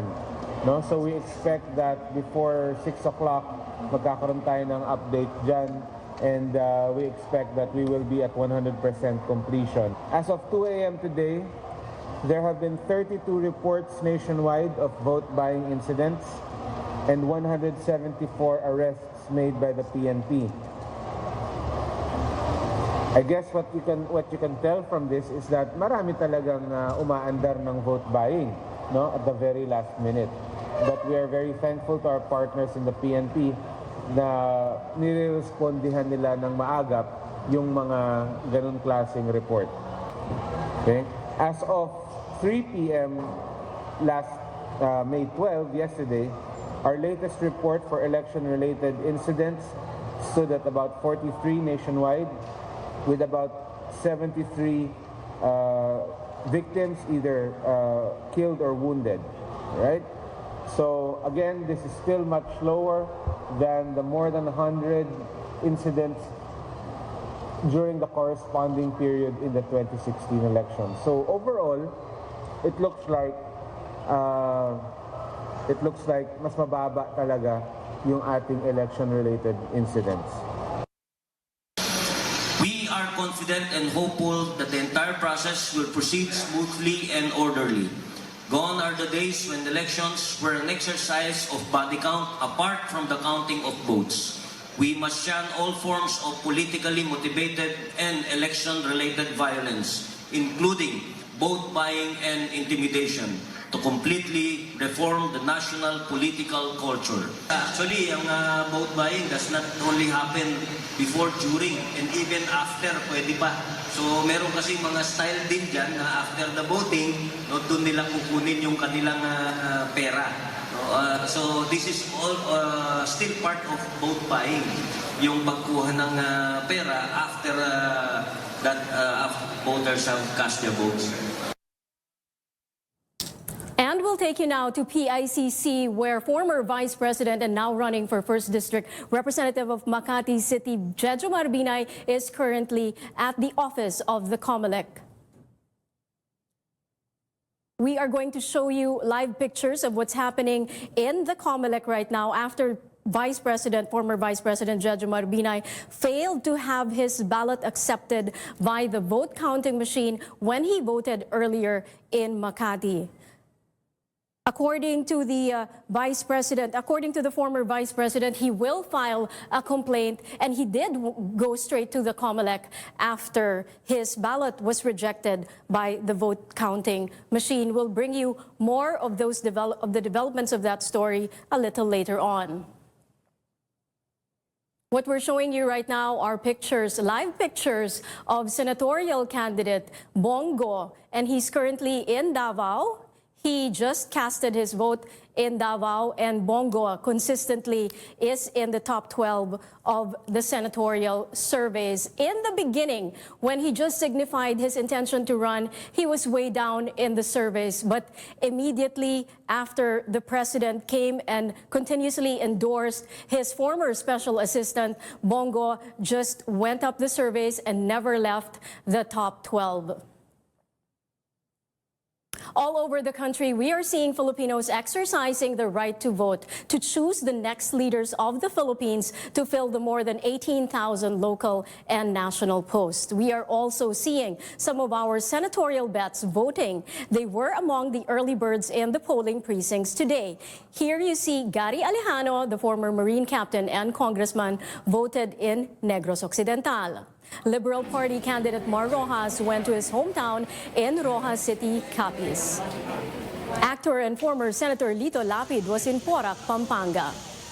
Former Senate President and PDP Laban candidate Coco Pimentel, meantime, went to Mindanao. He voted in Cagayan de Oro City.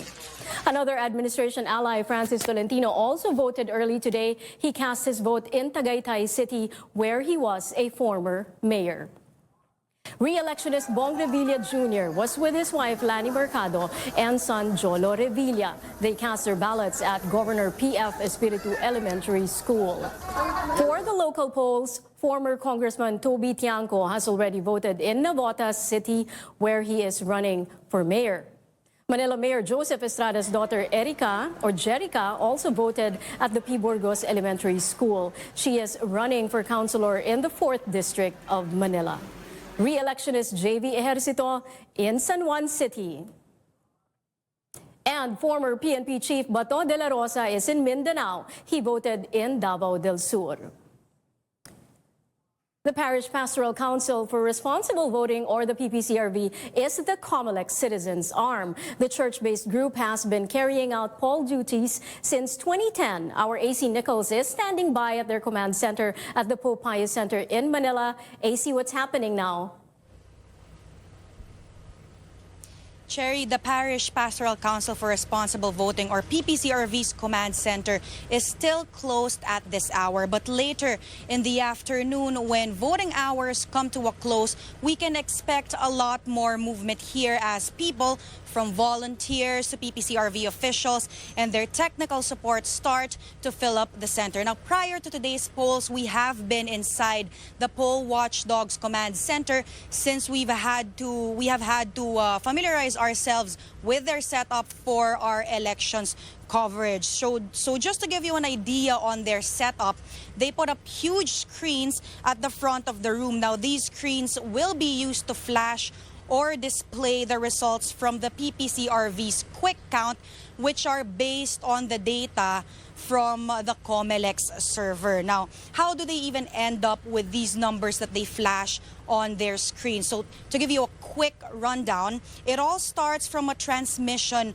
notification. When data comes in from the transparency server of the COMELEC, the PPCRV copies the data to their own server. Now, their technical team then summarizes the data and the numbers.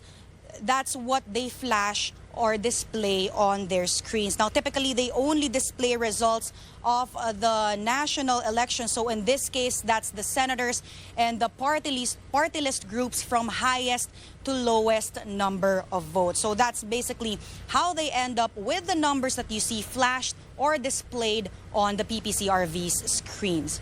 Cherry?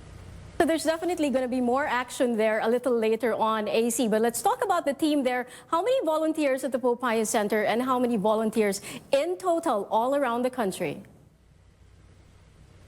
Yes, they will be opening around mid-afternoon, we're told. And if you see pictures or videos from inside the command center, you will see that there are a lot of computers set up inside the command center. There are around 100 computers set up, and they are for the volunteers. That's because around 300 volunteers will be working inside the command center every day. They will be working in 3 shifts, so that's about 100 volunteers per shift. Now, each volunteer will be assigned to a computer where they will manually encode results reflected or printed on the election returns. Now, the encoded numbers will be validated twice before they are compared to the data that was digitally transmitted to the COMELEC's transparency server. And if there was no manipulation or no error, then the numbers should tally. So the PPCRV will be working 24/7 every day for the next week or so, beginning tonight. So they do welcome people who perhaps have extra time on their hands and are willing to come over to their command center to relieve some of their own volunteers. Their command center is located here at the Pope Pius Catholic Center along UN Avenue in Manila. Back to you. AC Nichols there from the PPCRV Center in Pope Pius in Manila, calling on some of the volunteers who want to come and replace some of their personnel later on. Some people consider the Bicol region as the opposition's bailiwick because Vice President Leni Robredo comes from that part of the country. Our Anjo Alimario is in Naga City. Anjo, why is the Bicol vote important? 3.6 million votes, Cherry. That's what the Bicol region could deliver. And this is what Vice President Leni Robredo is praying that the opposition slate would garner. She is realistic but remains hopeful as to the outcome of the elections. Vice President Leni Robredo will be voting here at Tabuco Central School. We are expecting her to arrive here at 10 in the morning, along with her daughters Aika and Trisha. Now, Tabuco is a small school with only 3 clustered precincts, but in 2016, as then Vice Presidential Beto Robredo tried to cast her ballot at her polling precinct, the vote counting machine malfunctioned. So she had to wait for 2 more hours before she's able to vote. The school principal has assured that everything went smoothly during the testing. Now, voters are steadily arriving here, eager to vote. We met Simeon Behino. He suffered stroke in 2015, but this didn't stop him from exercising his right to vote despite difficulty in walking. 74-year-old Carmel Rosero told us that she brought a código with her. That's why she finished early. And there's also the story of first-time voter Kay Florida. She says she felt nervous while voting, aware of the burden of the responsibility in choosing the right candidate. So these are just some of the stories here at Tabuco Central School. Again, we have less than an hour before Vice President Leni Robredo arrives here to cast her vote, Cherry. Anjo Alimario there reporting from Naga City. Okay, and now we go over to PICC where former Vice President Judge Marbinay is speaking to the media. Let's listen in. O yun, nangyari yun. At nangyari yung ginusto nila. Sir, ano pong nararamdaman nyo na kayo pa yung sa inyo pa nangyari? Ewan ko, siguro talagang mukhang binigyan kami ng pagkakataon na mapabot itong pagkukulang nito. Bali ba naman ako pa? Ilan ang gagong katulad ko na talagang human rights. Lalaban tayo sa prinsipyo. Hindi tama yan. Sir, to what extent are you willing to fight this out? Me? Basta't ako magreklamo. Kung kailangan maghabla, kung ang requirement ay maghahabla ako. I'll hold them responsible kung bakit ako nag-disenfranchise.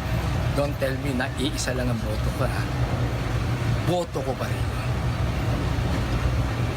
Thank you, sir. Thank you po. Salamat po. Sir, wala pa po yung commissioners dito. Paano po yun? Yan ang sinasabi ko eh. Basta, alam mo, abogado ako, practicing lawyer ako. Meron such a thing as exhaustion of remedies. Ginawa mo ba lahat ang mga dapat gawin bago ka mag-apila o bago ka maghabla? O ito, ginagawa ko lahat ang proseso. Para hindi ako prejudice niya, inubos mo ba ang remedy bago ka naghabla? Sir, hindi nyo naman po iniisip na baka may sabotahe or sinadyang... Kasama na yan, dahil nga sinasabi ko ba sa iyo, na batay sa kasaysayan, nangyari nito. This is another way of reducing the number of voters. Diba? If you multiply yung nangyari sa akin, at saka doon sa laon niya sa akin, di ba, maraming mawawalan boto, hindi makakaboto. Nakaboto pero hindi nabilang.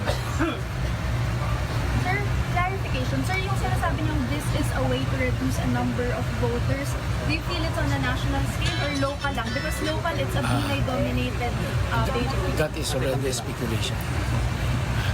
Let us see.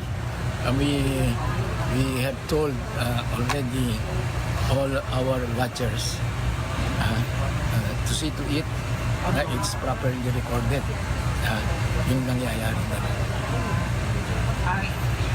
Pero napakahirap naman ito. Dalawa kaming magkasunod na na-reject na wala kaming kasalanan. Hindi kami ang naging cost ng pagkaka-reject. Yung isa, yung imprenta mismo, nagkaroon ng mga pintan sobra. Ako, hindi ko alam kung bakit na-reject yung armor. Sabi naman nila, pinakatignan nila, kada hina-reject, yan ang tignan. Wala nang indications.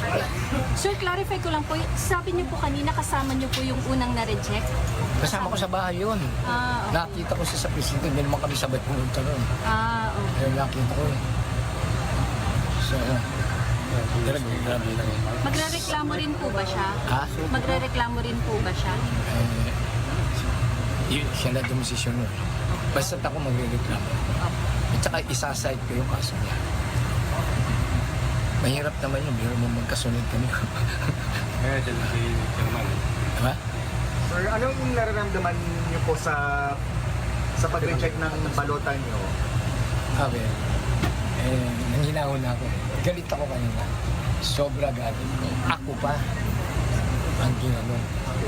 Siguro talagang ginawa ng pagkakataon na mapagkaroon ng bubuhan.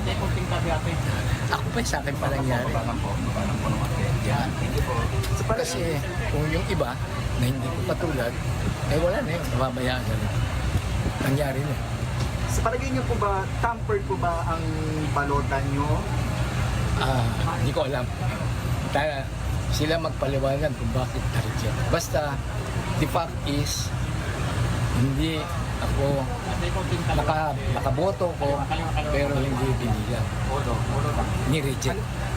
Kasi, hindi accurate yung kung nakaboto ko ba o hindi. Nakaboto naman ako. Na-shade niyo po? Na-shade ko yun. Sir, andyan na po si Andyan na pala si Chairman Amas. Baka sasalubong. Sige po, salamat po. Sige po. Ano pong next step? Salamat po. Mag-apela ba kayo? Mag-apela ba kayo? Ito kaya nga ako nandito. Sige po. Sa pag hindi yung boto niyo? Ito nga kaya ako nandito. Ito po. Hi, Mr. Jimenez. Yes, sir. The last time I saw you, remember? Yes, sir. December. Yes, sir. Pasok po na po tayo.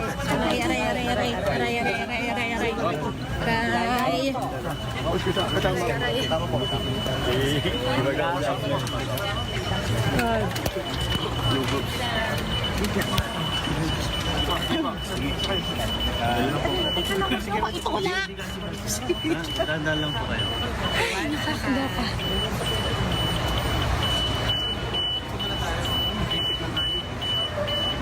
You're seeing now the live pictures in PICC at the National Canvassing Center of the COMELEC, where former Vice President Jejomar Binay stormed in after his ballot was rejected by the vote counting machine in Makati in the school where he voted. So what happened was he went to the school, filled out his ballot, and when he tried to feed it in the voting counting machine, it rejected his ballot several times. And it resulted in what he calls a disenfranchisement of his vote. He is now questioning why his vote is disenfranchised. And he is saying, and I quote, "Sobra ang galit ko, ako pa ang ginanito. Basta magrereklamo ako kung kailangan maghabla." He's saying that he's going through the process first before filing a case. He goes now to the PICC to see and speak with COMELEC Chairman Sherif Abbas on the incident that happened to him this morning. According to the former Vice President, dalawang magkasunod daw sila na nangyari ang ganitong hindi pagtanggap ng vote counting machine sa kanilang balota. It just so happened that the other person ay kasama niya sa bahay. Hindi raw sila sabay na nagpunta sa presinto pero magkasunod na na-reject ang kanilang mga balota. He is insinuating, or rather saying directly, that this is a way of reducing the number of voters. He's saying that this could be a deliberate effort to disenfranchise the voters. We now go over to our Mai Rodriguez with the latest on social media. Mai, what's trending?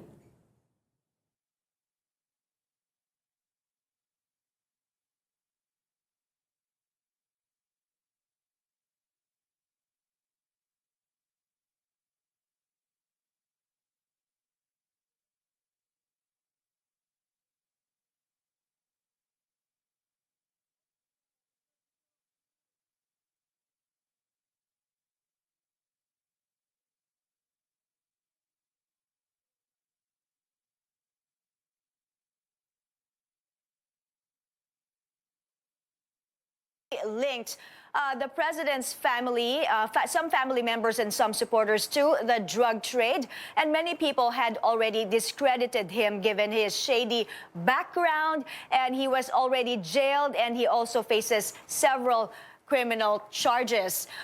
Also, Mayor Sara voted a few minutes ago. She voted at the Daniel R. Aguinaldo National High School in Davao City. This is where President Duterte will also cast his vote later today, and our Ina Andolong is there monitoring the situation in Davao City. We will get that to you once the president goes to his precinct. A story here from Makoy Popioco. 35 minutes ago, he tweeted from Cebu City, monitoring how voting is going on over there. He has this picture of 85-year-old Bonifacia Hakalan, who went to the polling center in Cebu City on her own. She braved the sea of voters rushing to their poll precincts. And he said the old woman was having a hard time looking for her precinct. Makoy said, thankfully, a good Samaritan assisted her. We are getting a lot of these stories about the elderly, the PWDs, persons with disabilities, exercising their right to vote today, but also having a hard time. And of course, we want our lolos and lolas to be assisted and be comfortable as possible when they go to their precincts and cast their votes. You can also join the conversation by checking our social media accounts at CNN Philippines. And don't forget to use the hashtag the Filipino Votes. Back to you, Cherry. Thank you, Mai. And now we bring you to Ilocos Norte. We're going to bring you live pictures of Amy Marcos arriving in Mariano Marcos Elementary School in Lawag, Ilocos Norte to vote. Earlier, her brother, Senator Bongbong Marcos, and sister Irene Marcos earlier voted already in the same school. Her son, unopposed, running for gubernatorial position, Matthew Marcos Manotoc. Of course, Ilocos Norte is the home province of the Marcos family. The number of registered voters there are at 400,000. You're watching live, extensive, and comprehensive coverage of today's midterm elections. When we return,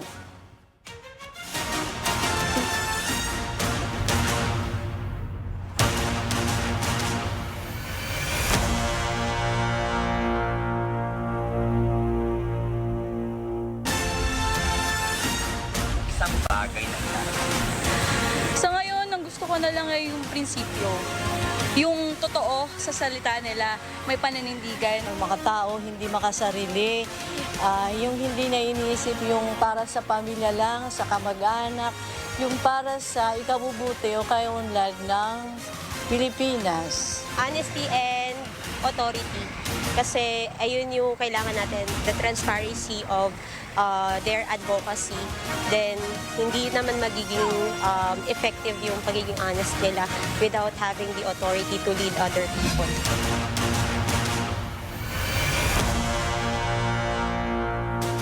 You are watching the Filipino Votes, a CNN Philippines special presentation on the 2019 midterm elections. We just heard from the former Vice President Jejomar Marbinay talking about the rejection of his ballot. Let's talk about some of these problems that we are now starting to hear about. Joining me live here in the studio to talk about our midterm elections is Professor Herman Kraft, a political analyst with the University of the Philippines. Good morning, sir. Good morning. So as we speak, the former Vice President is at the COMELEC headquarters right now in PICC, filing or at least telling the COMELEC chief himself about what happened to him. What is your take on that? Why do you think did that happen, or what are the indications of that? He's saying it's not just him. There was another voter before him. Although the one who actually experienced the same thing was actually in the same precinct, The right? same so precinct. it would be interesting to find out if we're going to be hearing about more cases coming in which case that raises questions about how much of a glitch this really is. But if we're just talking about the case of former Vice President Binay and this other person, then that's too small a sample, if you will, for us to actually make a big fuss over it. Now, of course, that doesn't say anything about the disenfranchisement of... So this could be something and it could be nothing. Yes, Now, that's it right. depends on what the other things that are happening That's in the right. other parts of the Yeah. country. Mhm. So why him pa eh? Diba? Parang if you're going to deliberately do it, Yeah. number one, are you going to do it to somebody who will obviously make a fuss That's about right. it? Yes. Or do you want to disenfranchise his particular vote? It's interesting because the question there is why his vote, right? I mean, the point that he actually said, no, bakit ako pa yung ginanito, di ba? As if it was actually something that was targeted. Now, like what you were actually insinuating, it doesn't make sense that you're actually going to do this to somebody who you know would actually be making a big fuss over the whole thing. But at the same time, I guess it puts everyone on their toes regarding being on the lookout about just how many cases like similar to this are actually going on nationwide. Right, because Professor, what does this say, for example, about our system of automated elections? Because if this happened to the Vice President, and if it happened to another person and we don't hear about it in the media, how many people have actually been disenfranchised? And what about the system itself? When this happens, what happens to your vote? You can't vote anymore? That's right. Well, there's supposed to be some sort of process. I'm not familiar about the details regarding that, but there's supposed to be some sort of process that you're supposed to follow in the event that the machine actually rejects your ballot. The election officer should take note of that. That's right, yes. Right? And you're supposed to know the numbers that you're actually going... And I suppose the Vice President did that. Yeah, I think that's the reason why he actually went to the... But the question there is, it goes beyond the idea that it's Jojo Binay, for instance, right? The question really is, okay, how many people are having this kind of experience? And that would be the interesting question that we need to actually hear about. And on that note, your message to the voters who are watching right now, who are about to vote or who have voted already? I mean, basically, you have to be very careful about these things. Make sure that your vote is actually going to be counted. And if something actually happens with regards to the machine not accepting your vote, the ballot that you filled up, then you'd better go through the process of trying to make sure that your vote gets counted, or at least the issue actually gets recorded. Thank you very much, Professor Herman Kraft, political scientist from the University of the Philippines. Thank you for watching. I'm Cherry Mercado. We have more lined up for you in the coming hours. Live, comprehensive, and in-depth coverage of our midterm elections 2019. You're watching CNN Philippines.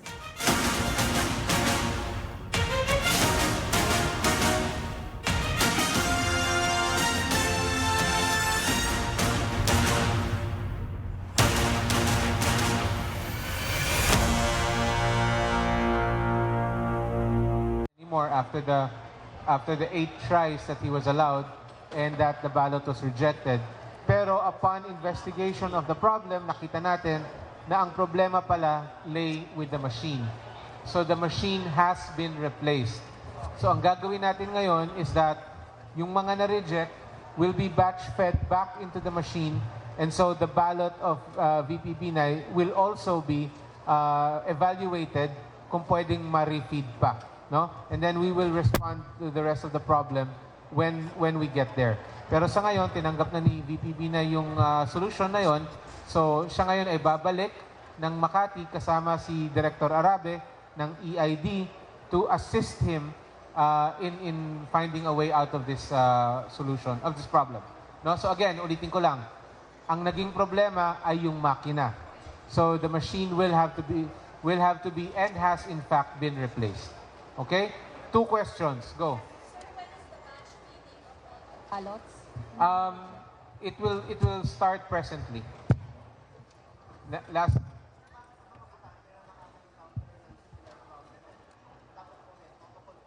Make sure na yung inyong balota ay na-preserve ng ating mga chairman, ng mga boards of election inspectors, and then we will have to study this situation very closely because we don't want this to be a problem for the rest of the day, no? So aalamin natin yung solusyon na ginawa natin dito and see if we can cascade it to other places kung sakaling magkaroon ng similar problems, no? But for now, again, for this specific situation, for this particular instance, ang naging problema natin ay yung makina, and the makina has been replaced. So ngayon, we would like to thank VP Binay for coming to the PICC personally and to bring up his concerns, and babalik na po sila doon para siguraduhin na tuloy na yung kanyang pagboto. Napakahalaga po ng ating karapatang bumoto, kaya kailangan bigyan natin ng pagkakataon na matuloy yung proseso. Maraming salamat po.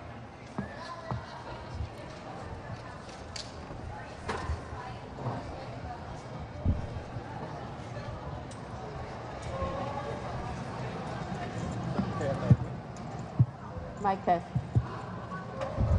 Ako ay nagpapasalamat at pinakinggan po yung aming naging karanasan at gagawin na ho ang solusyon doon sa aking karanasan. Na hanggang sa dumating na mawala yung agam-agam ko na nagkaroon ng diferensya. Okay? Basta, Biging sinungaling ako nung una, galit ako talaga. Biro mo yung karapatan ko mawawala. Pero naman Mr. Jimenez na nakakapagkupisal ka pala. Okay naman ang pangyayari. Salamat. Thank you very much. More details later. Ha? Sa ngayon, hindi pa natin alam, but pinubuo yung report na yan.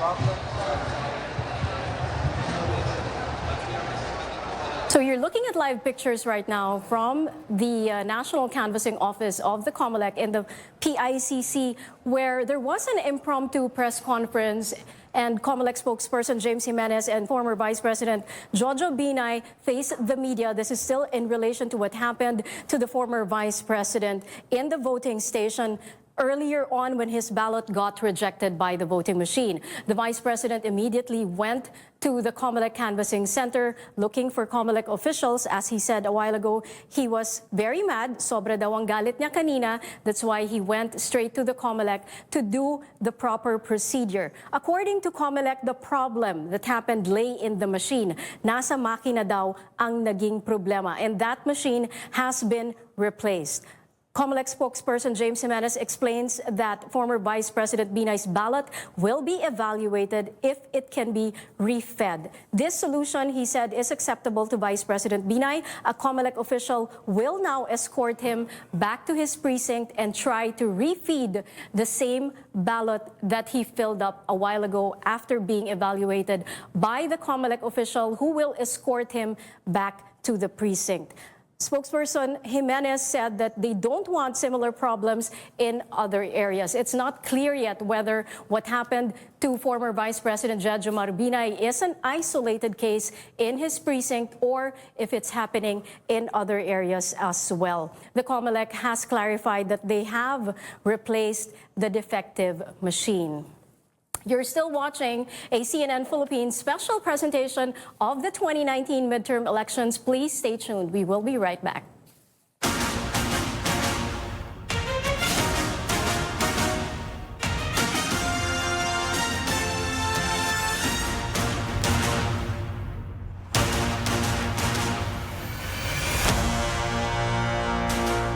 Welcome back. You are still watching a CNN Philippines special presentation on the 2019 midterm elections. Let's go to our Tricia Tirada, who is live at the Philippine International Convention Center, where the COMELEC's national canvassing will be taking place. And former Jejomar Binay, we just spoke to him earlier, and he spoke to the media earlier after his ballot was rejected. And Tricia, what's the latest now on that case?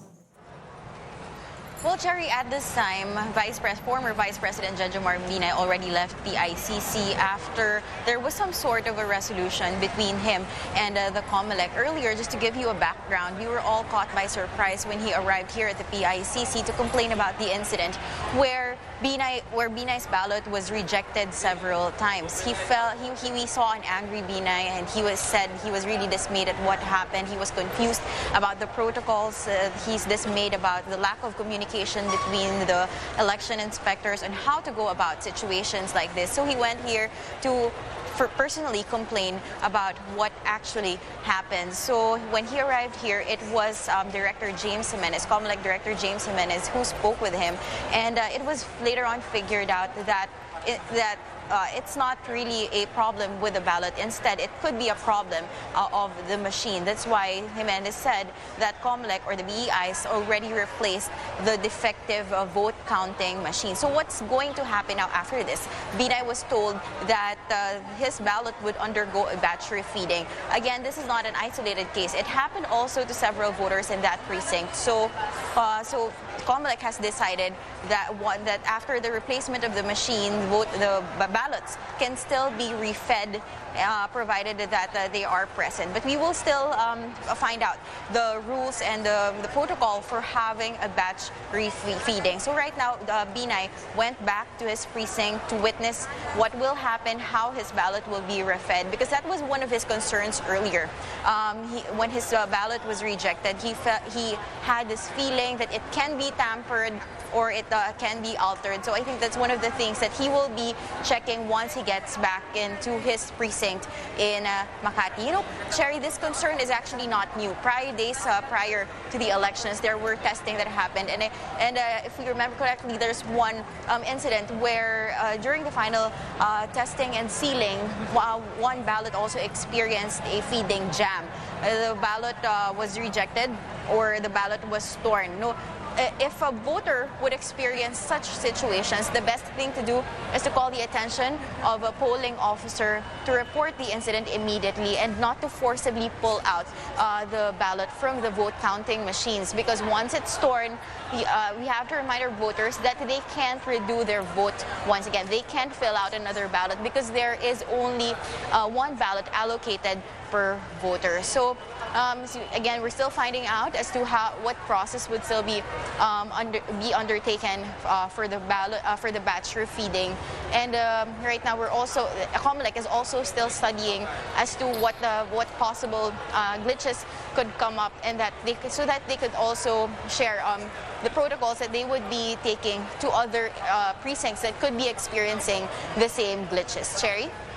Trisha, ang tanong din kasi dito sa isipan ng ibang mga kababayan natin, paano kung nangyari ito sa ibang mga presinto na halimbawang hindi sa level ni Vice President Binay at halimbawang hindi nila alam kung anong gagawin. You have told us some tips a while ago na kailangan lapitan yung mga election inspectors at sabihin sa kanila yung nangyari. Will they be accommodated the same way? Ibig sabihin, iintayin nila dapat yung bagong makina na darating and i-refeed. And paano kung nagkaroon na nga ng damage yung balota? There's no other way really for them to give another ballot. You know, actually, Cherry, that's actually one of the concerns of former Vice President Jejomar Binay. Kinakatakot niya na paano nga kung naman kung halimbawa ibang tao na hindi katulad niya, na hindi walang oras o panahon para magreklamo. Kaya sabi niya, binabanggit niya kanina na willing talaga siyang ilaban itong nangyari sa kanya, kung kahit umabot sa korte, paaabutin niya dahil nga ayaw niyang maranasan. Hindi lang para sa kanya, kundi para sa lahat. Yung maramdaman nila na na-disenfranchise sila dahil sa ganitong insidente. Sadly, Cherry, no, ganun yung nangyayari. Kung halimbawa, pumalpak yung, kunwari, hindi mabasa ang balota, initially, ganun yung nangyayari sa iba, na hindi talaga mabibilang yung boto. Yung iba naman, depende kasi yan sa discretion din ng Board of Election Inspectors kung paano nila i-handle yung kaso. Yung iba, pinapayagan na i-refeed ulit hanggang matanggap. May mga iba-iba kasi rin tinitignan na insidente dyan. Kung halimbawa nga, sa kaso nito ni na Vice President Binay, nalaman na vote counting machine yung problema. Sa iba naman, sinasabi ng COMELEC na posibleng may tama yung balota o may problema yung balota. Kumbaga may sobrang markings o nag-blot viewing, hindi na yan kasi binabasa din ng vote counting machine. Kaya pinag-iingat din ng COMELEC yung mga botante na kailangan siguraduhin malinis o walang excessive marks yung kanilang balota dahil isa yan sa mga paraan o isa sa mga nagiging dahilan kung bakit nire-reject ng vote counting machines yung mga balota. Pero yun nga, pinapaalala ng COMELEC, 1:1 lang ang balota. Inaaral pa rin ng COMELEC kung paano nga susolusyonan pa yung ganitong problema as it arises at nakita na rin natin ngayong umaga. Cherry? So later on, Tricia, maybe we can ask the COMELEC or they can give us a bigger picture kung meron pang ibang reklamong ganyan sa ibang mga presinto. Maraming salamat, Tricia Tirada, mula sa COMELEC headquarters ngayon sa PICC. Punta naman tayo ngayon. We will go to live pictures in Naga. Vice President Leni Robredo with her daughters ready to vote in the precinct there, the same school where they voted in 2016. And as Anjo Alimario, who is our correspondent who is there, reminds us, back in 2016, she had to wait for an hour for a new vote counting machine that also had a glitch. Thank you for watching. At this point, we will take a break. I'm Cherry Mercado. Stay with us. We have more lined up for you in the coming hours. Live, comprehensive, and in-depth coverage of our midterm elections 2019. You're still watching CNN Philippines.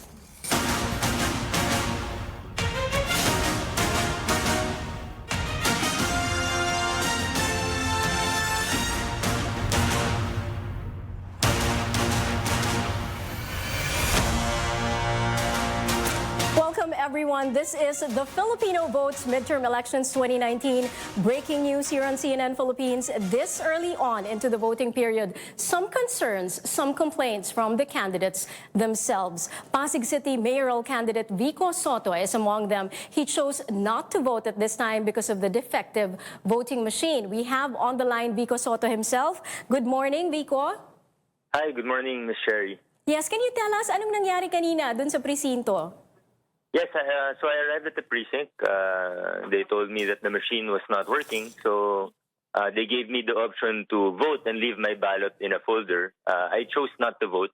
I'd rather wait and see until the machine is working so that I can put the ballot in the machine myself.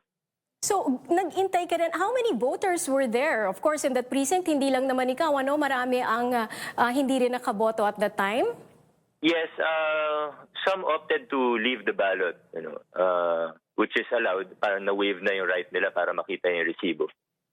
But I think what's more alarming right now is that out of 479 precincts, 35 have been reported to be not working. With defective machines? Yes, at least 35. At least 35. Last report po sa akin yung 35, so I'm not sure right now kung ilan. And this is coming from your people on the field? Yes.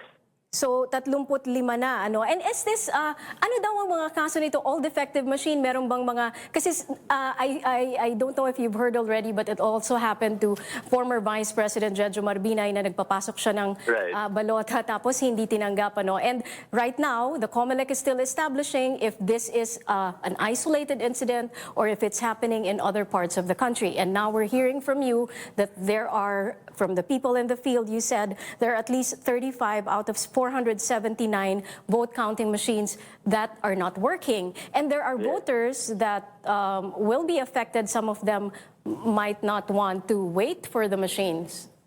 Yes, but I think from the reports on the ground, most of the people who are affected by these non-functioning machines are leaving their ballots there. Ano ang opinion mo dito, Vico? Yes. Ano ang opinion mo dito? Because you refuse to do this. Well, by law, it's allowed. But of course, it presents problems later on sa pagpapasok ng balota. Kailangan talaga bantayan natin to make sure na, una, mapasok talaga yung mga balota na naiwan doon. Pangalawa, na hindi tayo masingitan ng ibang balota. Yung mga unused ballots, hindi ma-shade. There are no other indications, no other motives that you're seeing on this? Wala namang report of any? Kasi this could be a glitch in the machines and as simple as that, ano? Well, I'm not able to talk on the technical aspect. I just know that, what the reports say, at least 35 machines are not working in Pasig. Which precinct is this? Anong eskwelahan? Yung sa akin po, personally, it's in Valle Verde 5. But there have been reports from Barangay Pinagbuhatan, Barangay Rosario, and several other barangays. Ano ang masasabi mo doon sa mga tao na bumoboto or pumila at kung ma-encounter din nila ito na hindi gumagana ang mga makina, just like what you've encountered? Kung kaya po nila maghintay hanggang gumagana na yung machine, sa tingin ko po ito yung pinaka-ideal. Pero kung hindi po talaga kaya, nananawagan po ako sa lahat ng poll watchers, sa lahat ng teachers, COMELEC, pati sa kapulisan natin na pagdating ng 6 p.m., pag-closing ng mga presinto, to make sure na mabibilang talaga ng maayos na mga balota at walang makakasingit ng mga balota. So what's your plan now? We will continue to monitor and we're trying to ask the COMELEC kung ano yung plano nila. So maghihintay ka lang muna dyan sa Valle Verde 5 where you're supposed to vote? Yes, I'll wait. For now, I'll wait until the machine in my precinct personally is working so that I can vote.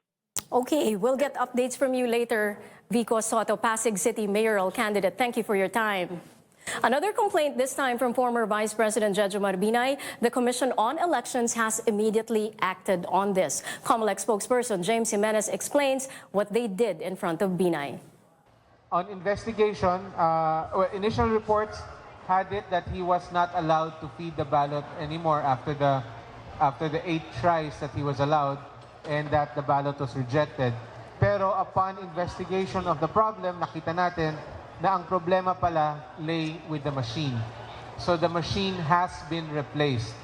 So ang gagawin natin ngayon is that yung mga na-reject will be batch-fed back into the machine, and so the ballot of VP Binay will also be evaluated kung pwedeng ma-refeed pa. No? And then we will respond to the rest of the problem when we get there. Pero sa ngayon, tinanggap na ni VP Binay yung solution na yon.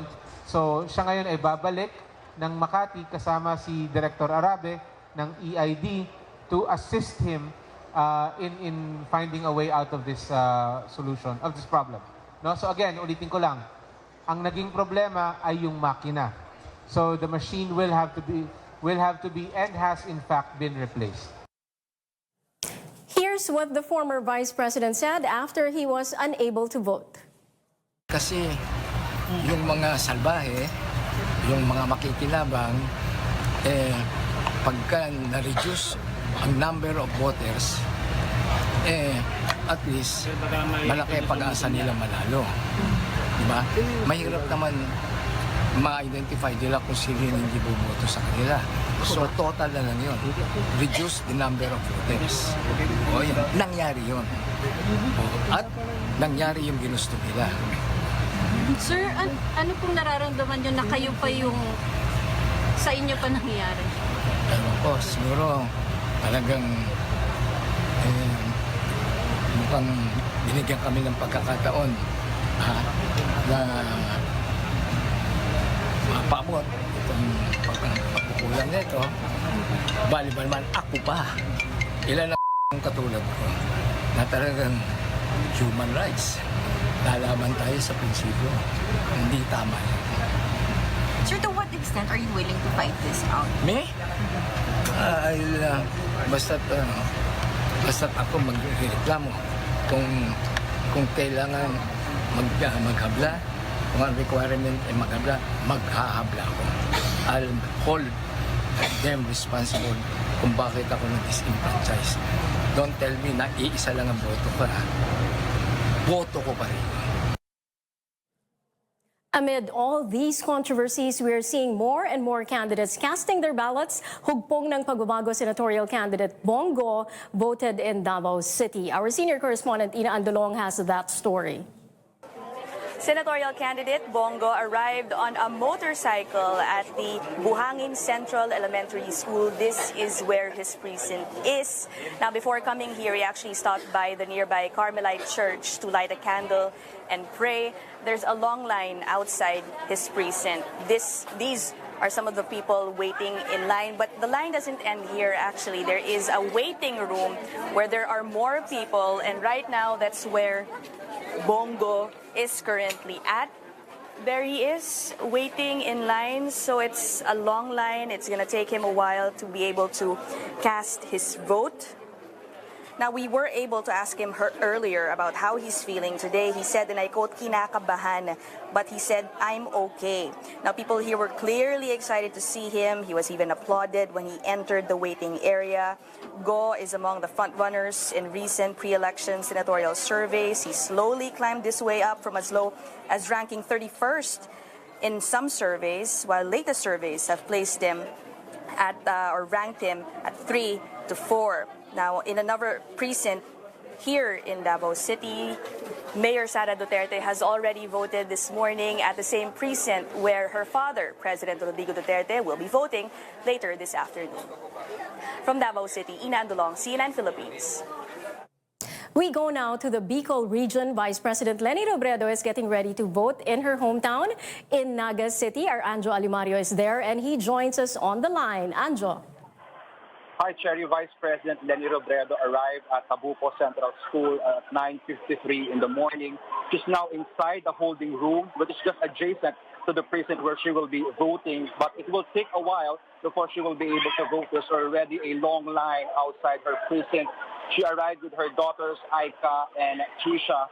Now, just to give you a background about this school, Tabuco is a small school with only 3 clustered precincts, and in 2016, as then Vice Presidential Betty Robredo tried to cast her ballot at her polling center, the vote counting machine malfunctioned, so she had to wait for 2 hours before she was able to vote.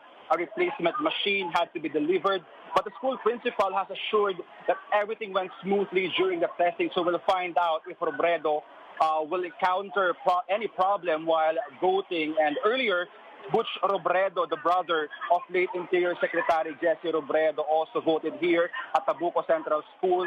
President Duterte accused the brother-in-law of Vice President Robredo of bringing illegal drugs to Bicol, but Robredo's camp denied this. Now, why Bicol vote is so important, especially for the opposition? Well, we're talking about 3.6 million votes. That's what the Bicol region could deliver, and that's what Vice President Leni Robredo is praying, hoping that the opposition slate would garner. But she is realistic, but remains hopeful when it comes to the outcome of the election. So we'll find out later, Sherry. We will try to get her on her, of course, expectations for today's elections. Sherry. That's Anjo Alimario reporting from Naga City, where Vice President Leni Robredo is waiting to vote. You are watching live, extensive, and comprehensive coverage of today's midterm elections. When we return, another voting problem involving a senatorial bet. Senator Grace Poe is also among the candidates who cannot vote because of a defective counting machine. We'll get to the bottom of that when we return. This is a CNN Philippines special presentation, the Filipino Votes Midterm Elections 2019. Stay with us.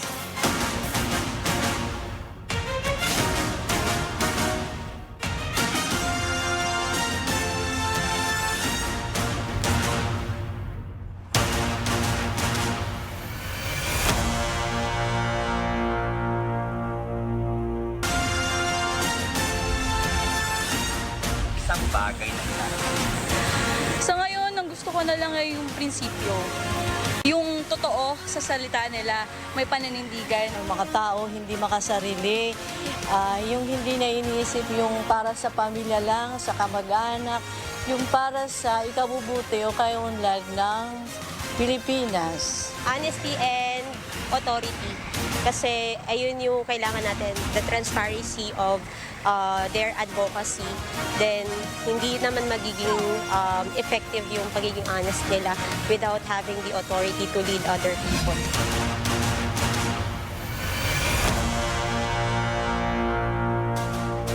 Senator Grace Poe is also among the candidates who cannot vote because of a defective counting machine. Our Tristan Odalo is now in San Juan. Tristan, what else did the senator say? Senatorial race frontrunner Grace Poe arrives at Santa Lucia Elementary School in San Juan City to cast her vote. This is the same place where she voted during the 2016 presidential election. Although the senator arrived early before her scheduled voting time, Poe is currently waiting for her turn because of some vote counting machine glitches. Poe took the time to answer questions from the media. She says that comparing to her 2013 senatorial bid and the 2016 presidential race, she is more relaxed this time around, and she is also thankful for the trust Filipinos are giving her. She said, mas magaan sa pakiramdam ang kampanyang ito. Pero maaminin kong nandoon pa rin ang kaba, pero mas kilala na tayo ngayon ng tao. When asked if she is hoping to be number one, Poe said that as long as malinis ang halalan at walang aberya at dayaan, tatanggapin niya ang magiging resulta nito. Poe has been a consistent frontrunner in different pre-election senatorial surveys. She is currently at second place in the latest Pulse Asia survey. Shared. Machine ni Senadora Grace Poe. Sorry? Yung vote counting machine, anong nangyari nung bumoboto siya?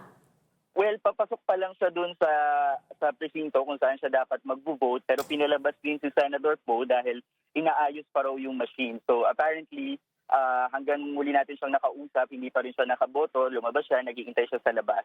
So she's thinking if uuwi ba muna siya at babalik na lang siya sakaling maayos na or iintayin niya na lang. So the latest information na binigay sa kanya would be in about 15 to 20 minutes baka maayos na yung machine. What about, so dyan sa Santa Lucia Elementary School, isa lang yung presinto so far, Tristan, na may diferensya ang makina? Well, sa dalawang presinto na napuntahan natin, so far, dito pa lang sa Santa Lucia yung nagkakaroon ng error. Pero doon sa presinto, sa Xavier School, kung saan nagpunta sila Senator J.B. Ejercito at sila San Juan City Mayor Francis Zamora, wala namang reported glitches pagdating sa vote counting machine so far. So sa mga nakita mo, Tristan, isang makina lang ang hindi gumagana?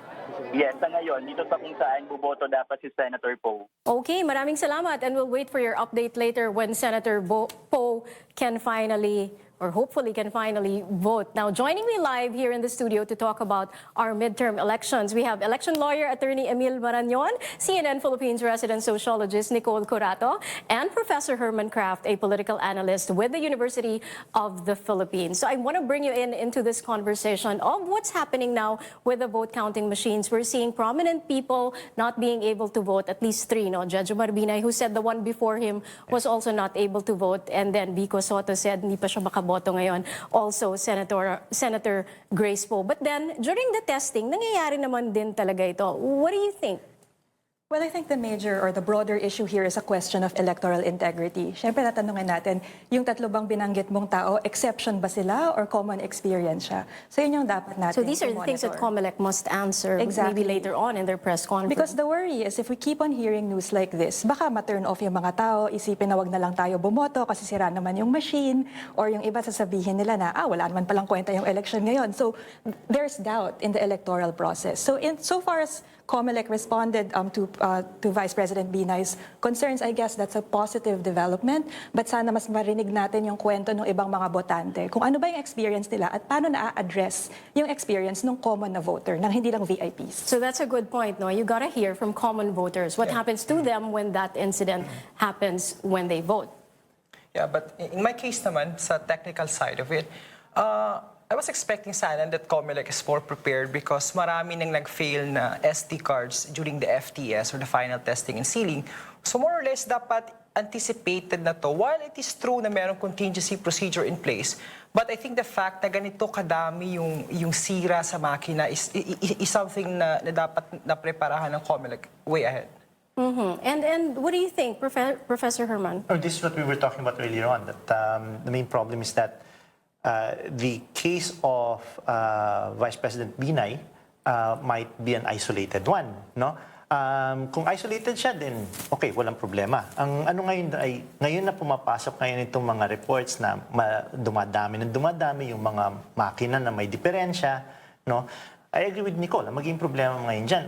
Ano ngayon na magiging pananaw ng mga tao? No, pagka ganun, yung paulit-ulit na lang yung ganung klase naririnig nila. So nakikita natin, it's our second automated elections. Ang sabi ng mga otoridad, sabi ng NCRPO kanina, sa Metro Manila pa lang, ang daming kaso ng mga vote buying. And of course, all over the country, mas aggressive daw ang mga vote buyers ngayon dahil mas mahirap daw mangdaya sa automated elections. So parang there are other things that they're trying to do. And now, with some of the polling, some of the vote counting machines not working, what do you think will be the effect on voters? I mean, some of them... will they wait for the voting machines to get counted? And were there enough information given to them na pag nangyari ito, ganito ang dapat gawin? Well, actually, sa rules ng COMELEC, very clear naman siya. The moment na masira yung makina, it doesn't mean na titigil yung botohan. In fact, what the Electoral Board should do is to inform the voter. You have two options. Either you vote now, pero ibibigay mo sa amin yung balota mo, and therefore you waive your right to personally feed the ballot sa VCM, and also that your right to see the voter's receipt. The other option is to tell the voter na bumalik ka na lang pag naayos na. Is that okay? There's a certain insecurity, at least we saw that with candidate Vico Soto, who said, I don't want to give although it's legal, and he knows it's legal na iwanan yung balota mo doon, he has his reservations. Yeah, but actually may safeguards din yung COMELEC rules. Ang sabi doon, unang-una dapat hindi tinitingnan ng Electoral Board yung balota, and then second is while waiting for the VCM to be fixed, dapat ipapasok mo muna yun sa envelope, yung balota, wag titingnan. And then you wait until the time na maayos at saka i-feed din. So kailangan, paano yun? Kailangan may mga watchers na rin to watch lahat naman kasi ng candidate entitled to have watchers. And I'm pretty sure that Vico has watchers as well sa loob ng presinto. According to him nga, meron daw siyang mga nakukuhang report on the field na there are 35 in Pasig, out of the over 400, or 479 to be exact na mga voting precincts. Okay, what other advice can you give to the voters? It's only before lunch, no? There's still, mas mahaba ngayon, 1 hour longer ngayon ang botohan, ano? Nicole? So I think first and foremost, don't give up on voting just yet. So pag may naririnig tayong ganitong balita, sana yung reaction is, ay wag na lang ako boboto, nakaka-discourage. Actually, it's an invitation to be more vigilant, na tumulong magbantay ng boto, tumulong mag-report. Ang dami namang avenues, right? So you can use social media. It's very helpful because we also, here at CNN Philippines, we're monitoring what people are saying online. We have an entire research team dedicated just to monitor what people are saying online. And if COMELEC is responsive, then they will pick up on that. And another thing that voters can do is to watch until after the polls close. Kasi doon din nagkakaroon ng tinatawag nila na magic, di ba? And lalo na ngayon na may mga questions na bakit hindi nagmo-monitor ang NAMFREL, bakit mas limited yung engagement. So all of this, I think, comes with the theme of how much integrity does this election have? Isa kasing common theme din in this past electoral race is the question about the PCOS machine, is about the automation. There's a senatorial candidate running just on this question, di ba? So, ang taas ng stakes, kailangan talagang patunayan na, okay, wala namang eleksyon na perpekto, pero pag nagkakaroon ng problema, kayang sagutin ng COMELEC. So kahit na kanina nire-report ng authorities ng PNP at ng COMELEC na there are 60% lower daw ang incidents ngayon ng election-related incidents, no, or violence. So 60% lower than the same period in 2016. But that's not enough. No, it's not enough. The elections would have to be credible. Yeah. No? And so far, that's the hanging question, and that we have to be vigilant. But being a lawyer, ito, kailangan nating malaman ito because some of them have not yet gone out and vote. So pag nangyari sa kanila ito, dahil hindi ganun kalaki yung information campaign ng COMELEC, kung sakaling mangyari ito sa inyo. So pakisabi sa ating mga voters, ano yung mga options nila? Is it okay for them to leave their ballots there? Why is that perfectly okay? Why is that legal? Well, nakalagay naman sa batas na they have two options and there are safeguards in place naman. Either if you choose na mag-aantay ka or buboto ka at yung teacher na yung magpapakain sa makina. Siguro, our elections kasi run on trust eh. Una, tiwala mo sa makina, tiwala mo sa COMELEC, at tiwala mo dun sa electoral board. So precisely yung sinasabi natin, despite the fact of a lot of negative news ang lumalabas sa ngayon, but very important na magtiwala pa rin tayo sa institutions. And especially with our teachers, hardworking teachers to, at saka yung COMELEC, buong COMELEC institution, have been working on this in the past 3 years. So as much as maraming duda, but let's keep the faith and put our trust. Although hindi ko naman sinasabi na blind trust to, but we must as well be very vigilant sa lahat ng mga balitang naririnig natin. Actually, I just want to add on that. Maraming sociological studies that actually say mataas ang trust ng mga Pilipino sa eleksyon na despite the fact na ang daming balita ng vote buying, vote rigging, electoral harassment, nagiging ritual siya. So, mahalaga para sa mga Pilipino ang eleksyon as a democratic exercise. And we can see that with voter turnout. Last elections, we had an 82% voter turnout. So the stakes are pretty high. And last 2013 midterm elections, 77%. That's also a high turnout. So I guess this is an indication na kahit may mga ganitong problema, the trust in the electoral process remains. And we're just getting this news now. Vice President Jejomar Binay was able to vote already. After his ballot was rejected by the machine, he went all the way to COMELEC and PICC, and he spoke with COMELEC officials. There was a brief press conference when they said that they'll try to do something about it. A new machine was already there, and then they just have to evaluate his ballot and refeed it. So apparently they were able to refeed his ballot at nakaboto na po si Vice President Jejomar Binay. Ako doon, may personal reservation ako with what happened, no? Because supposedly they're not supposed to give a special treatment to even although he's the former vice president, but at the end of the day kasi there are rules regarding the voting. In fact, there is a very specific grievance procedure the moment na rejected yung ballot mo. In other words, the teacher is mandated to put it inside an envelope and at saka i-label mo yun as rejected. In other words, hindi na bibilangin yun. But medyo surprising na ang ginawa ng COMELEC is to allow actually the Vice President to na kunin dun sa rejected envelope, which is for me a breach of procedure on the part of COMELEC. And Professor Herman, before we pause for a short break, we'd like to get your thoughts or your message at this point. Kasi ang isang bagay dito is yung mensahe na parang itong election ay nangyayari na hiwalay doon sa botante. Parang kung sinasabi natin na pagkatiwalaan natin institution, actually, dapat we have to own the institutions. Yung ano nga, nung ano is, if we want, kung gusto natin na maging maayos ang kalalabasan nitong eleksyon na to, ay nasa sa atin din talaga yung responsibilidad na yon eh. Di ba? Kaya hindi mo pwede sabihin na, pagka nangyari ito, ayoko nang bumoto. No? Nasa sa atin pa rin yung kasiguraduhan ng kung ano mangyayari dito sa eleksyon na ito. And the three of you will still join us, the special coverage of CNN Philippines in a while. Thank you to our guests today. We'll still keep talking to you later. I'm Cherry Mercado, and this is the Filipino Votes Midterm Elections 2019. You're still watching CNN Philippines.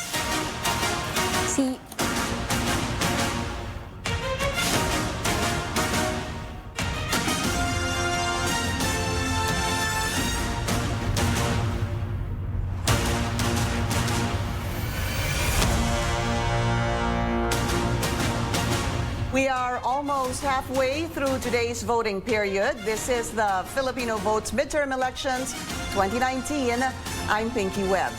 Filipinos are voting in midterm elections all throughout the day and night. CNN Philippines will bring you live reports, interviews with key newsmakers, as well as comprehensive analysis in today's vote. We have seen a number of candidates in both local and national races casting their ballots.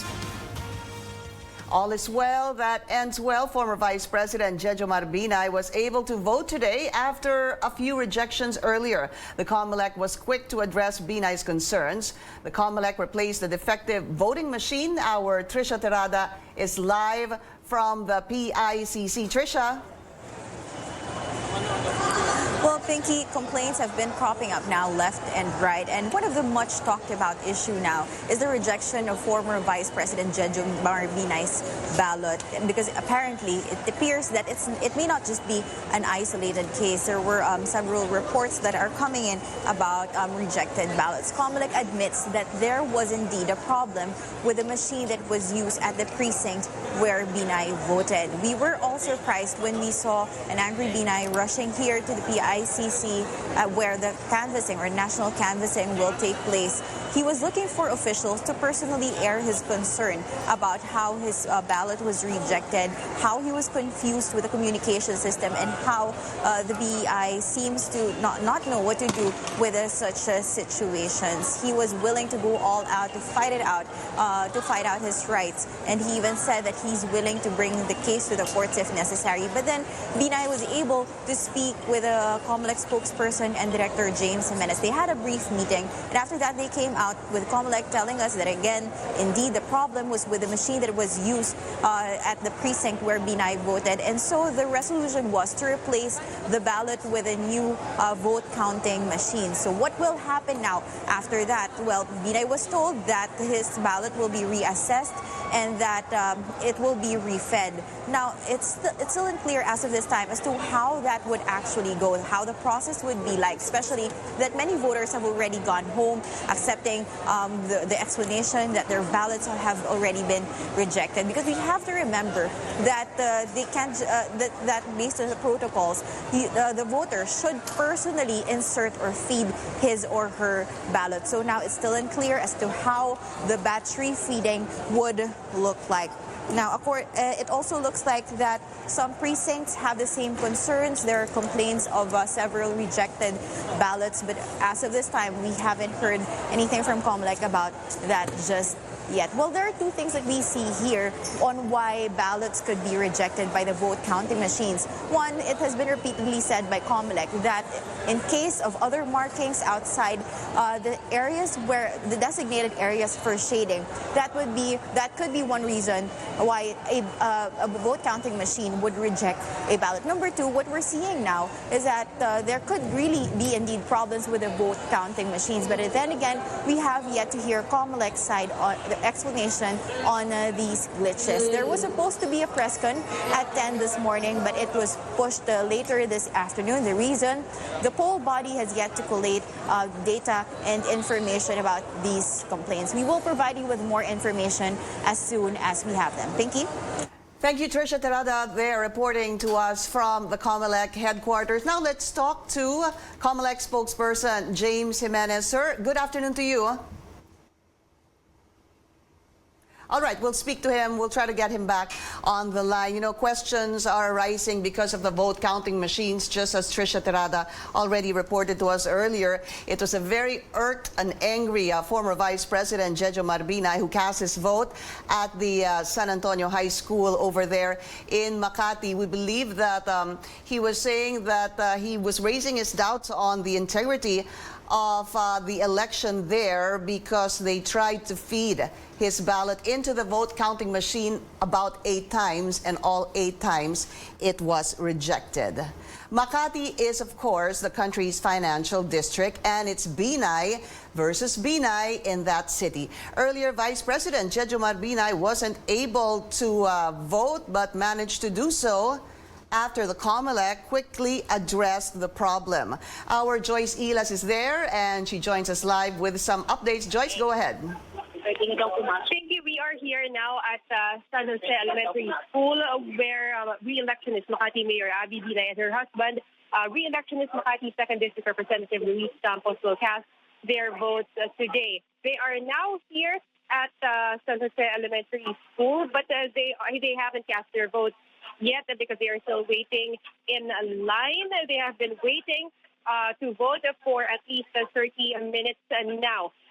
as of now, the line here is very long because early this morning, the vote counting machine in the polling precinct where Abby will vote malfunctioned. It kept on rejecting ballots that were being fed to it. Because of this, board Comelec technical staff had to shut it down at around, or the chairman of the Board of Election Inspectors had to shut it down at around 8:30 in the morning today. And it was only 2 hours later that a new vote counting machine arrived and the feeding of the ballots resumed. However, by then, the line here at the polling precinct is already very long. But as for Abby, she said that she is not alarmed with the malfunctioning vote counting machines being reported. As we know, earlier her dad, former Vice President Jojo Binay, who is also running for Makati 1st District Representative, complained about the malfunctioning VCM in his polling precinct. Now, aside from the problematic VCMs, Abby said that she has not yet received any adverse report today. That is very alarming for her. Now, asked about her expectations today, Abby said that she is optimistic she will win the elections. She cited surveys which stated that she is leading by a wide margin against her brother, Dundun Binay. Pinky. Right, thanks a lot. Joyce Ilas reporting to us there from Makati. Now we're joined by Comelec spokesperson James Jimenez on the line. Good morning to you, James. Good morning, Pinky. Sir, tell us what's going on because, well, I know that you were with former Vice President Jejo Binay a while ago. He was very angry because of what happened in his polling precinct over there in Makati. He fed, or rather, the election inspector fed the ballot around 8 times and it was rejected. Right. What happened, Pinky, when we looked into the problem, we determined that the problem was actually with the VCM. The VCM was rejecting ballots, and it sort of started around the time that the former vice president fed his ballot into the machine, which is why his was particularly apparent that it was being rejected. So anyway, so upon investigation, it was determined that the machine was at fault. Therefore, it wasn't the fault of the voter. And so the ballots that were preserved because they were rejected were later on refed into the new machine, which was put in to replace the old one. So we've solved that problem, and I think Vice President Binay has also been assisted, and he has been he said that he's okay with the solution that was found. So, James, really what's happening is normally if around 8 times your ballot is rejected, that becomes a spoiled ballot. But because you're making it clear that it's not the fault of the person who voted or the ballot, it was the vote of the vote counting machine, that spells a different story. That tells us a different story. Exactly. The fact that it was the vote counting machine that was at fault sort of gives a different complexion to the problem, because otherwise, if it's the ballot that's the issue, if it's the voter that smudged the ballot, then there would not be that second chance. Did you anticipate that these voting machines would have problems on their own? What is going on? Because it doesn't seem like, sir, just where the former vice president voted, where Mayor Abby Binay is, where she is voting in a different precinct, there was also a problem with the vote counting machine, and it had to be replaced 2 hours later. Hence, the line now is so long because of the wait for the new vote counting machine. What's happening with the vote counting machine, sir? Well, right now I really can't say, but the machines that have been replaced are being set aside for evaluation, and we'll find out, I guess, after the election. But I think the main point here at right now is that we're able to provide new machines so that the old ones are replaced quickly as quickly as possible. Again, as you said, 2 hours is probably not a definition of quick, but in any case, the voting hours will actually accommodate this delay in any case. So that's the main thing. We're focusing on that right now, making sure that the defective machines are swapped out for good ones, and later on we'll find out exactly what's happening to the machines. Do you have enough vote counting machines to replace possible broken ones? Yes, we do. We have about we have 85,000 polling places and about 95,000 machines. So we have about 10,000 in replacement capacity. So I think we're pretty much still in the black here. But we'll continue monitoring until the end of the day. we'll see. It's a long voting day, so we'll see what happens. Sir James, also it's good to know that maybe for some people who might be a little disappointed because of what they're hearing on the irregular or not the vote counting machines not accepting the ballots, maybe you can give them a little bit of information that does this really happen? Is this an isolated case, sir? Well, we know for sure that machines will fail. That's why we have this backup capacity that we have, more than about 10,000 machines in total. We know that these instances will happen, and the main thing, the focus really here, is the ability to swap out old machines for new ones to make sure that the voting process continues unabated, regardless of any delay. For voters, please remember, it can be that the machines are at fault, but it can also be that the ballots are damaged in some way. So let's still be careful, even though we know that there are some cases where it's the machine that's at fault. Let's still be very careful about the way we handle our ballots. Iwasan nating magka-smudge yung balota. Huwag nating susulatan yung timing marks. And let's make sure that all our marks are within the voting area, doon lamang sa voting ovals. Let's not risk our ballots by writing on other parts of the ballot without really, any thought as to whether or not marireject siya or hindi. Again, the problem is if you write in a particular spot in the ballot that the machine is actually sensitive to, then malamang sa malamang, hindi talaga mababasa yan. Just very quickly, Sir James, how do you know if the problem is the machine or the problem is the ballot? The most telling thing really is how many ballots are being rejected over a particular span of time. In the VP's case, for instance, it was one ballot after another being rejected, whereas in some cases, it's like 10 ballots are fine, and then the 11th ballot gets rejected, and then the next 20 ballots are fine as well. So when you have situations like that, it's pretty obvious which element is to blame, right? If a lot of ballots are being accepted without a problem, and then you have one or two being rejected, then clearly it's the ballot that's at fault. But in this case, again, like I said, as far as the machine was concerned, it was rejecting everything that was fed into it, and so it was very clear that it was the machine that was the problem. Sir James, assessment so far, almost halfway through elections. It's 11 in the morning. You still have they still have about 12, 1, 2, 3, 4, 5, 6, 7 hours to go. Yeah, it's a long day, isn't it? So far, we've seen our share of problems, and COMELEC is thankful that so far we have also been able to resolve these problems. There has not been an unsolvable issue, so to speak. But again, the number of reports that we're getting, of course, it's unavoidable that this has an impact on public perception. But again, we are focusing on the problems that are cropping up, and we are solving them as they happen. And so far, we're having a good success rate in terms of addressing these problems. And let's hope it continues that way. James Jimenez, spokesperson of the COMELEC. Sir, thank you for your time. Thank you very much.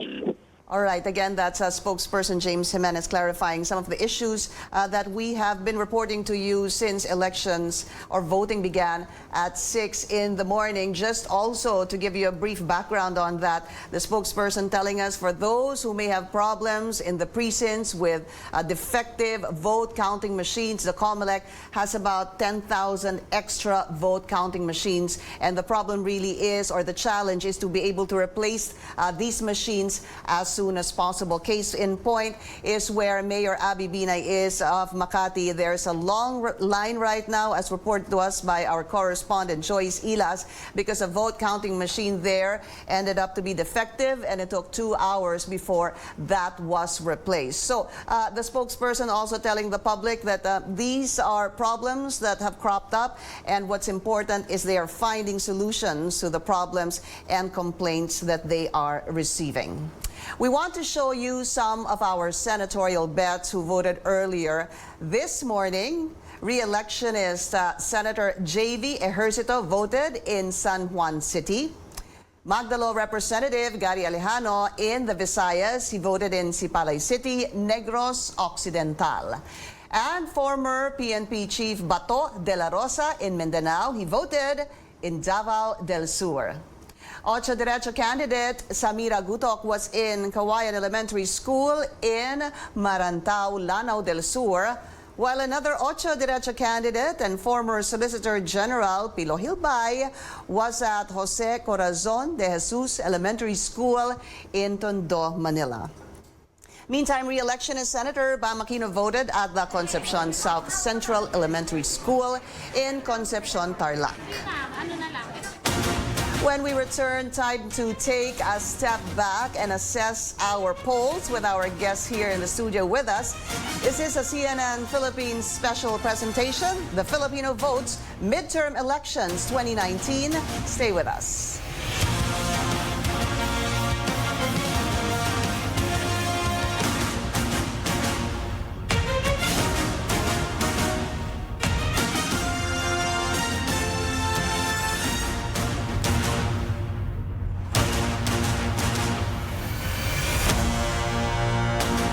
Welcome back. This is the Filipino Votes Midterm Elections 2019. All day and all night, we will bring you the very latest from various parts of the country as Filipinos troop to the polls to cast their votes. I'm Pinky Webb. Here's what's happening so far. Complaints have been cropping up left and right, and of course, one of the much talked about now is the rejection of former Vice President Jejomar Binay's ballot earlier this morning. Binay finally was able to cast his vote after he met with Commission on Elections spokesperson James Jimenez.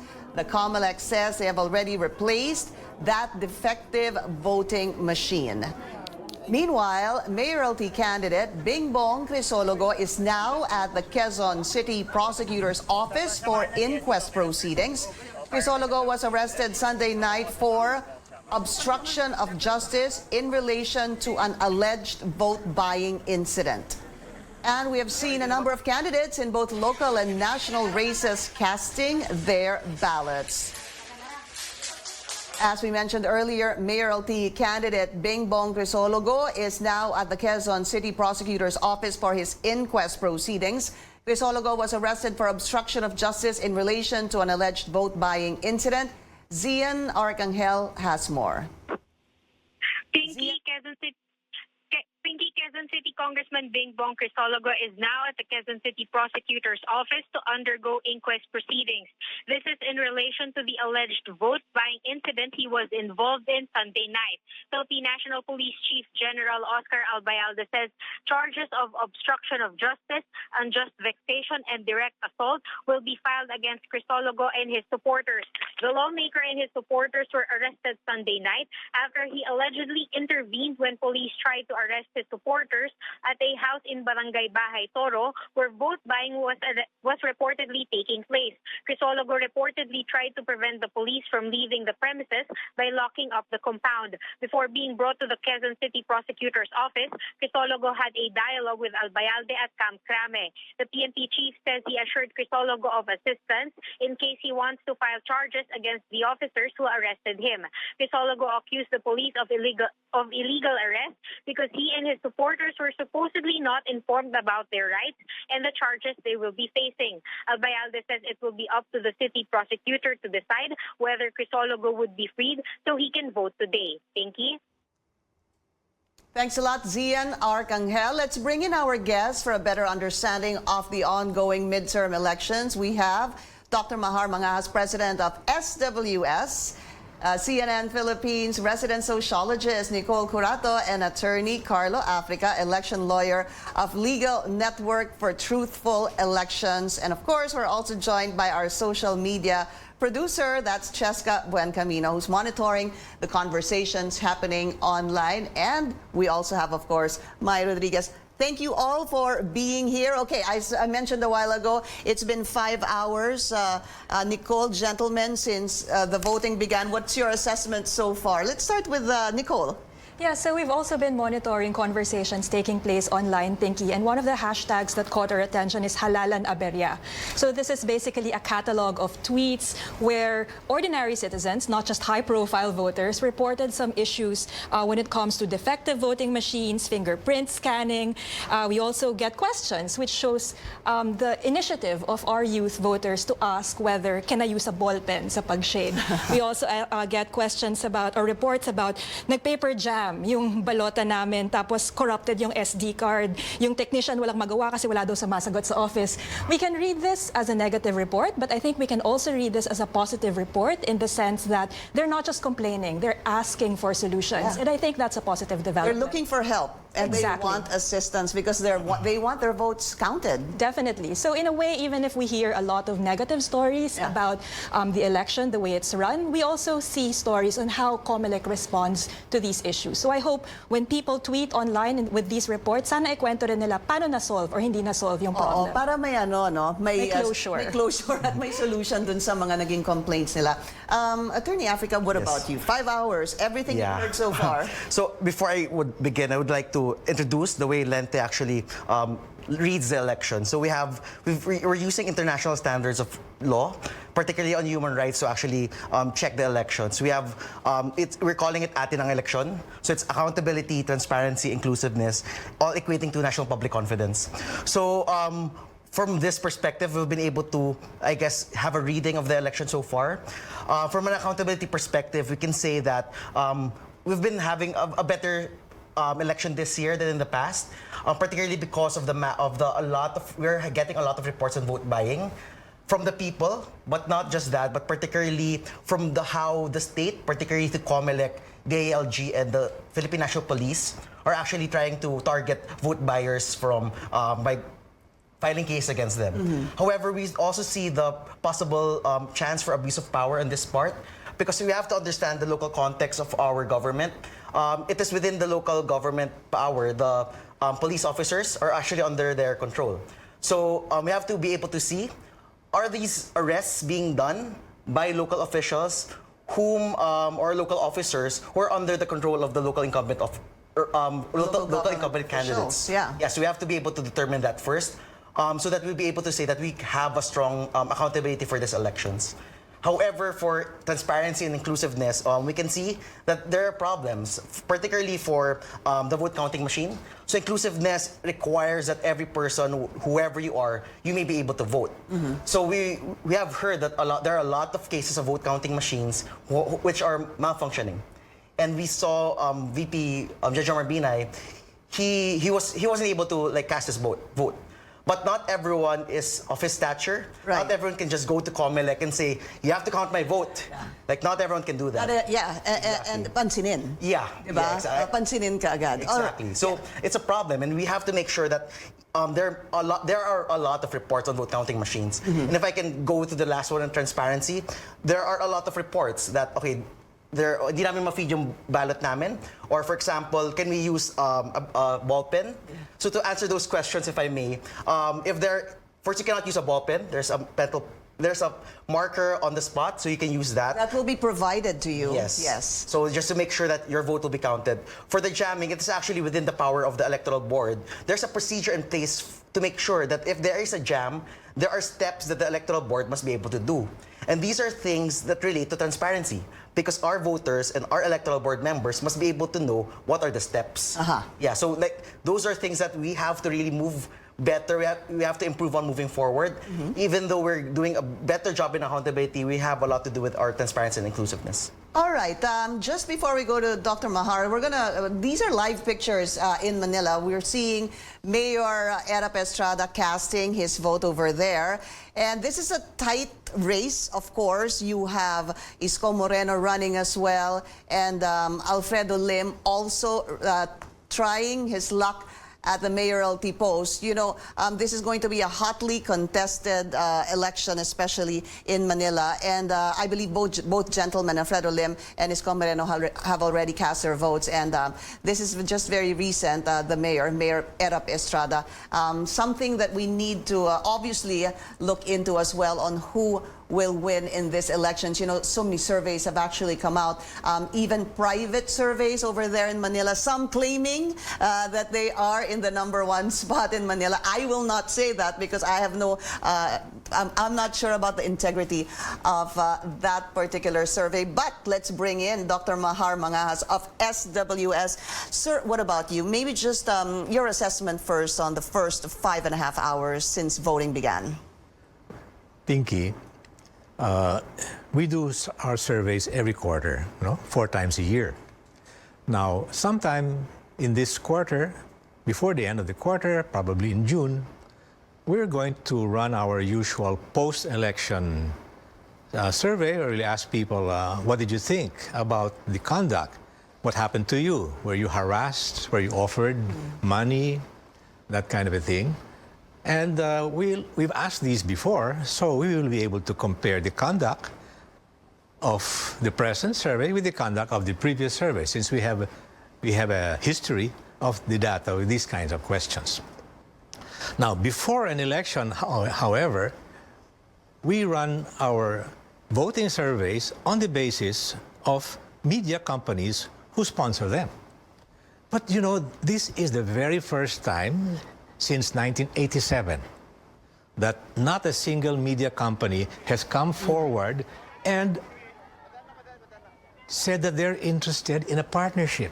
Not a single one. Okay. Now, we cannot afford to do this on our own, all right? So you ask the media companies why they have not wanted to do it. I think they can afford. Maybe not CNN Philippines, but the big ones, the established ones. Where are they? Yeah. It's their role, actually, to do this. All right, just to let our viewers know, again, we just a couple of seconds ago, that was Mayor Joseph Estrada casting his vote in Manila. And those are still live pictures you're seeing. As I mentioned a while ago, hotly contesting that mayoralty post also is Isko Moreno and Alfredo Lim. Both gentlemen have already cast their vote. So panghuli na ata si Mayor Joseph Estrada. I believe he was supposed to vote much earlier, but media was given an advisory that it was going to happen sometime at 11 in the morning. And I'm sure media is also trying to get, you know, a quick interview with the mayor. And as soon as we have that, maybe we can listen if we can hear what the mayor is saying.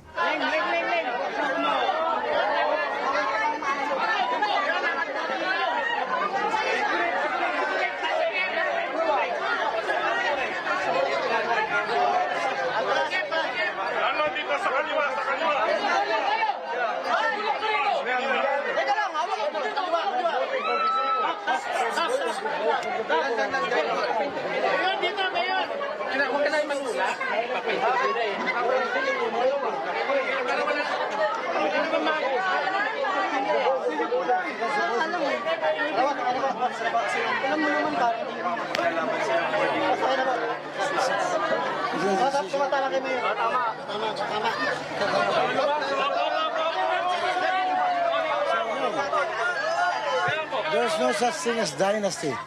It's the people who decide. Dynasty is inherited. Sir, dito sa last 3 years, in case you win, what more can you offer to Manila? Well, I'll bring back the old glory of Manila, the Pearl of the Orient. Now we have inherited a bankrupt city. We are now debt-free. And we are all the hospitals, pre-hospital, pre-doctor, pre-medicine. And if you die, pre-burial. From womb to tomb.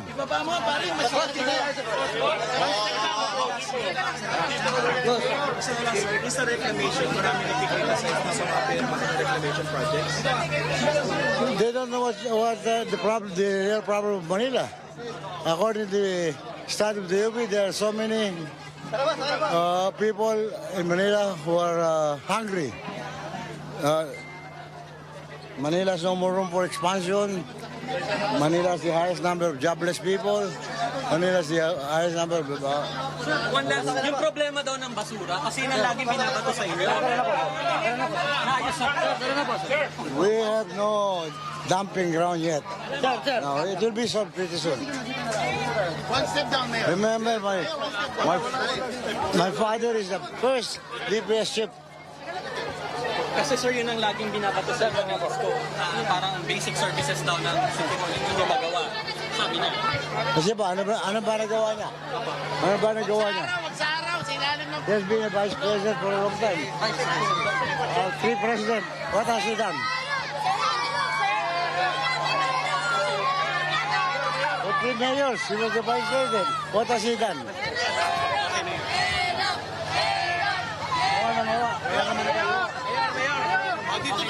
Maraming salamat po.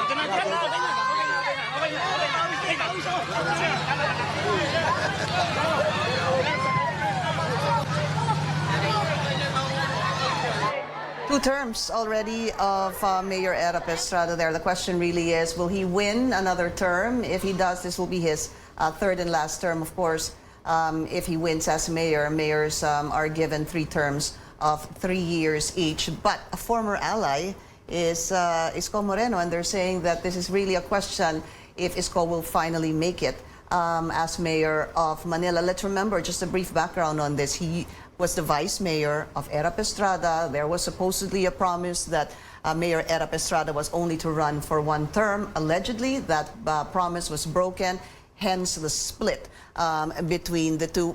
I just want to go back to Dr. Mahar saying that, it's a question, sir, that it's good you brought out because the recent surveys that have come out are the ones of Pulse Asia. So marami pong nagtatanong, nasa na yung senatorial survey ng SWS? And so you answered that there was no one that partnered with you. Yeah, for the first time since 1987, walang media company ang lumapit at nagtanong kung pwede pa tayong gumawa ng survey para sa kanila. And of course, they will publish it, they will broadcast it, and walang lumapit eh. Hindi naman namin kaya nito mag-isa. Okay, so that answers that because the latest Pulse Asia survey that came out was very recent. And this is where we have, gentlemen and Nicole, Cynthia Villar making it to the #1 spot. I bring that up because in all the recent surveys, it's been graceful until the last 2 of Pulse Asia. The second to the last was where they tied in 1 and 2, and then the latest one was where Cynthia Villar actually overtook graceful. Any sense from you guys on the senatorial race? Well, of course, there's always this question of dynasties when it comes to the senatorial race. And I think if we look at the spread of candidates who have a statistical chance of winning in this race, very few people do not come from dynasties. And that's Grace Poe, Bato de la Rosa, and Bongo. And if we ask the question, what sets them apart, it's because of the celebrity factor. The president himself is a celebrity. That's how we view him as sociologists now. He's the greatest performer on prime time. Really? Or late night TV, actually, not even prime time. But his endorsement power is actually manifest with these 2 newcomers that do not come from dynasties. And I think if I remember in the 2013 elections, this was really the main issue because everyone who was able to win a seat in the Senate, a lot of them came from dynastic backgrounds except from Grace Poe.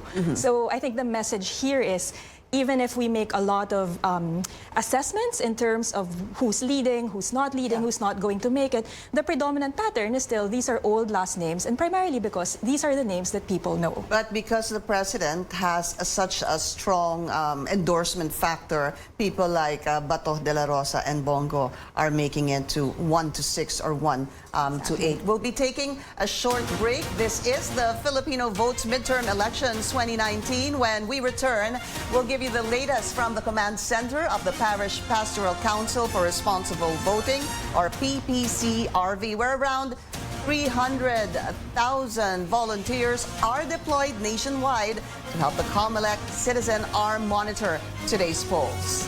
Also, we'll give you a report from Cotabato City as elections fall on the holy month of Ramadan, while 2 explosions hit the Muslim-rich city yesterday. You're watching a CNN Philippines special presentation. Stay with us for a live, comprehensive, and in-depth coverage of today's midterm elections.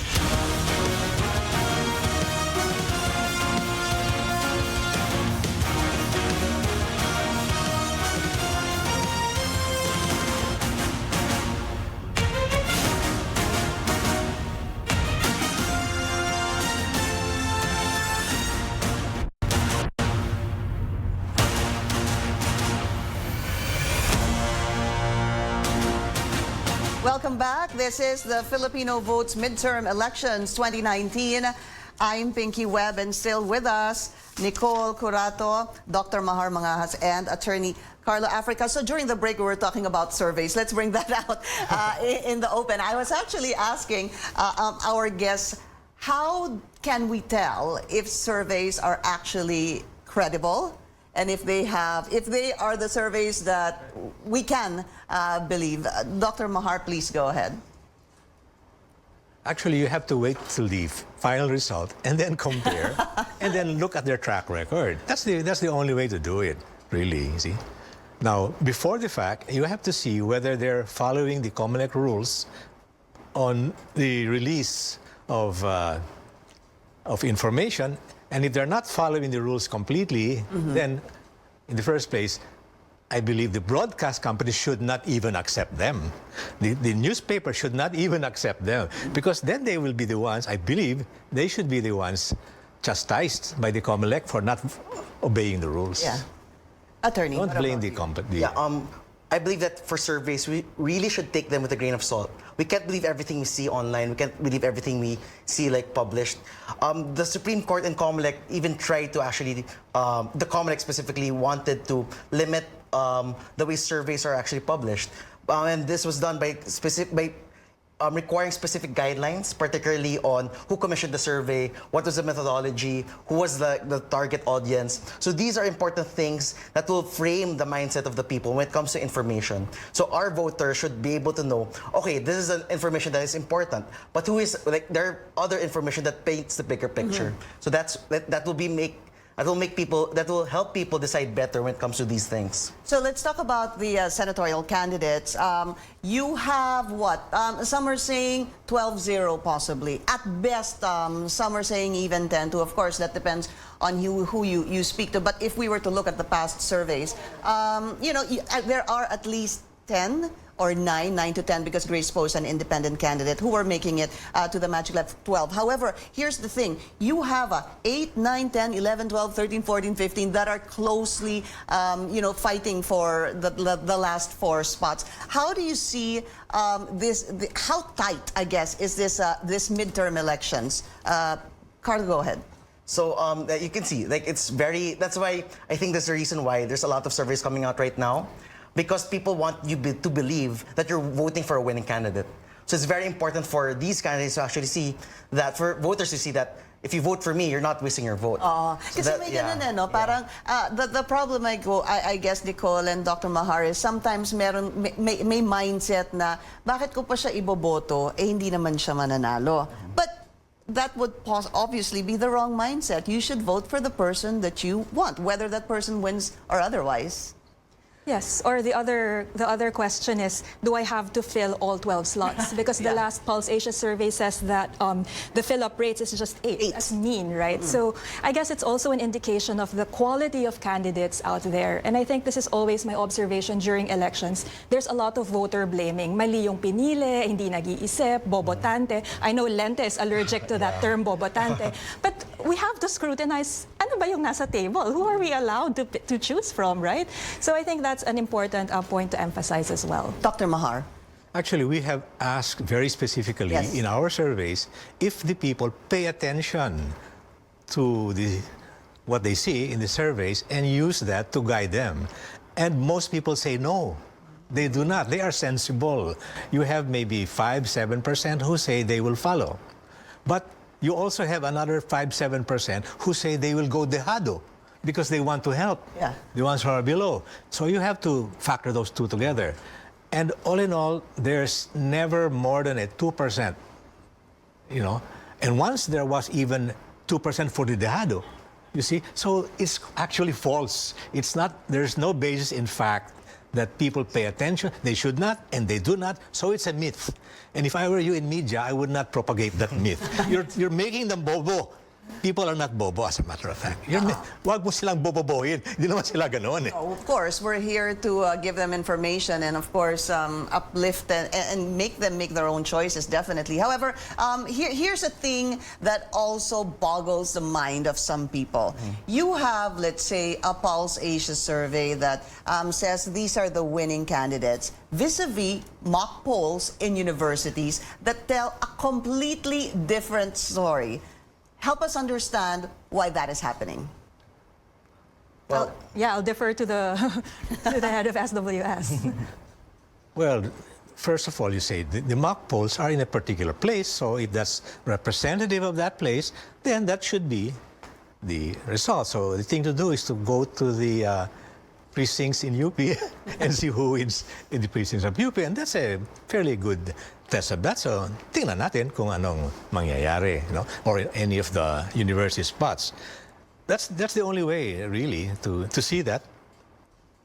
But I think we can also make some inferences with these mock polls. Of course, they're not a representative sample of the entire electorate. So it's even incorrect to say that this is how the youth votes. I mean, we cannot generalize that this is the Gen Z or the millennial vote kasi hindi naman siya representative sample. But nevertheless, I think it's very insightful. So for example, if we compare the mock polls, let's say in UP Diliman to UP in Mindanao, magkaiba pa rin yung outcome. And you can still see that Mindanao is still very much a Duterte category compared to UP Diliman na mas varied, mas maraming ocho derecho, mas marami na progressive candidates na kasali. So I guess it's an indication also that the youth vote is a homogeneous vote. So ingat din tayo when we interpret the mock polls. And we're going to talk about that because we're looking at about 30% of the youth vote. And when we talk about a youth vote, that's 18 years old to 29 years old. But let me just bring this in first. The Parish Pastoral Council for Responsible Voting, or PPCRV, is the COMELEC's citizen arm. The church-based group has been carrying out poll duties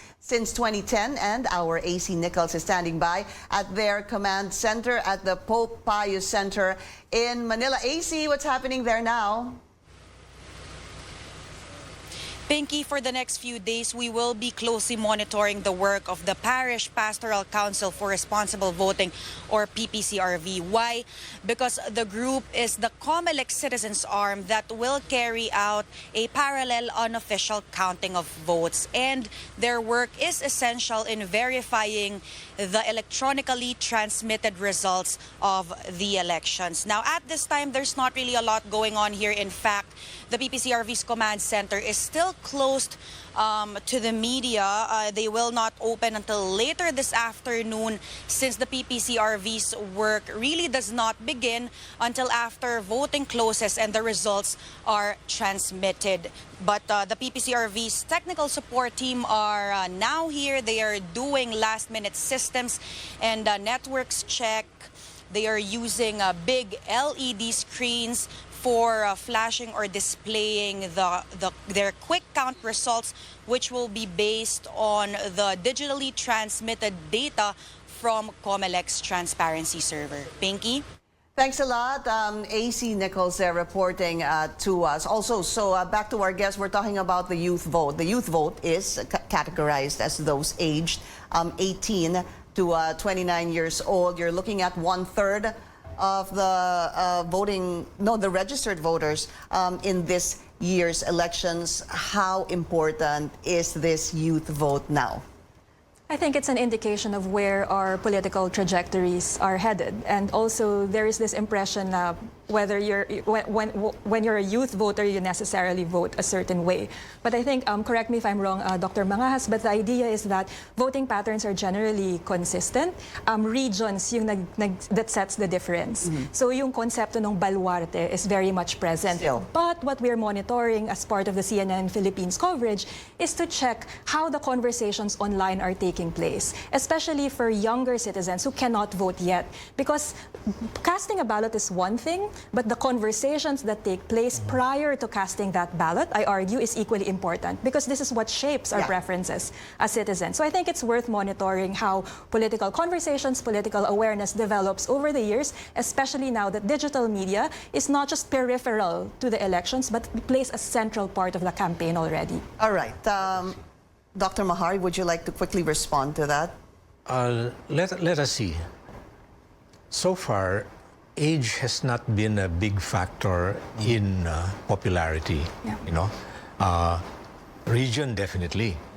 This is now the rise of Mindanao more than any other time in our history. So region, yes, definitely. Now, furthermore, social media, it's time to start monitoring it. By the way, only half of the voting population uses internet at all. Now, those who do, of course, 90 or 95% of them use social media. So we should take a look at them. But it's not It's not 100, no? Okay. It's 95 of a half. Sorry, with your indulgence, sir, I just need to bring this in. Senatorial candidate Bongo speaking now. Magiging bridge po kayo between Duterte and the Senate. Ano po yung concrete outcome nito? This is likelihood of veto. Antayin na lang natin pag natapos na po yung eleksyon. Okay. Thank you. Thank you.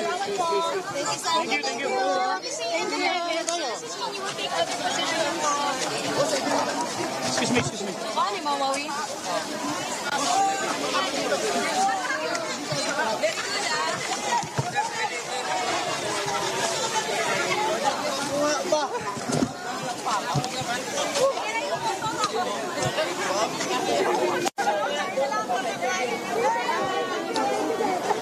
All right, former special assistant to the President Bongo there voting in Davao City. As Nicole was mentioning a while ago, ito yung endorsement power ni Pangulong Rodrigo Duterte. Let me just bring this in. If we were to talk about the latest Pulse Asia survey, this is May 3 to May 6. Bongo is already number 4. Voting for 42 and rank is 3 to 7. What a trajectory from someone who was really not part of the top 12 to now being, in the top 5. But let me go back to that a little later on. I want to go back to Dr. Mahar. Sir, you were saying that regions are important and the youth vote. You were talking about the youth vote. I was saying that the youth vote so far has not been very different from the middle-age vote or the old vote. So let's wait and see, but it's not, right? We shall start looking at the social media vote, right?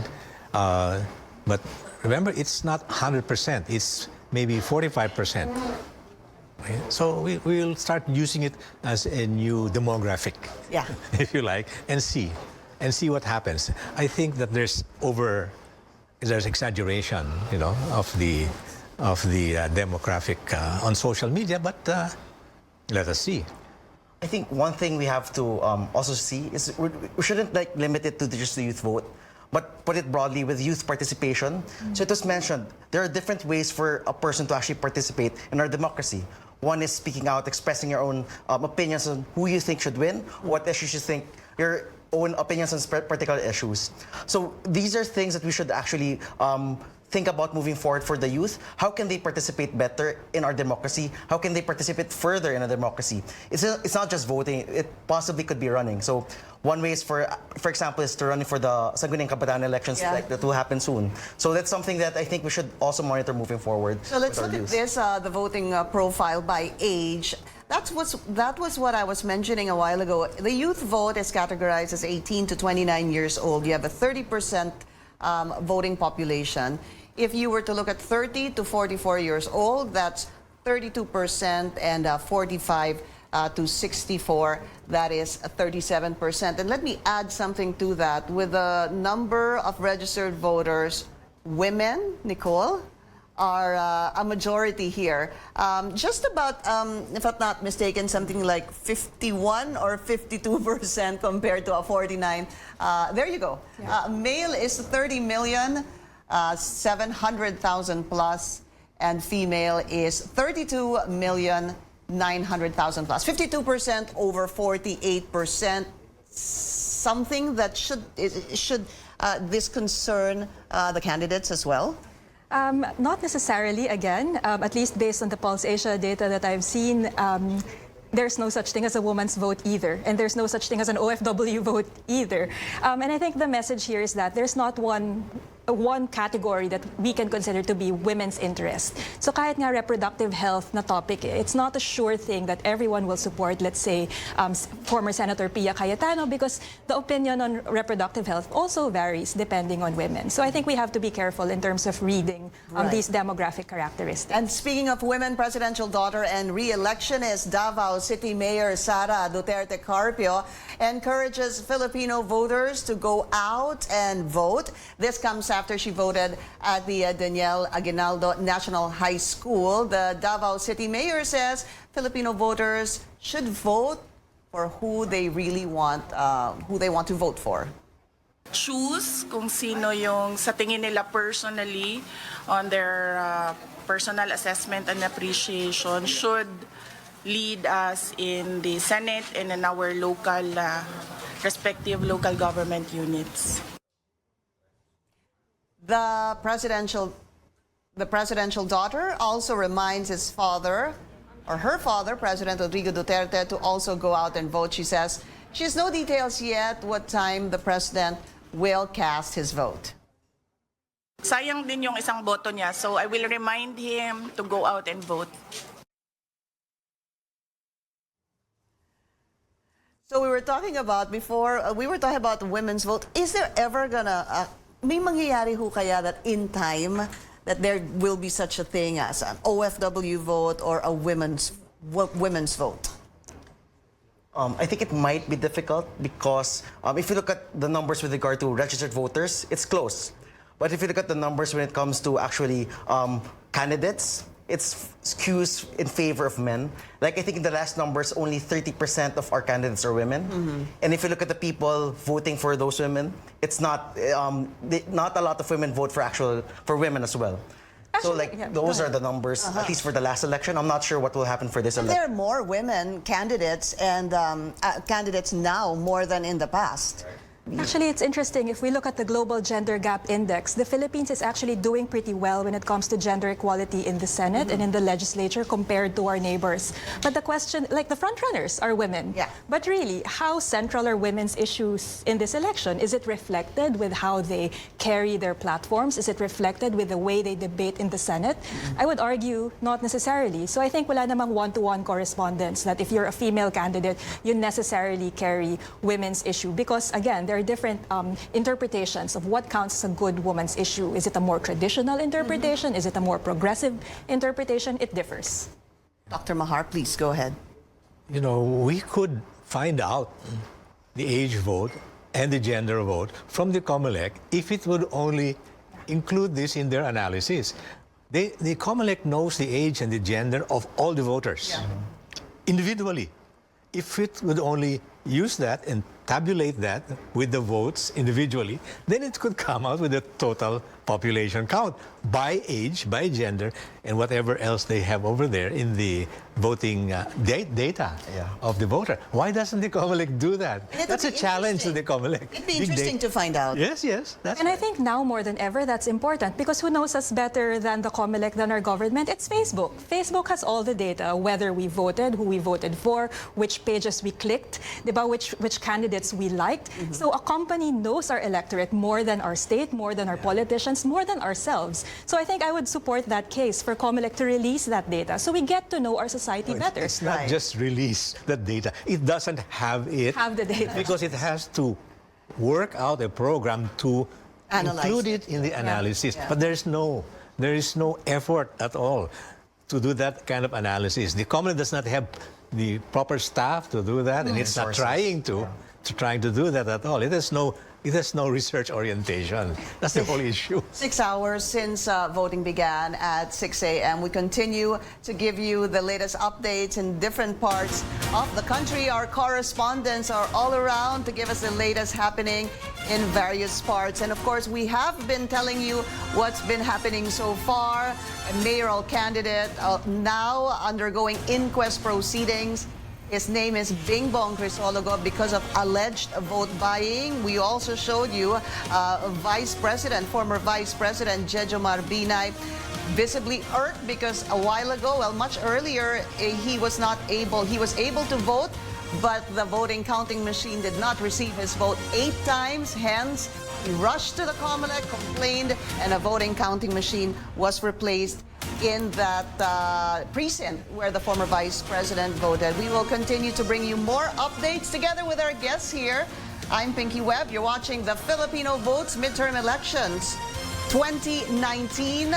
We are live all day and all night for in-depth and comprehensive coverage that is accurate, fair, and balanced. This is CNN Philippines.